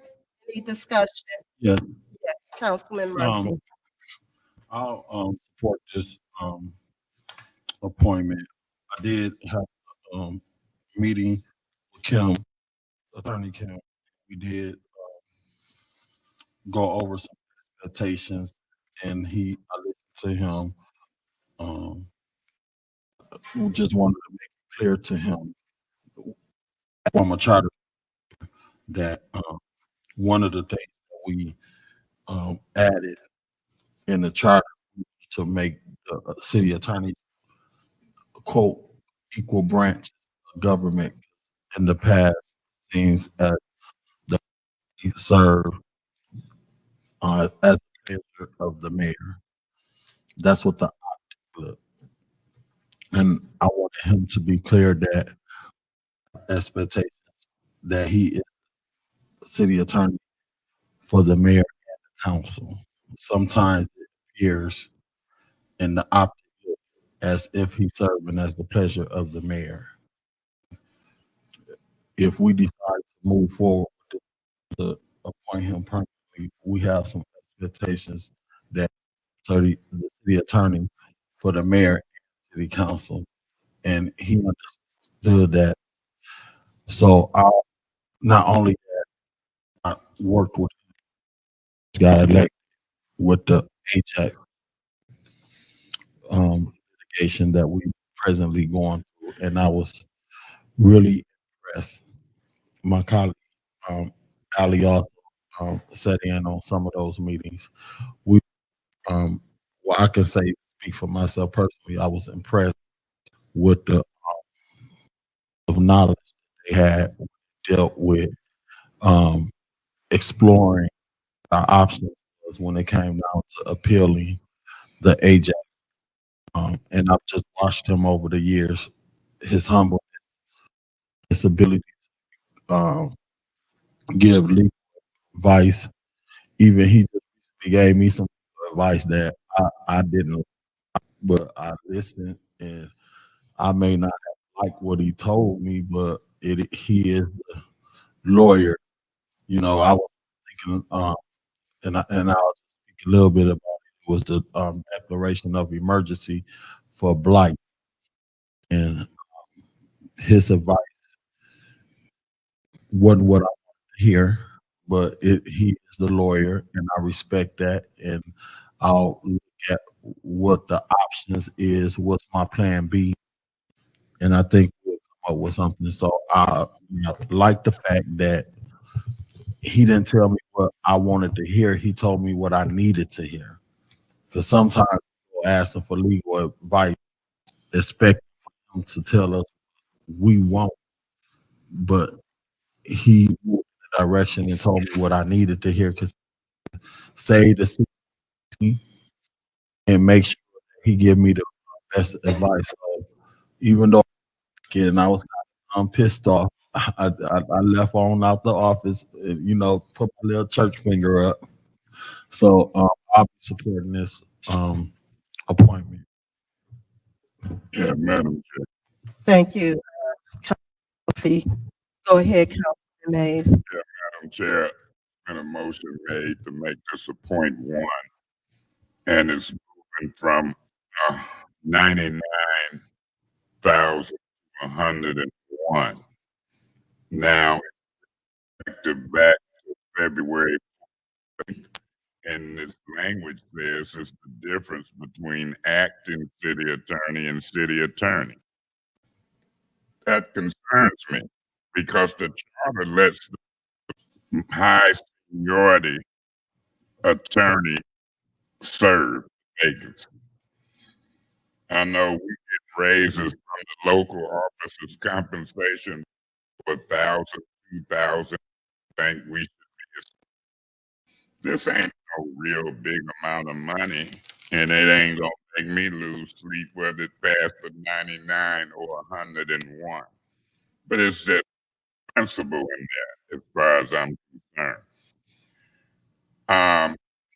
Because my point is, if it's retroactive and our checks back to February 8th, it's a game played as far as I'm concerned with interim when you were appointed city attorney by Mr. Neely and so forth and so on. I could see moving forward when you get city attorney through you to attorney him. What was Miss Wheeler's pay? Do you know? I'm not sure what her salary was. Okay, well, we should know this stuff. If I ask when did he make you interim, we should be able to know. If I ask you what did Attorney Wheeler make, we should be able to know. This is like in the Senate, a confirmation hearing. I mean, Mr. Murphy can have his opinion, but I talk to you privately too. And I'm in hot water. For example, Miss Brown need a legal opinion on posting a meeting. I heard you say I got to research it. Ms. Burns asked you for a legal opinion on removing me for president. It pops up. Still was waiting on a legal opinion and some action, land bank property that we didn't get. People don't watch over the years. Miss watch it. I'm looking at legal opinions where we went with Kate president, and that language ain't mixed in the one about my presidency. I've watched the city attorney's office for years, and I really take the appointment of the city attorney seriously. Now, I know that I probably the only person you called and talked to. You got 6 new ones. Ms. Worthing said, I've watched it before. I've watched it for 8 to 9. And maybe I would vote for you, and maybe I wouldn't, but I don't have to do it when it pop up just like this. That's why I want to know how many days. You can't tell me when, and I should have the right to know. I want more time. Maybe everybody else don't.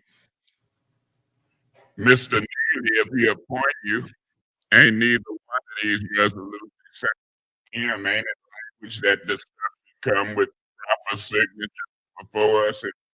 Since it ain't here, what name mine, Attorney Kim, that's when some come before us with all the proper signatures. I've heard you talk about that. Do we need it, or can we just introduce resolutions from us with no other signatures? Is that? Yeah, Attorney Kim. Attorney Kim. Go ahead.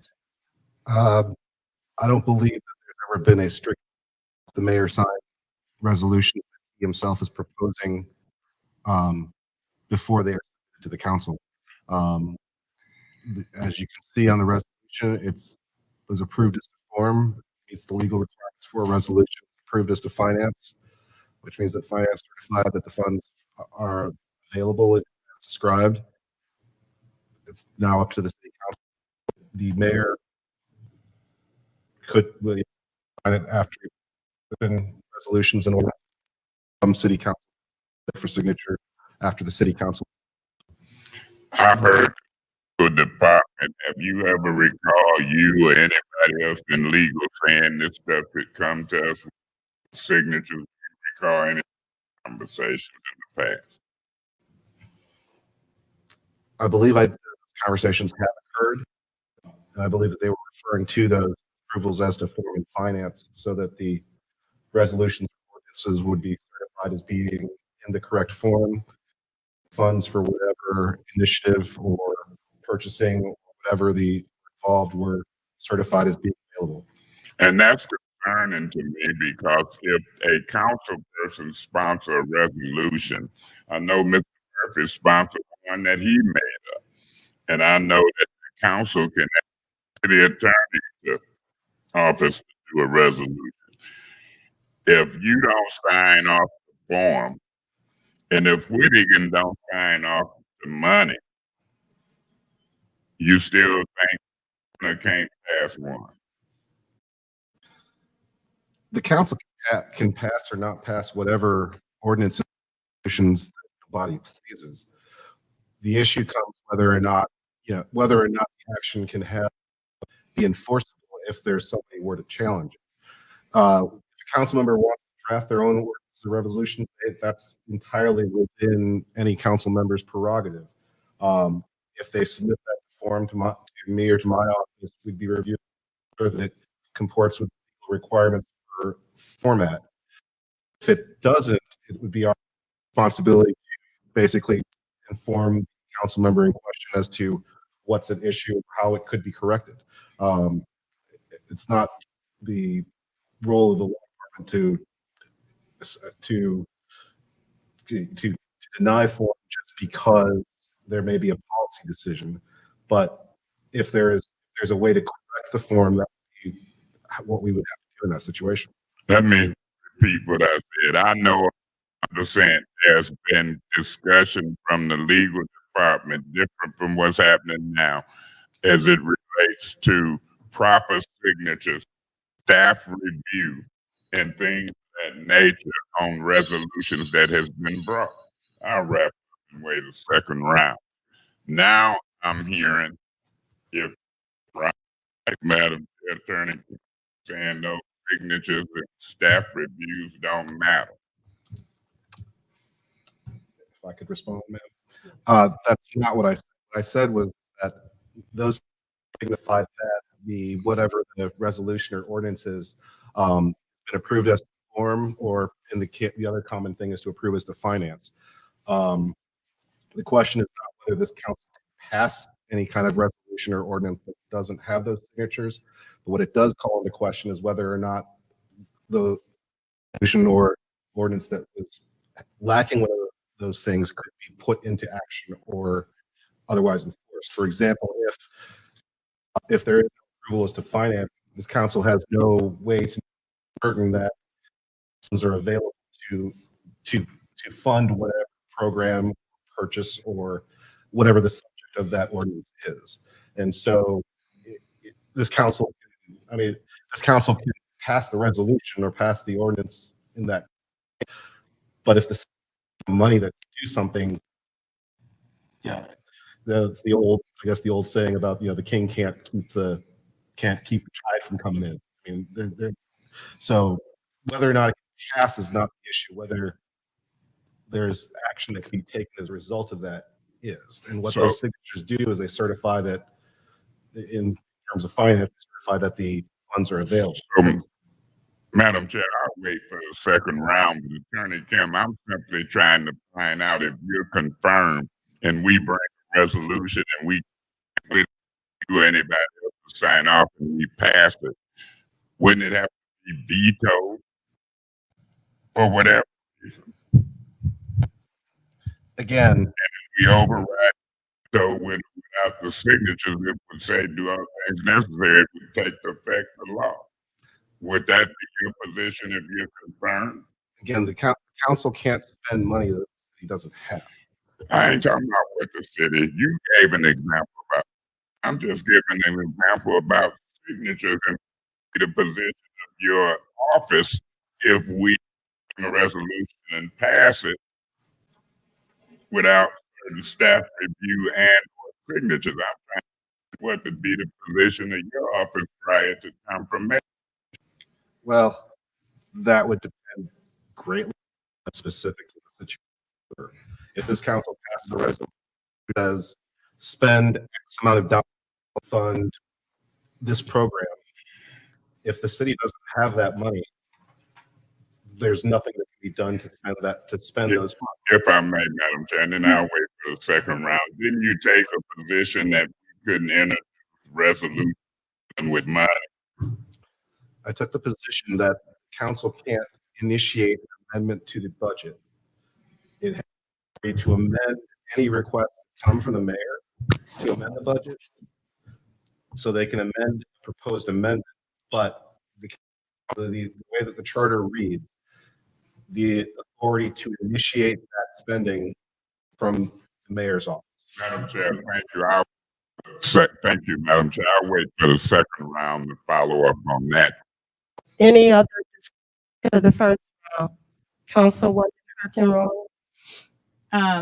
Just very briefly, because if it's also my understanding, this is just the motion to amend, and then we also have to do a motion to send it wherever we want to send it or whatever. So I just want to make sure. But I am really a bit surprised at the salary being what it is. You hear about how lawyers make all of this money, and to be honest, I don't think that $101,000 for a legal officer for a city is, quite frankly, enough based off of the hours and the work that you put in. To echo my colleague in the third ward sentiments regarding how much knowledge and support given me, both with the Ajax Committee and the Rules Committee. I am very, very thankful for your service, and I'm excited to continue working with you and coming to you with all of my Point questions. of information. You can amend it up higher too. Yes, I do. Thank you. So thank you so much, Kim, and I'm really excited to keep working forward with you. Thanks. Any other discussion for the first round? Yes, Madam Chair. Yes, Councilwoman Burns. Thank you, ma'am.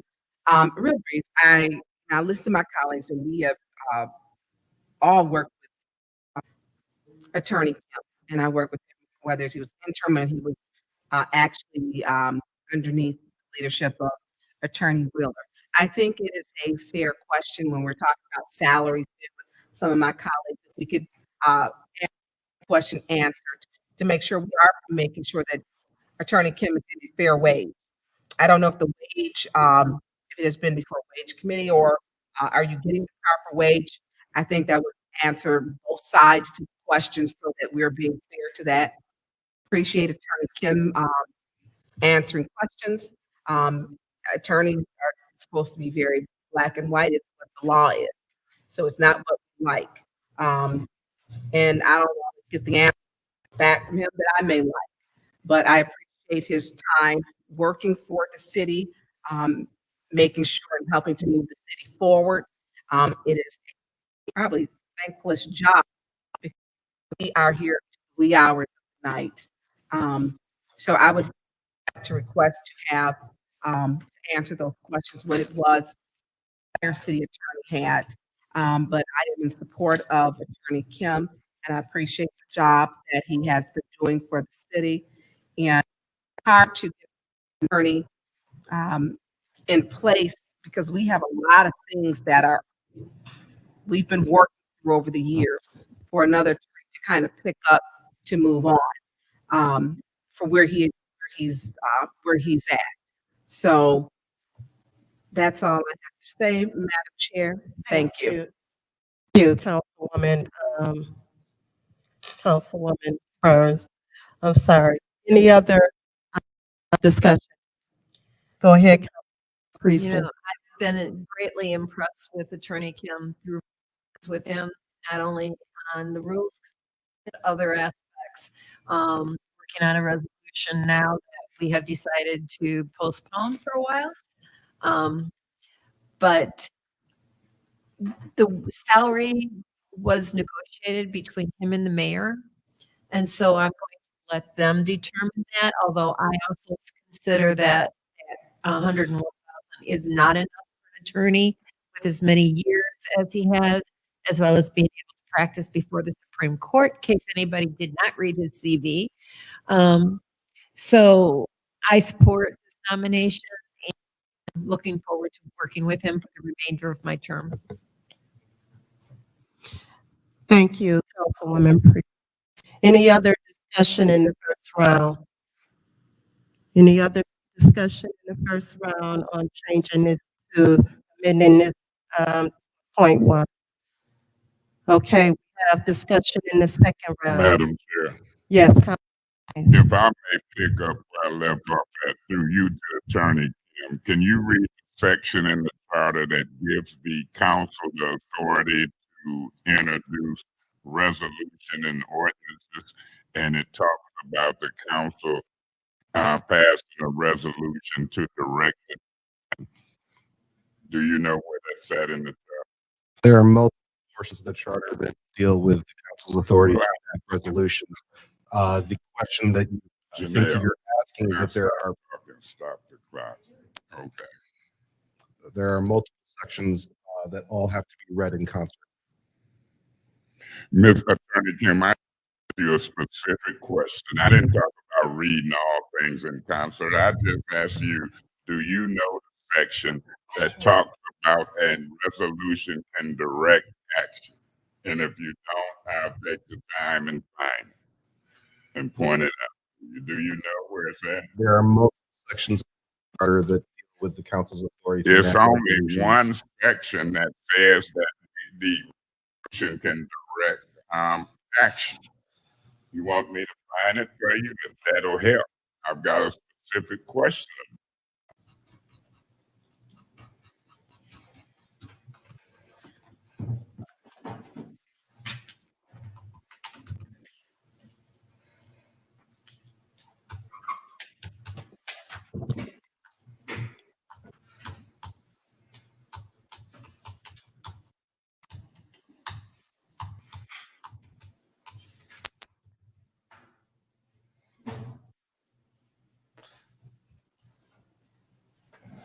Are you referring to section 3-301 that says that in accordance with state law and this charter, ordinances shall be enacted to provide a rule for Point of information, what section?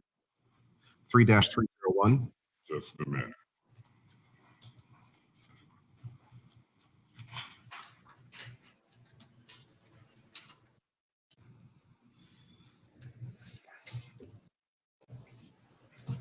Yes, that's exactly it. Does that language say resolution shall be adopted to express a determination to direct an action or to approve a single event? 3-301. That is part of that. If we pass a resolution to direct action to do all things necessary, including money movement, can you point to a section charter that also does not have the authority to direct action as it relates to money. The charter does not specifically say that. However, your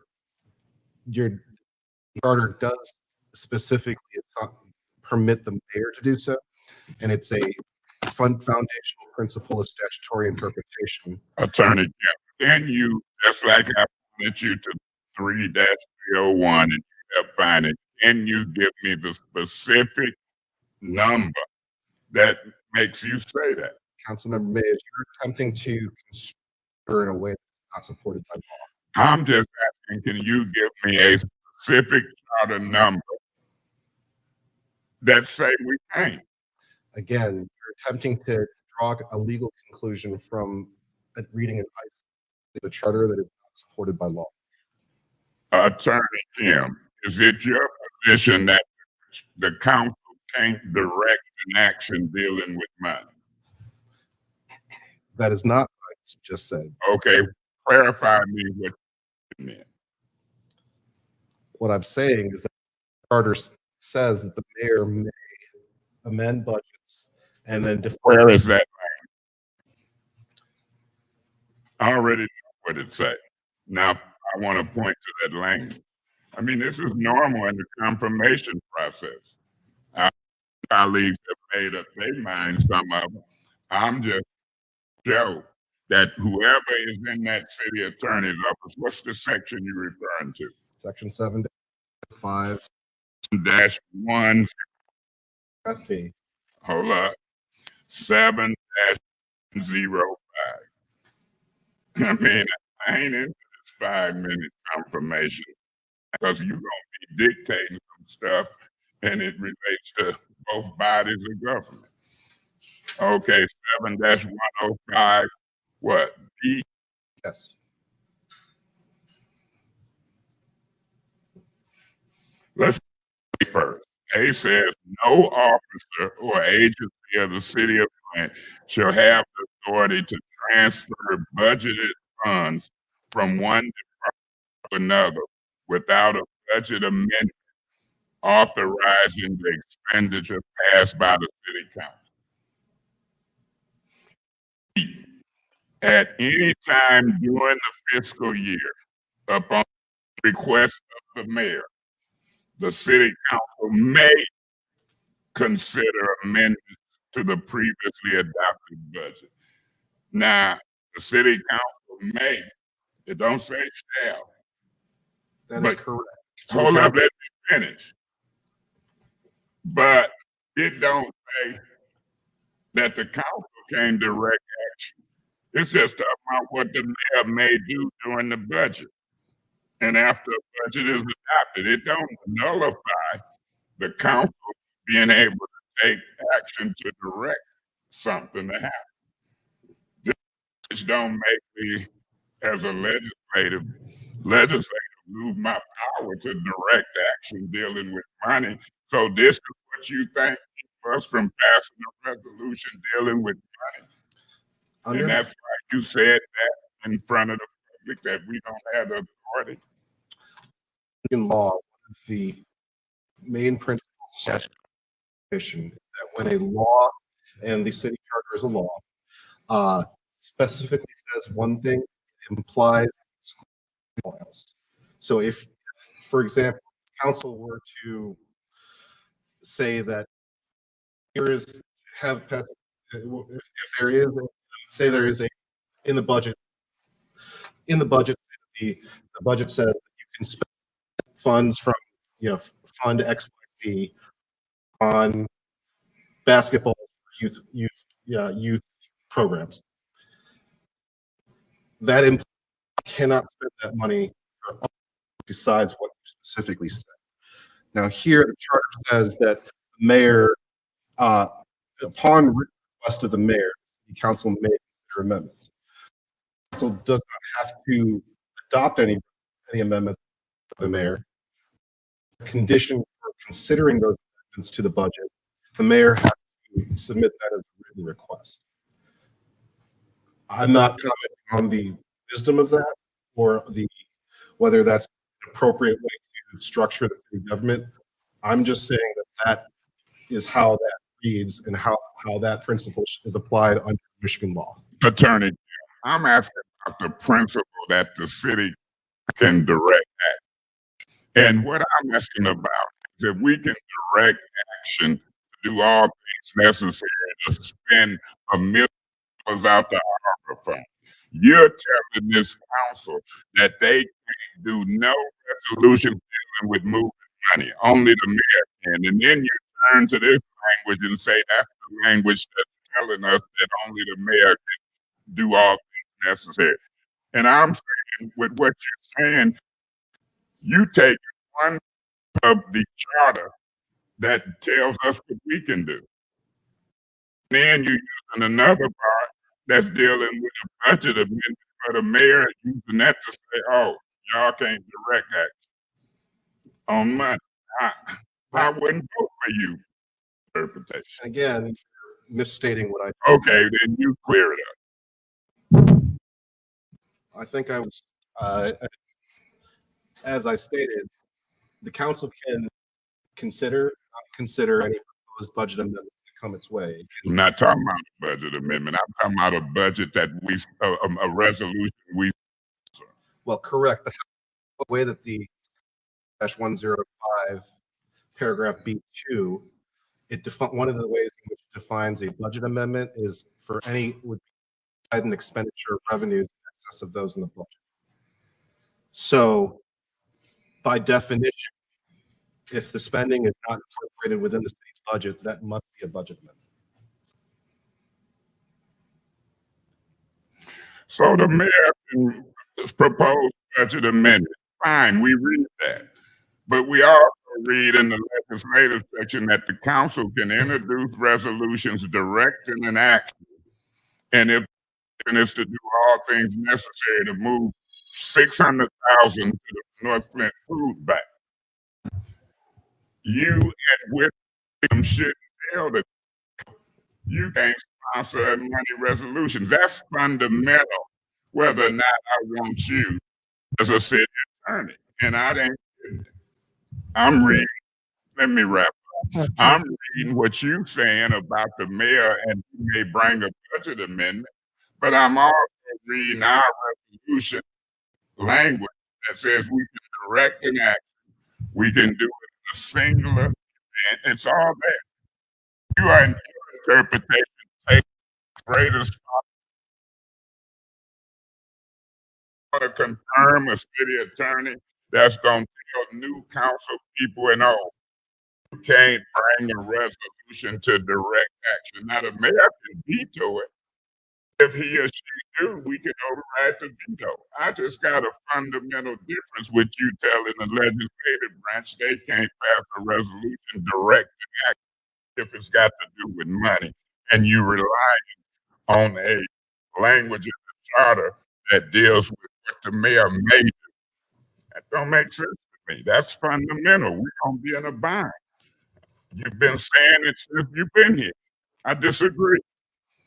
Thank you on that round, Madam Chair. Thank if you. you want to respond and my time is up, I don't see how you frame that. To respond. Okay, so anybody want to discuss the second round? Any other discussions for the second round on amended to a? If there's no other discussions, Madam Clerk, roll call. The vote is, we're gonna amend 2014 to 20148.1. Okay, Ms. Worthing? Yes. Mr. Mays? I abstain for the reason I'm still searching the question on salaries. I abstain. Mr. Murphy? Ms. Priestley? Yes. Ms. Winfrey? Yes. Ms. Byrne? Ms. Herkenhofer? Yes. The vote is yes with one abstention. The vote is 6 yes, abstention. Madam Chair, Yes, Councilwoman. I make a motion to send resolution 220148.1 to council. The motion has been made to send 220148.1 to council. Is there support for that motion? I second. Thank you, Councilwoman Burns. The motion has been supported. Madam Chair. Any discussion? Yeah, Madam Chair. Go ahead, Councilman I Day. just don't believe whether it's the administrator, the city attorney, the chief, that under these goofy rules, you should be limited to 5 minutes of discussion and then approve such an appointment. I just don't agree with it. So I'm gonna use this time and this round through you, Madam Chair, to Attorney Kim. Is that the only language that makes you think city can't pass a resolution dealing with money? Again, it's not that city council can't pass a resolution dealing with money. It's that budget amendments have to originate from the mayor, at which point the council can consider it, not consider it, amend it, do whatever the body pleases with those amendments, to amend the, to do things such as specifically set forth, transfer an unencumbered appropriation balance from one program, service, or activity to another, provide for expenditure of revenue in excess of those in the budget, or a public emergency affecting life, health, property, or the public peace, which are emergency appropriations as provided by statute. Madam Chair, through you, Attorney Kim, you telling me the language in 7-105 tells any of the readers that the mayor is the only one who can bring a budget amendment. Where does it say that at? Again, as I said earlier, it's a basic principle of statutory interpretation that the express mention of one thing in statutory language implies the all other things. Again, I'm not commenting on the wisdom of that choice or the way that it's structured, but that's the way that the charter reads. So, from this charter language, 7-105, you're saying that it says the mayor is the only one who can a budget. Yes. Okay, I don't read that. It says at any time during the fiscal year upon written request of the mayor, the city council may consider amendments to the previously adopted budget. So it says the mayor can bring, but the mayor's the only one. Now, if it turned out this, what you do with interpretation under 3- let's go back to what the council can do. 3-301. So if you can read that read 3-301. Well, now this got to do with in accordance with state law and this charter. Ordinances shall be enacted to provide a permanent rule of the conduct of government, while resolutions shall be adopted to express a determination to direct or to approve a single event. Now you explain to me why council can't introduce a resolution dealing with money because of 7-105. There's two things. The ARPA funds wasn't budgeted. And so telling this council and told us that we can introduce a resolution to move ARPA funds, only the mayor can. You stick with that? Again, what I said was not that this council cannot do that, only the mayor can. What I said earlier, weeks ago, was that the resolution to do that is a budget that has to originate from the mayor, at which point the city council can then consider it and act as it sees fit. To answer the first question you asked, first, section 3-301 is what we call a definition section. It defines what an ordinance is, defines what a resolution is. You'll notice that nothing in there, says that city council has unrestricted authority to do ordinances and resolutions. But what the other principle of law that then becomes, or statutory interpretation that then becomes relevant, is the principle that the specific overrides the general. So the city council nobody's going to dispute the city council has the authority to pass ordinances and resolutions because that's how the city council acts. But specific in the specifics in dealing with amendments to the budget under 705, that would override the general city council act ordinances and resolutions. The city council initiates resolutions and ordinances in numerous areas. It's just that the charter specifies that in that one area that it's got to come from the mayor. And so that's, again, that's just applying basic principles of statutory interpretation of Michigan law. Okay. Well, what I in between now and Monday, I'm gonna check with some lawyers. But I don't have to check with no lawyer to know that the city council control the purse strings. You get 94 million in COVID funds, and you try to convince this council we just gotta sit like dummies and wait for the mayor to bring a resolution. That ain't true. The charter, the council's greatest power is to direct action. We can pass a resolution directing the mayor, anybody else, to do all things necessary to move some money. And you might convince me, you might convince this council that they don't have the power to move money.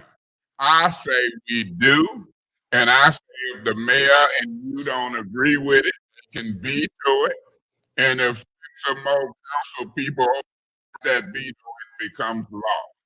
If the fact that a council passed a solution and or an ordinance and the mayor veto it, when you override the veto, it becomes law. That is true. So if that's true, and we have the authority to direct action and make laws, we ain't prohibited from moving. Anybody who believes that without a second or third legal opinion, I ain't buying. And that's just like the Supreme Court justice. If you got these beliefs about this legislative branch, and the legislative branch can approve ordinances and resolutions that become law, you might can sell this council to Mackinac Bridge for $1. I just don't believe that that's the only thing we can pass a law about is money. If you can direct action, you can do all things to have the mayor bring a resolution for a budget amendment. And if he veto it and you override it, you're directing him to bring the budget. That's law.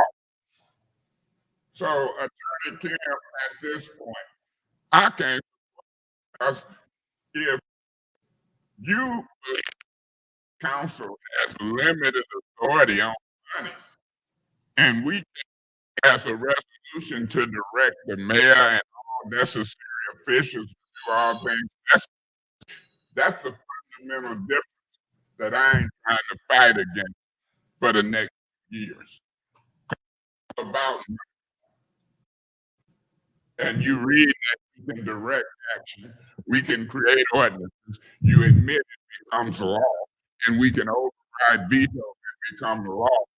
You think we can't touch none of money? That don't jive with me. Thank you. There. Thank you, Councilman Mays. Any other council Madam discussion for the second round? Madam Yes, Chair. Councilwoman Burns. Yes, through you to Attorney Kim for clarity.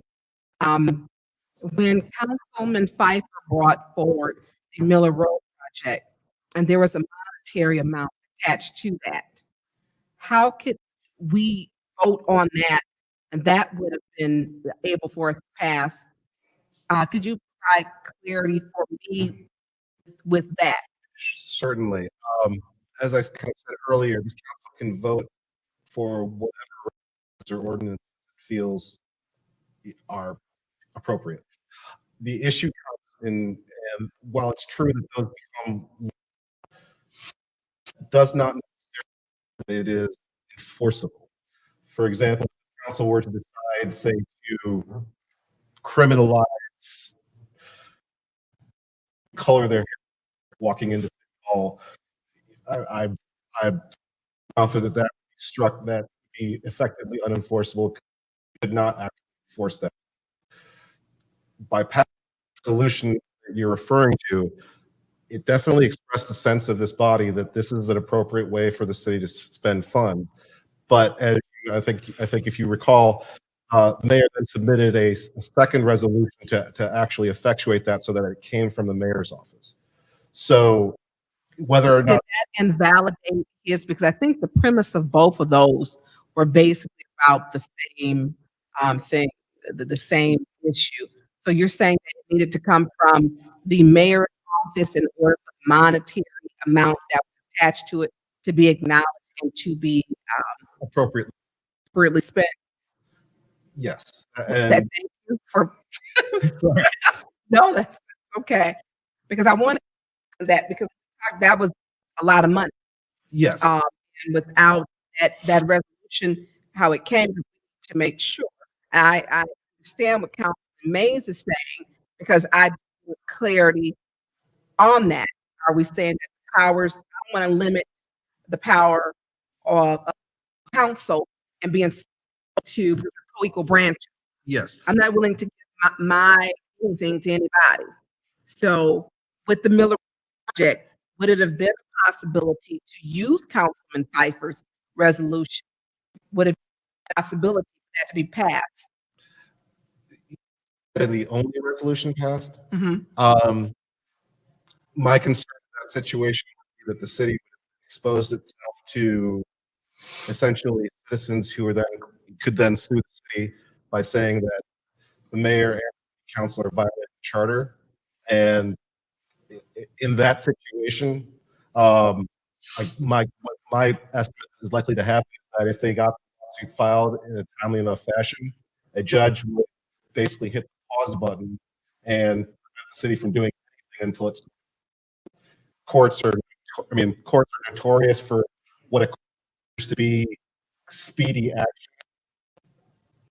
But the rest all, will go nap and, so, in the interest of trying to make sure that, in those situations where really the council and the administration are in agreement, it's the best practice to just, basically make sure that belt and suspenders here, that we're crossing all the T's, dotting all the I's, and not exposing ourselves to potentially roadblocks that we don't need to face. So basically, and correct me if I'm wrong, I'm going to say for myself, because I don't want to involve you in this, but I think that we would have to do a better job of making sure, and not just us, the council with the administration, but bless you, you're welcome, and then also the administration working with the council. The Councilmember May is correct that the body has the power of the purse. Without this body's action, the city simply cannot legally spend money. Okay, okay. Can you state that part of you? Wrap my head. Right. This body has the power of the purse. Without this body taking action to enact a budget or to amend a budget, basically the city just legally cannot spend. Okay. And pretty much any action that the city takes, there's spending funds. And that's the general rule. There are potentially some rules having to do with emergencies and public safety and things like that. For the general rule, that would be the. I'm good. Thank you. Okay. Is other so discussion in this second round? Any other discussion in the second round? No other discussion?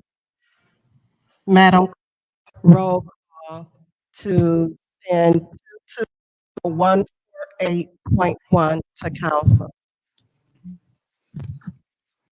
Mr. Murphy, Yes. Ms. Priestley, Yes. Ms. Winfrey Carter, Yes. Ms. Burns, Yes. Ms. Hurkenroder, Yes. Yes. vote is yes, 0. Point, The vote is 0 no. I got to excuse myself because I got to be at work. by that. Okay. Thank You're excused.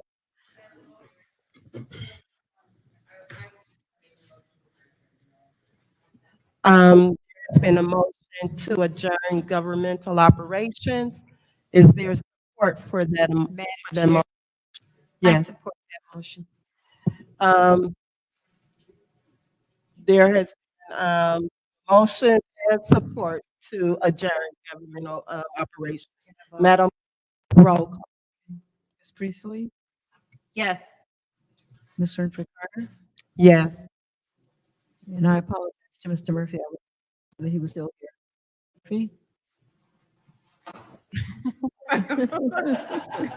Yeah. Ms. Burns, Yes. Ms. Hurkenroder, Ms. Worthy. The vote is 6 yes, 0 no to adjourn. The vote is 6 yes, 0 no. Governmental operations is adjourned. Thank- Isn't it? Didn't they Not- adjourn? They adjourned? you. 4, 5. Yeah. No. That's it.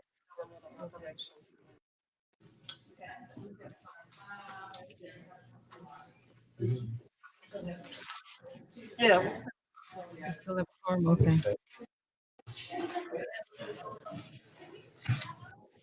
I hope we'll be fast enough. I hope we'll be fast enough. I can imagine. Okay. So.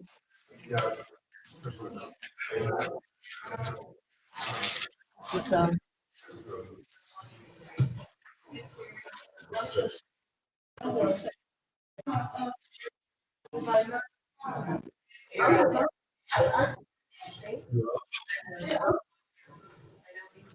so legislative branch.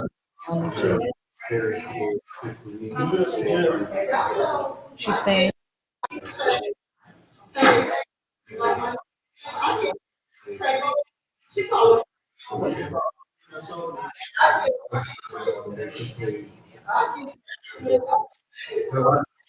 So is he staying? She's not. Is he the worth?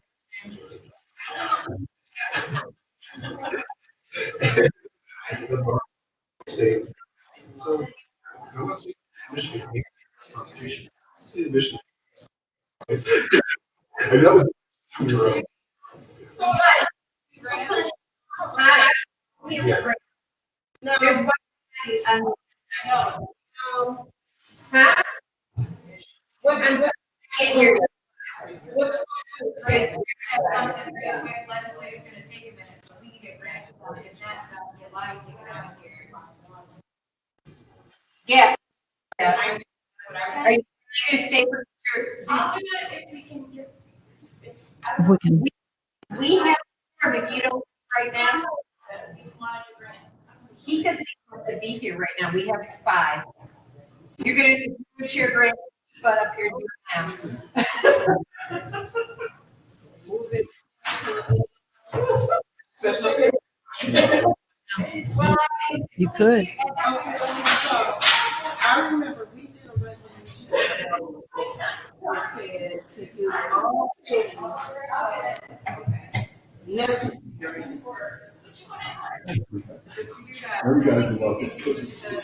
Well, it was one of the petitions, whereas, and it's not a slip. Ms. Mike. So she's moving, she's leaving? No. Said she was in that house. Oh, is she? Okay. That's your I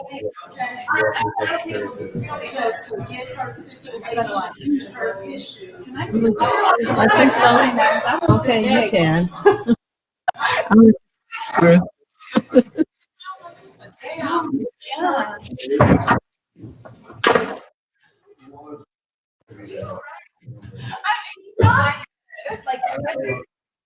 When I'm tired, I become more than I already. Thank you.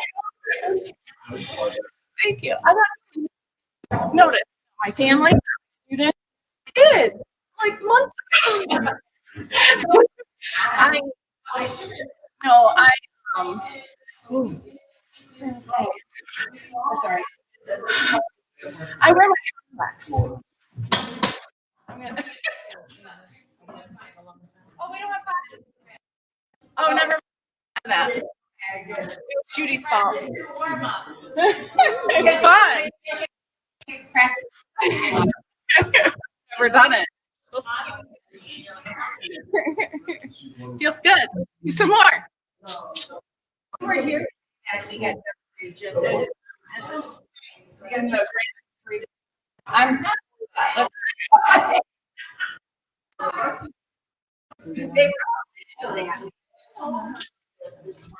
what? No, I just tell him this. Isn't that nice? I was telling her.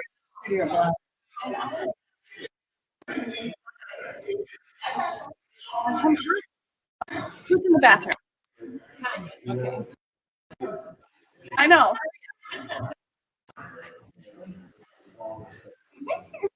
It makes sense. Oh, I'm tired. Do we have five? Right now. Okay. I'll do it lower. All right. I will now commence. I'm so tired. The grant committee. Roll call, Madam Clerk. Okay, just 1 second here. Miss Winfrey Carter. Present. Miss Burns. Present. Ms. Hurken. Ms. Worthing. Present. Present. Thank you. Reading of, sorry, how many? Five. Reading of disorderly person city code subsection. Any person that persists in disrupting this meeting will be in violation of Flint City Code Section 3110, disorderly conduct, assault, battery, and disorderly persons. Will be subject to arrest for a misdemeanor. Any person who prevents the peaceful and orderly conduct of any meeting will be given one warning. Persist in disrupting the meeting, that individual will be subject to arrest.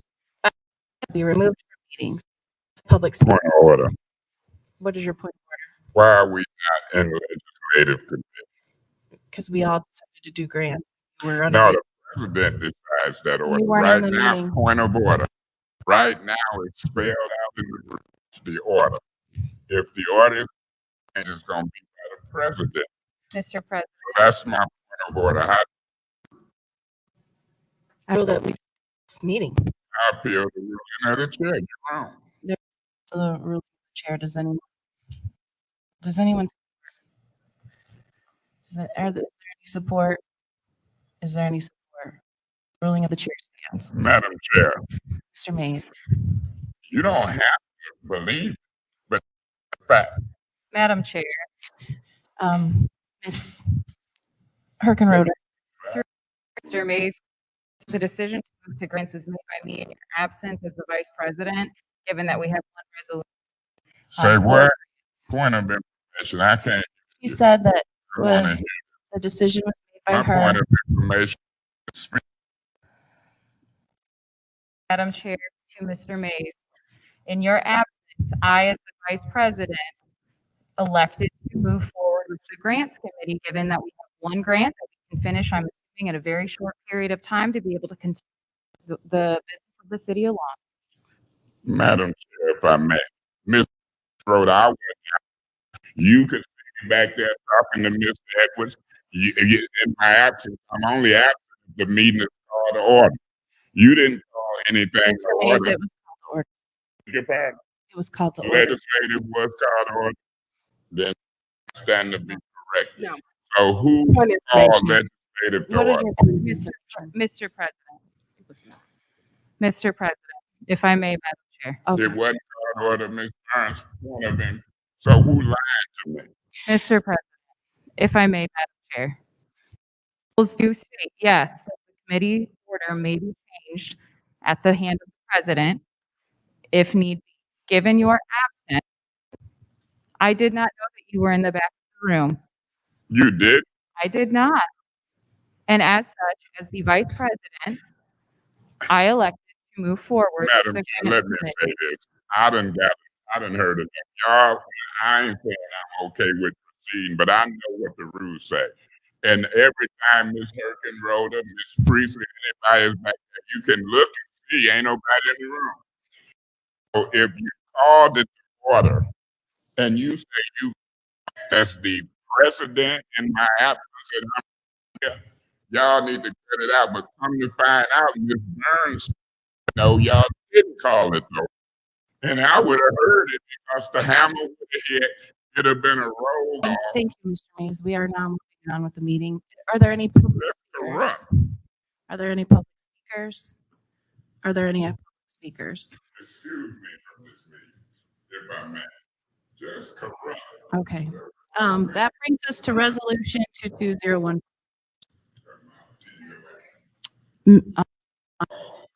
Miss-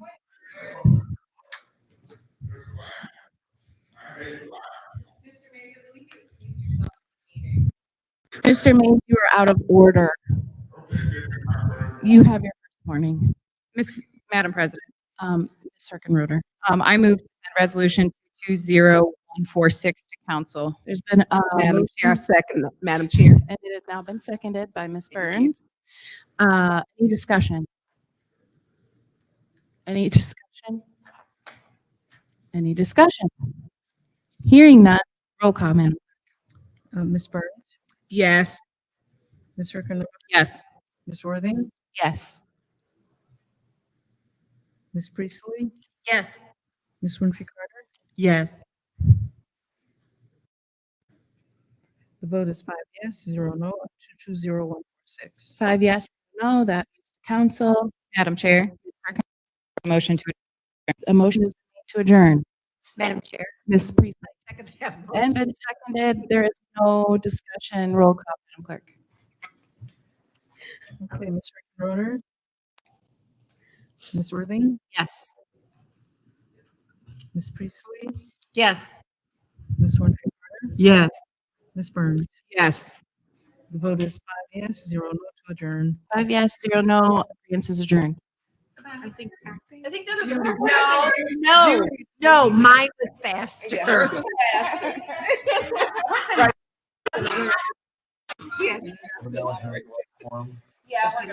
Yeah. I'm exhausted. That's all I can do, folks. I am. We'll knock it out and get it done. It's quick. About this. Well, Legislative. so a-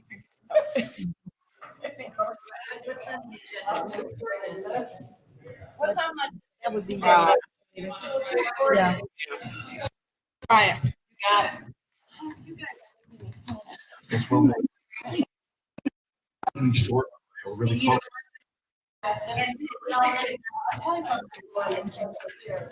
Yeah, we'll make it allow you just focus on that one issue rather than having a bunch of things that need to.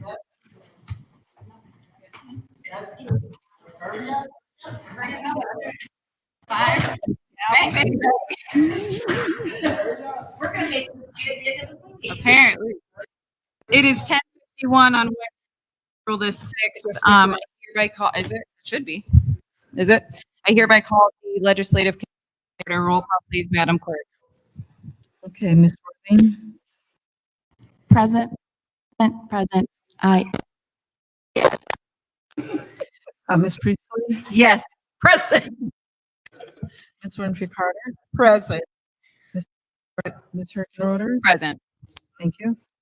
5 present. Reading of the disorderly code subsection has just been done. Are there any public speakers? Are there any public speakers? Final call, hearing none. Council response. Hearing none, that moves us to ordinance 220144. What is the pleasure of this body? Yes, ma'am. I make a motion to 0144 council. There's a motion on the floor to send resolution 144 to support. Madam Chair. Hearing multiple support, I will claim Ms. Winfrey Carter as the formal second. Is there any discussion? Ms. Winfrey Carter. For the No. second. Did you want the floor?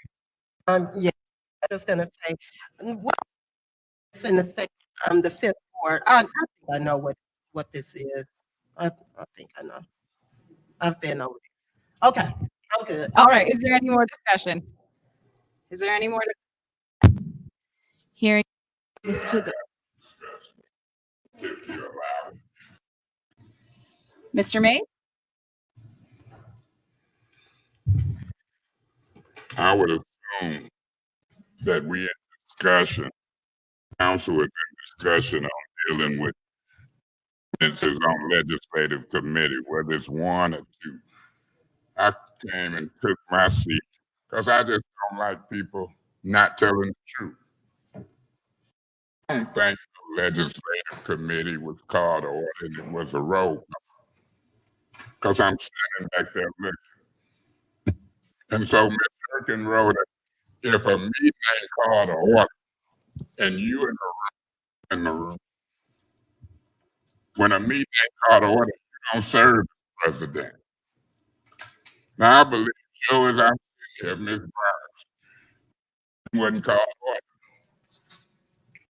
Standing back there looking, do you know I can see and hear from back there?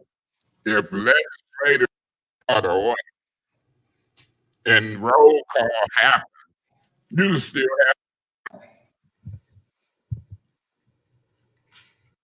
So I just don't know what I'm hearing. I'll look at the film. But no, don't take my presidency. I'm here in between meetings. Because you would have had to, in my opinion, call it order first in order to change the order of the committee.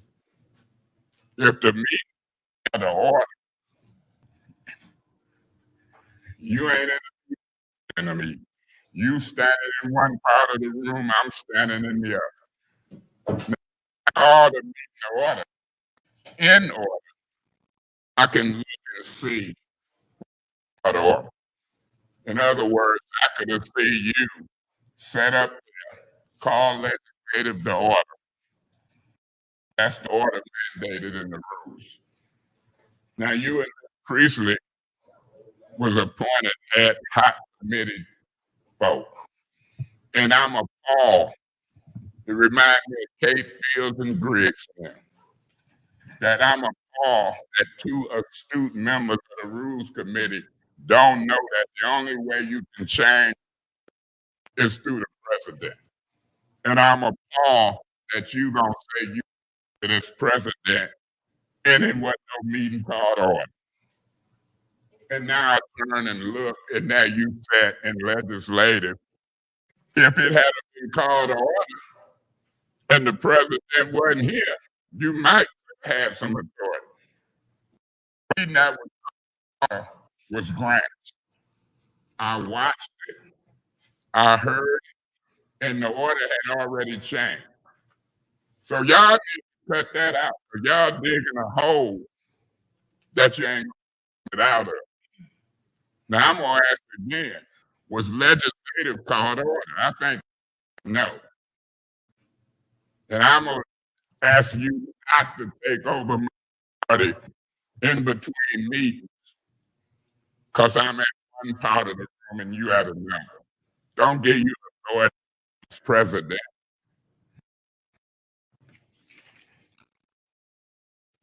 Thank you. Is there any more discussion? Is there any more discussion? Is there any more discussion? Hearing none, that moves us to on the motion to send resolution 220144 to council. Roll call, please, Madam Clerk. Ms. Priestley? Yes. Ms. Winfrey Carter? Ms. Burns? Yes. Ms. Hurkenroad? Yes. Ms. Worthing? Yes. Mr. Mays? Yes. The vote is 6 yes, 0 no. The vote is 6 yes, 0 no. The motion passes. Regarding resolution 20145, I believe that this was requested to be dropped at the request of the administration. And any objections, I hereby order resolution 220145 I've dropped. got an objection. Yes, sir. What's your objection? I'm gonna see what Mr. Edwards gonna say. I've supported without objection. Once I object, you can call for a vote. Through you, Madam Chair, to Mr. Edwards. Through Madam Chair to Mr. Mays. The request was to have pushed to special affairs so that we can the corrected resolution on modification because it had the approval rather than denial. And so we want to correct that and then present it at special affairs. Thank you for that clarification. With that, you knowledge that was my mistake wholeheartedly. I do apologize. I would like to rescind what I mentioned earlier and would like to then change it to be to order resolution 220145 to special affairs without any Madam objection. Chair. Mr. Mace. You can order without objection. Yes, sir. That's what I just I'm said. gonna object Yes, sir. What's your objection? because I make a motion and have discussion on it. Yes, That's sir. why. What is, Beg your pardon? what is your motion? I move that 220145 move to special affairs. Okay, there's a motion on the floor to send resolution 220145. Is there support? Madam Chair, I support. It's been moved and properly supported. Is there any discussion? I have discussion. Mr. Mays. you have the Madam floor. Chair, if you gonna stick with the lie that you had called legislative to order. Mr. Mays, I did say no such thing. Oh, so you didn't say it had been called to order if I look at the tape. That's correct. So you just took over my authority while no called order. Mr. Mays, do you have any discussion regarding resolution? Yes, I 220145? legislative committee, and I'm doing it. You might not like my discussion, but I get 5 minutes worth. And any resolution dealing with this committee based on what you did, take my authority this close up under my nose, show take it when I'm at home on Russell Street. You'll take it moving around the city hall with Mr. Neely, Attorney Kim, and I'm gonna highlight it. I have the authority that Ms. Hurkenroder, didn't you know that the rule said that the president is the only one who can change the order of the committees? Did you know that? Mr. Mays, do you have any discussion regarding resolution Yeah, I'm 220145? discussing it. You don't have to answer. Okay. That's up to you. But I'm gonna discuss it, and the more you avoid it, the more I'm gonna discuss it. That's my politics. I'm asking you not to ever take my authority wrongfully. I want to know who do you think you are? Mr. Mays, my name is Rhoda, you out of order interrupted the speaker on this motion. Oh, my apologies, sir. I thought you were asking me a question. Apology, warn yourself. Mr. Mays, I will not. You have the Well, floor. then, if it was enough folks here, I feel your ruling. We're going to have chaos if you keep interrupting. I say, who do you think? Mr. Mays, I'm going to take you laughing. Hell, I know who the hell you are. Some outrageous and folks said and condone it. I don't care who they are. I'm going to talk because next time you know you have been I'm the president. You want to be the president that bad? Now, I bet you I can look at the film and you lie. I'm smart enough to know when a meeting is called to order and when I'm not there. Legislative is called to order. It's been called order now. I thought Ms. Worthing had said, I gotta leave. Point of clarification. Yes, ma'am. What's your point?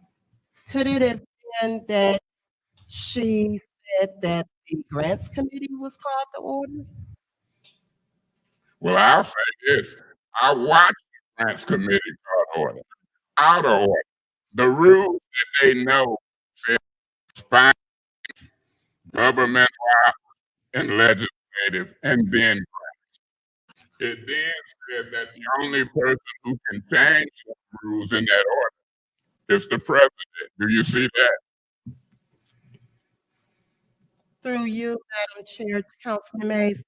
Councilman Mays, Rule 3.2, the president shall preside at the meetings of the council, and in the absence of the president, the vice president shall preside. If both the president and vice president are absent, a chairperson from council committee shall preside in the following order: finance, government operations, legislative, and grant. Now, may I continue? Councilman Mays, you had asked to be excused from, okay? And you were standing back there in the back. From government ops, correct? Well, you From were government ops, correct? right. If we talk, the section you read ain't the relevant section. Miss You Miss want to Winfrey- look Mr. for the Mays, section. Mr. Mays, Miss Can we Win. do this between us? Excuse me, Mr. Mays. Miss Winfrey Point Carter, of you have the floor. information. What's your point? Ms. Winfrey Carter, do you know the section you read ain't the relevant section? It's all right. Ms. Winfrey Carter, you understand you gotta look for the section that changes the order of the meeting. Miss Winfrey Carter, if you want to respond, you can. If you don't want to, that's fine. I'll show you. I'll find it. I'll find it. Hold on. Mr. Mays, you So have may the I floor. continue? As I was saying, Mr. Mays, you have the floor. Yeah, Ms. Winfrey Carter, you read what happened as far as in the order procedure. What you really want to look for is the order that voted on of the committee. And the only way you change that through the president. Now, what she's saying is it ain't no meeting going on here in government house. You adjourned it. Ain't no meeting going on. She's in the same room I'm in. I'm the president, she the vice. What she's saying is in between meetings, she can act as president. What you want to look for is the order in which they have finance, government ops, legislative, and grants. And then up under that, it says who can change the order of committee meetings. And so this was my first round of discussion. The floor. She know it, and I know it. Recently know it. And if you can't find it, I'll find it and show it to you. That's my round of discussion. Thank you. Is I'll there do any- the same thank- thing. Thank you. Is there any chair? Through Mr. Edwards.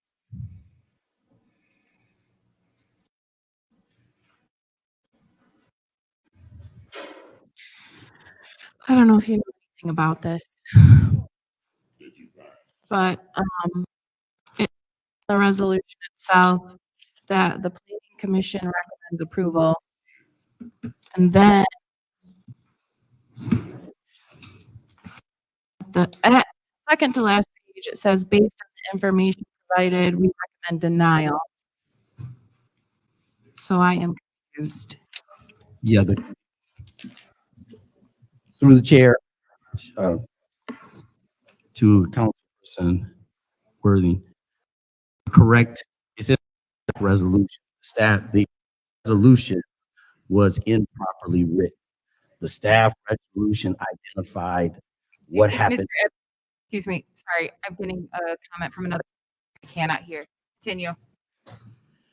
The staff resolution indicates the result of the Planning Commission. So it's in there from the staff, written by Suzanne Wilcox. The denial. The denial.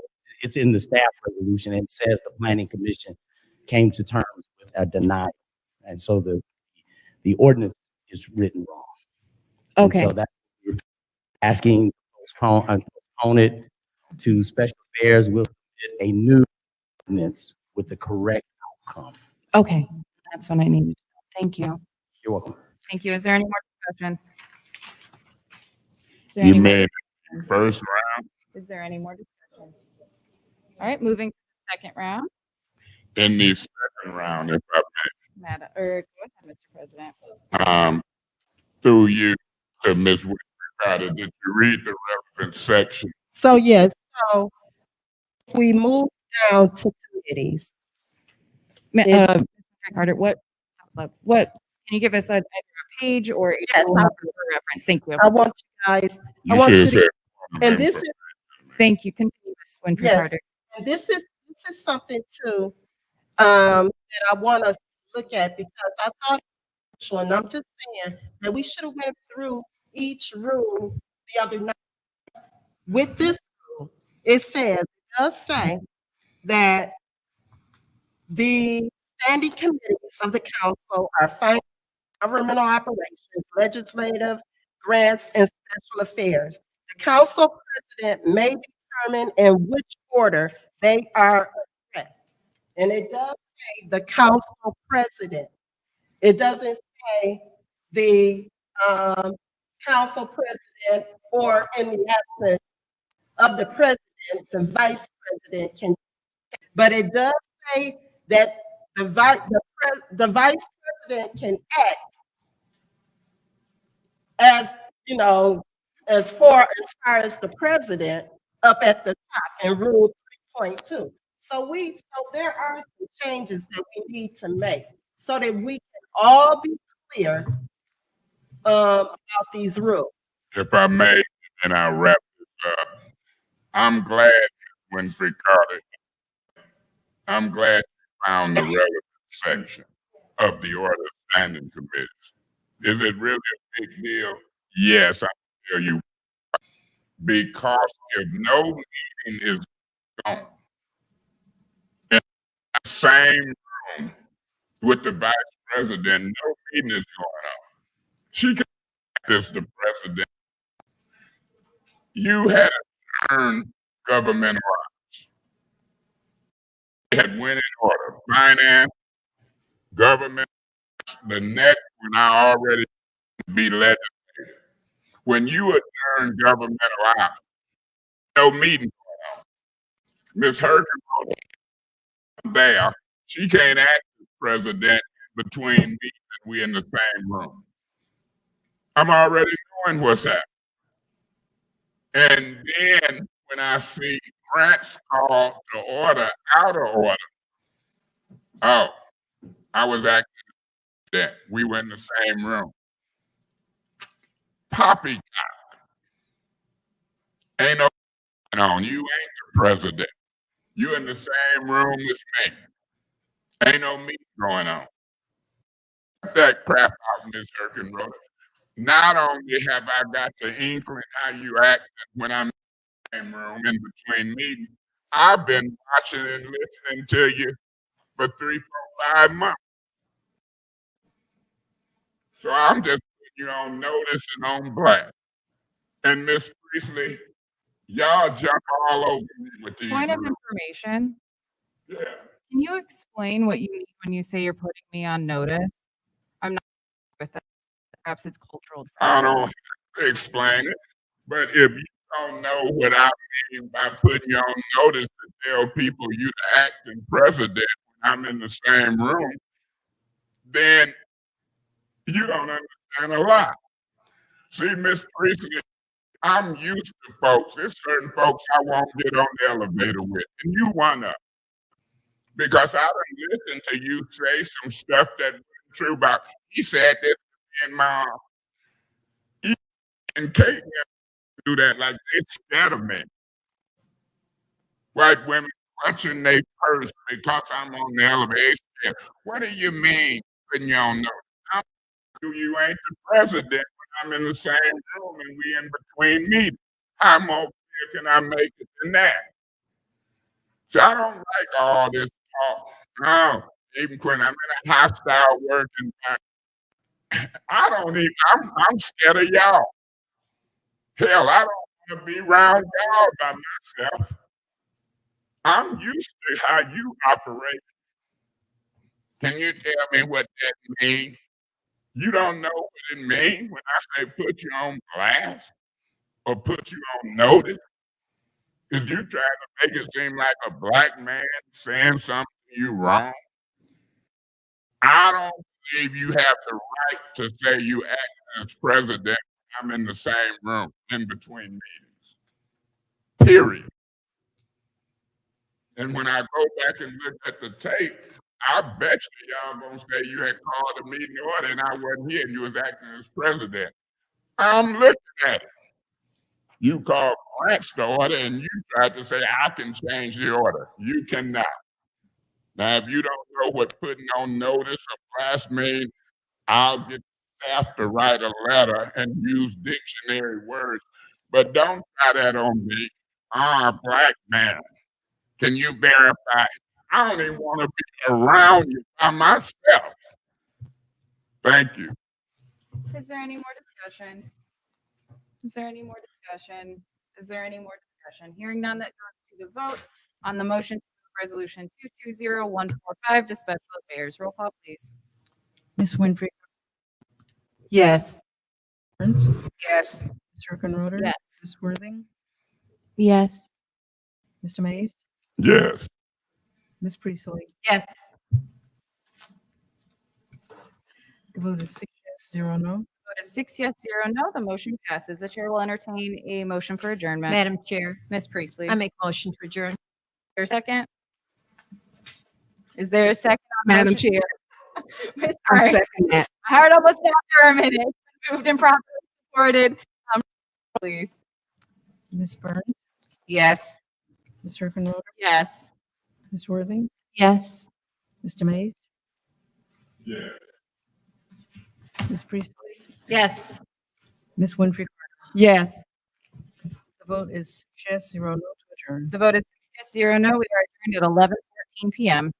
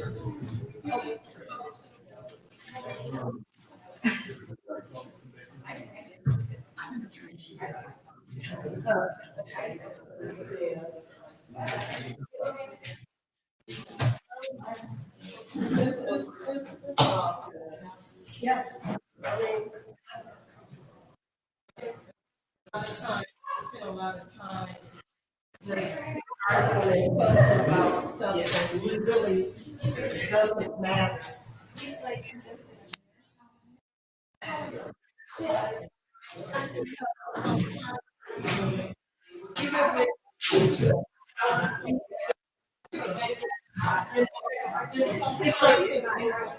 Let people just say what you gotta say, let them run their time off. And that's what I said in my interview. We don't argue.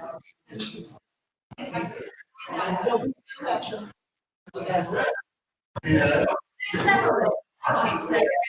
Yeah, so it just. You want this is what it is. Okay? And everybody that's In this room, 9 members of the city. they make they can't and they In this room, You're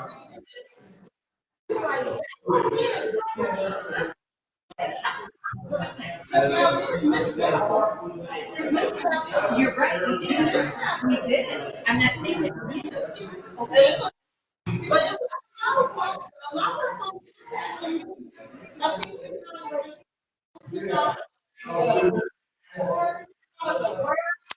We did some of that. We also did some, we got rid of some rules. We got rid of some. Yeah. I mean. Yeah. The only thing now is we gotta be. Yeah, I'm okay. I would do. No, I got it. It was, yes. I like that. And I don't like, and I don't need.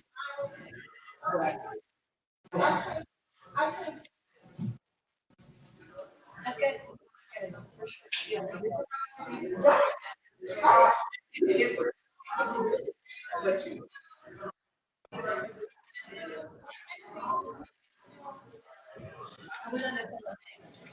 Oh.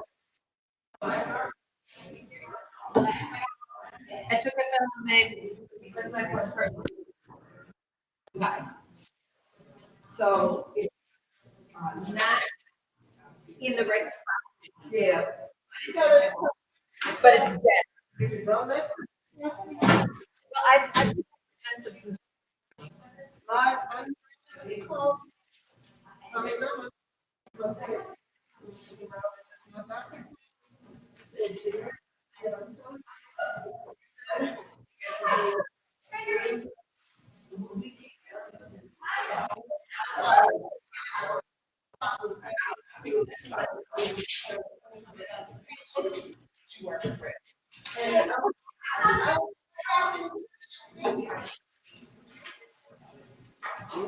I got you.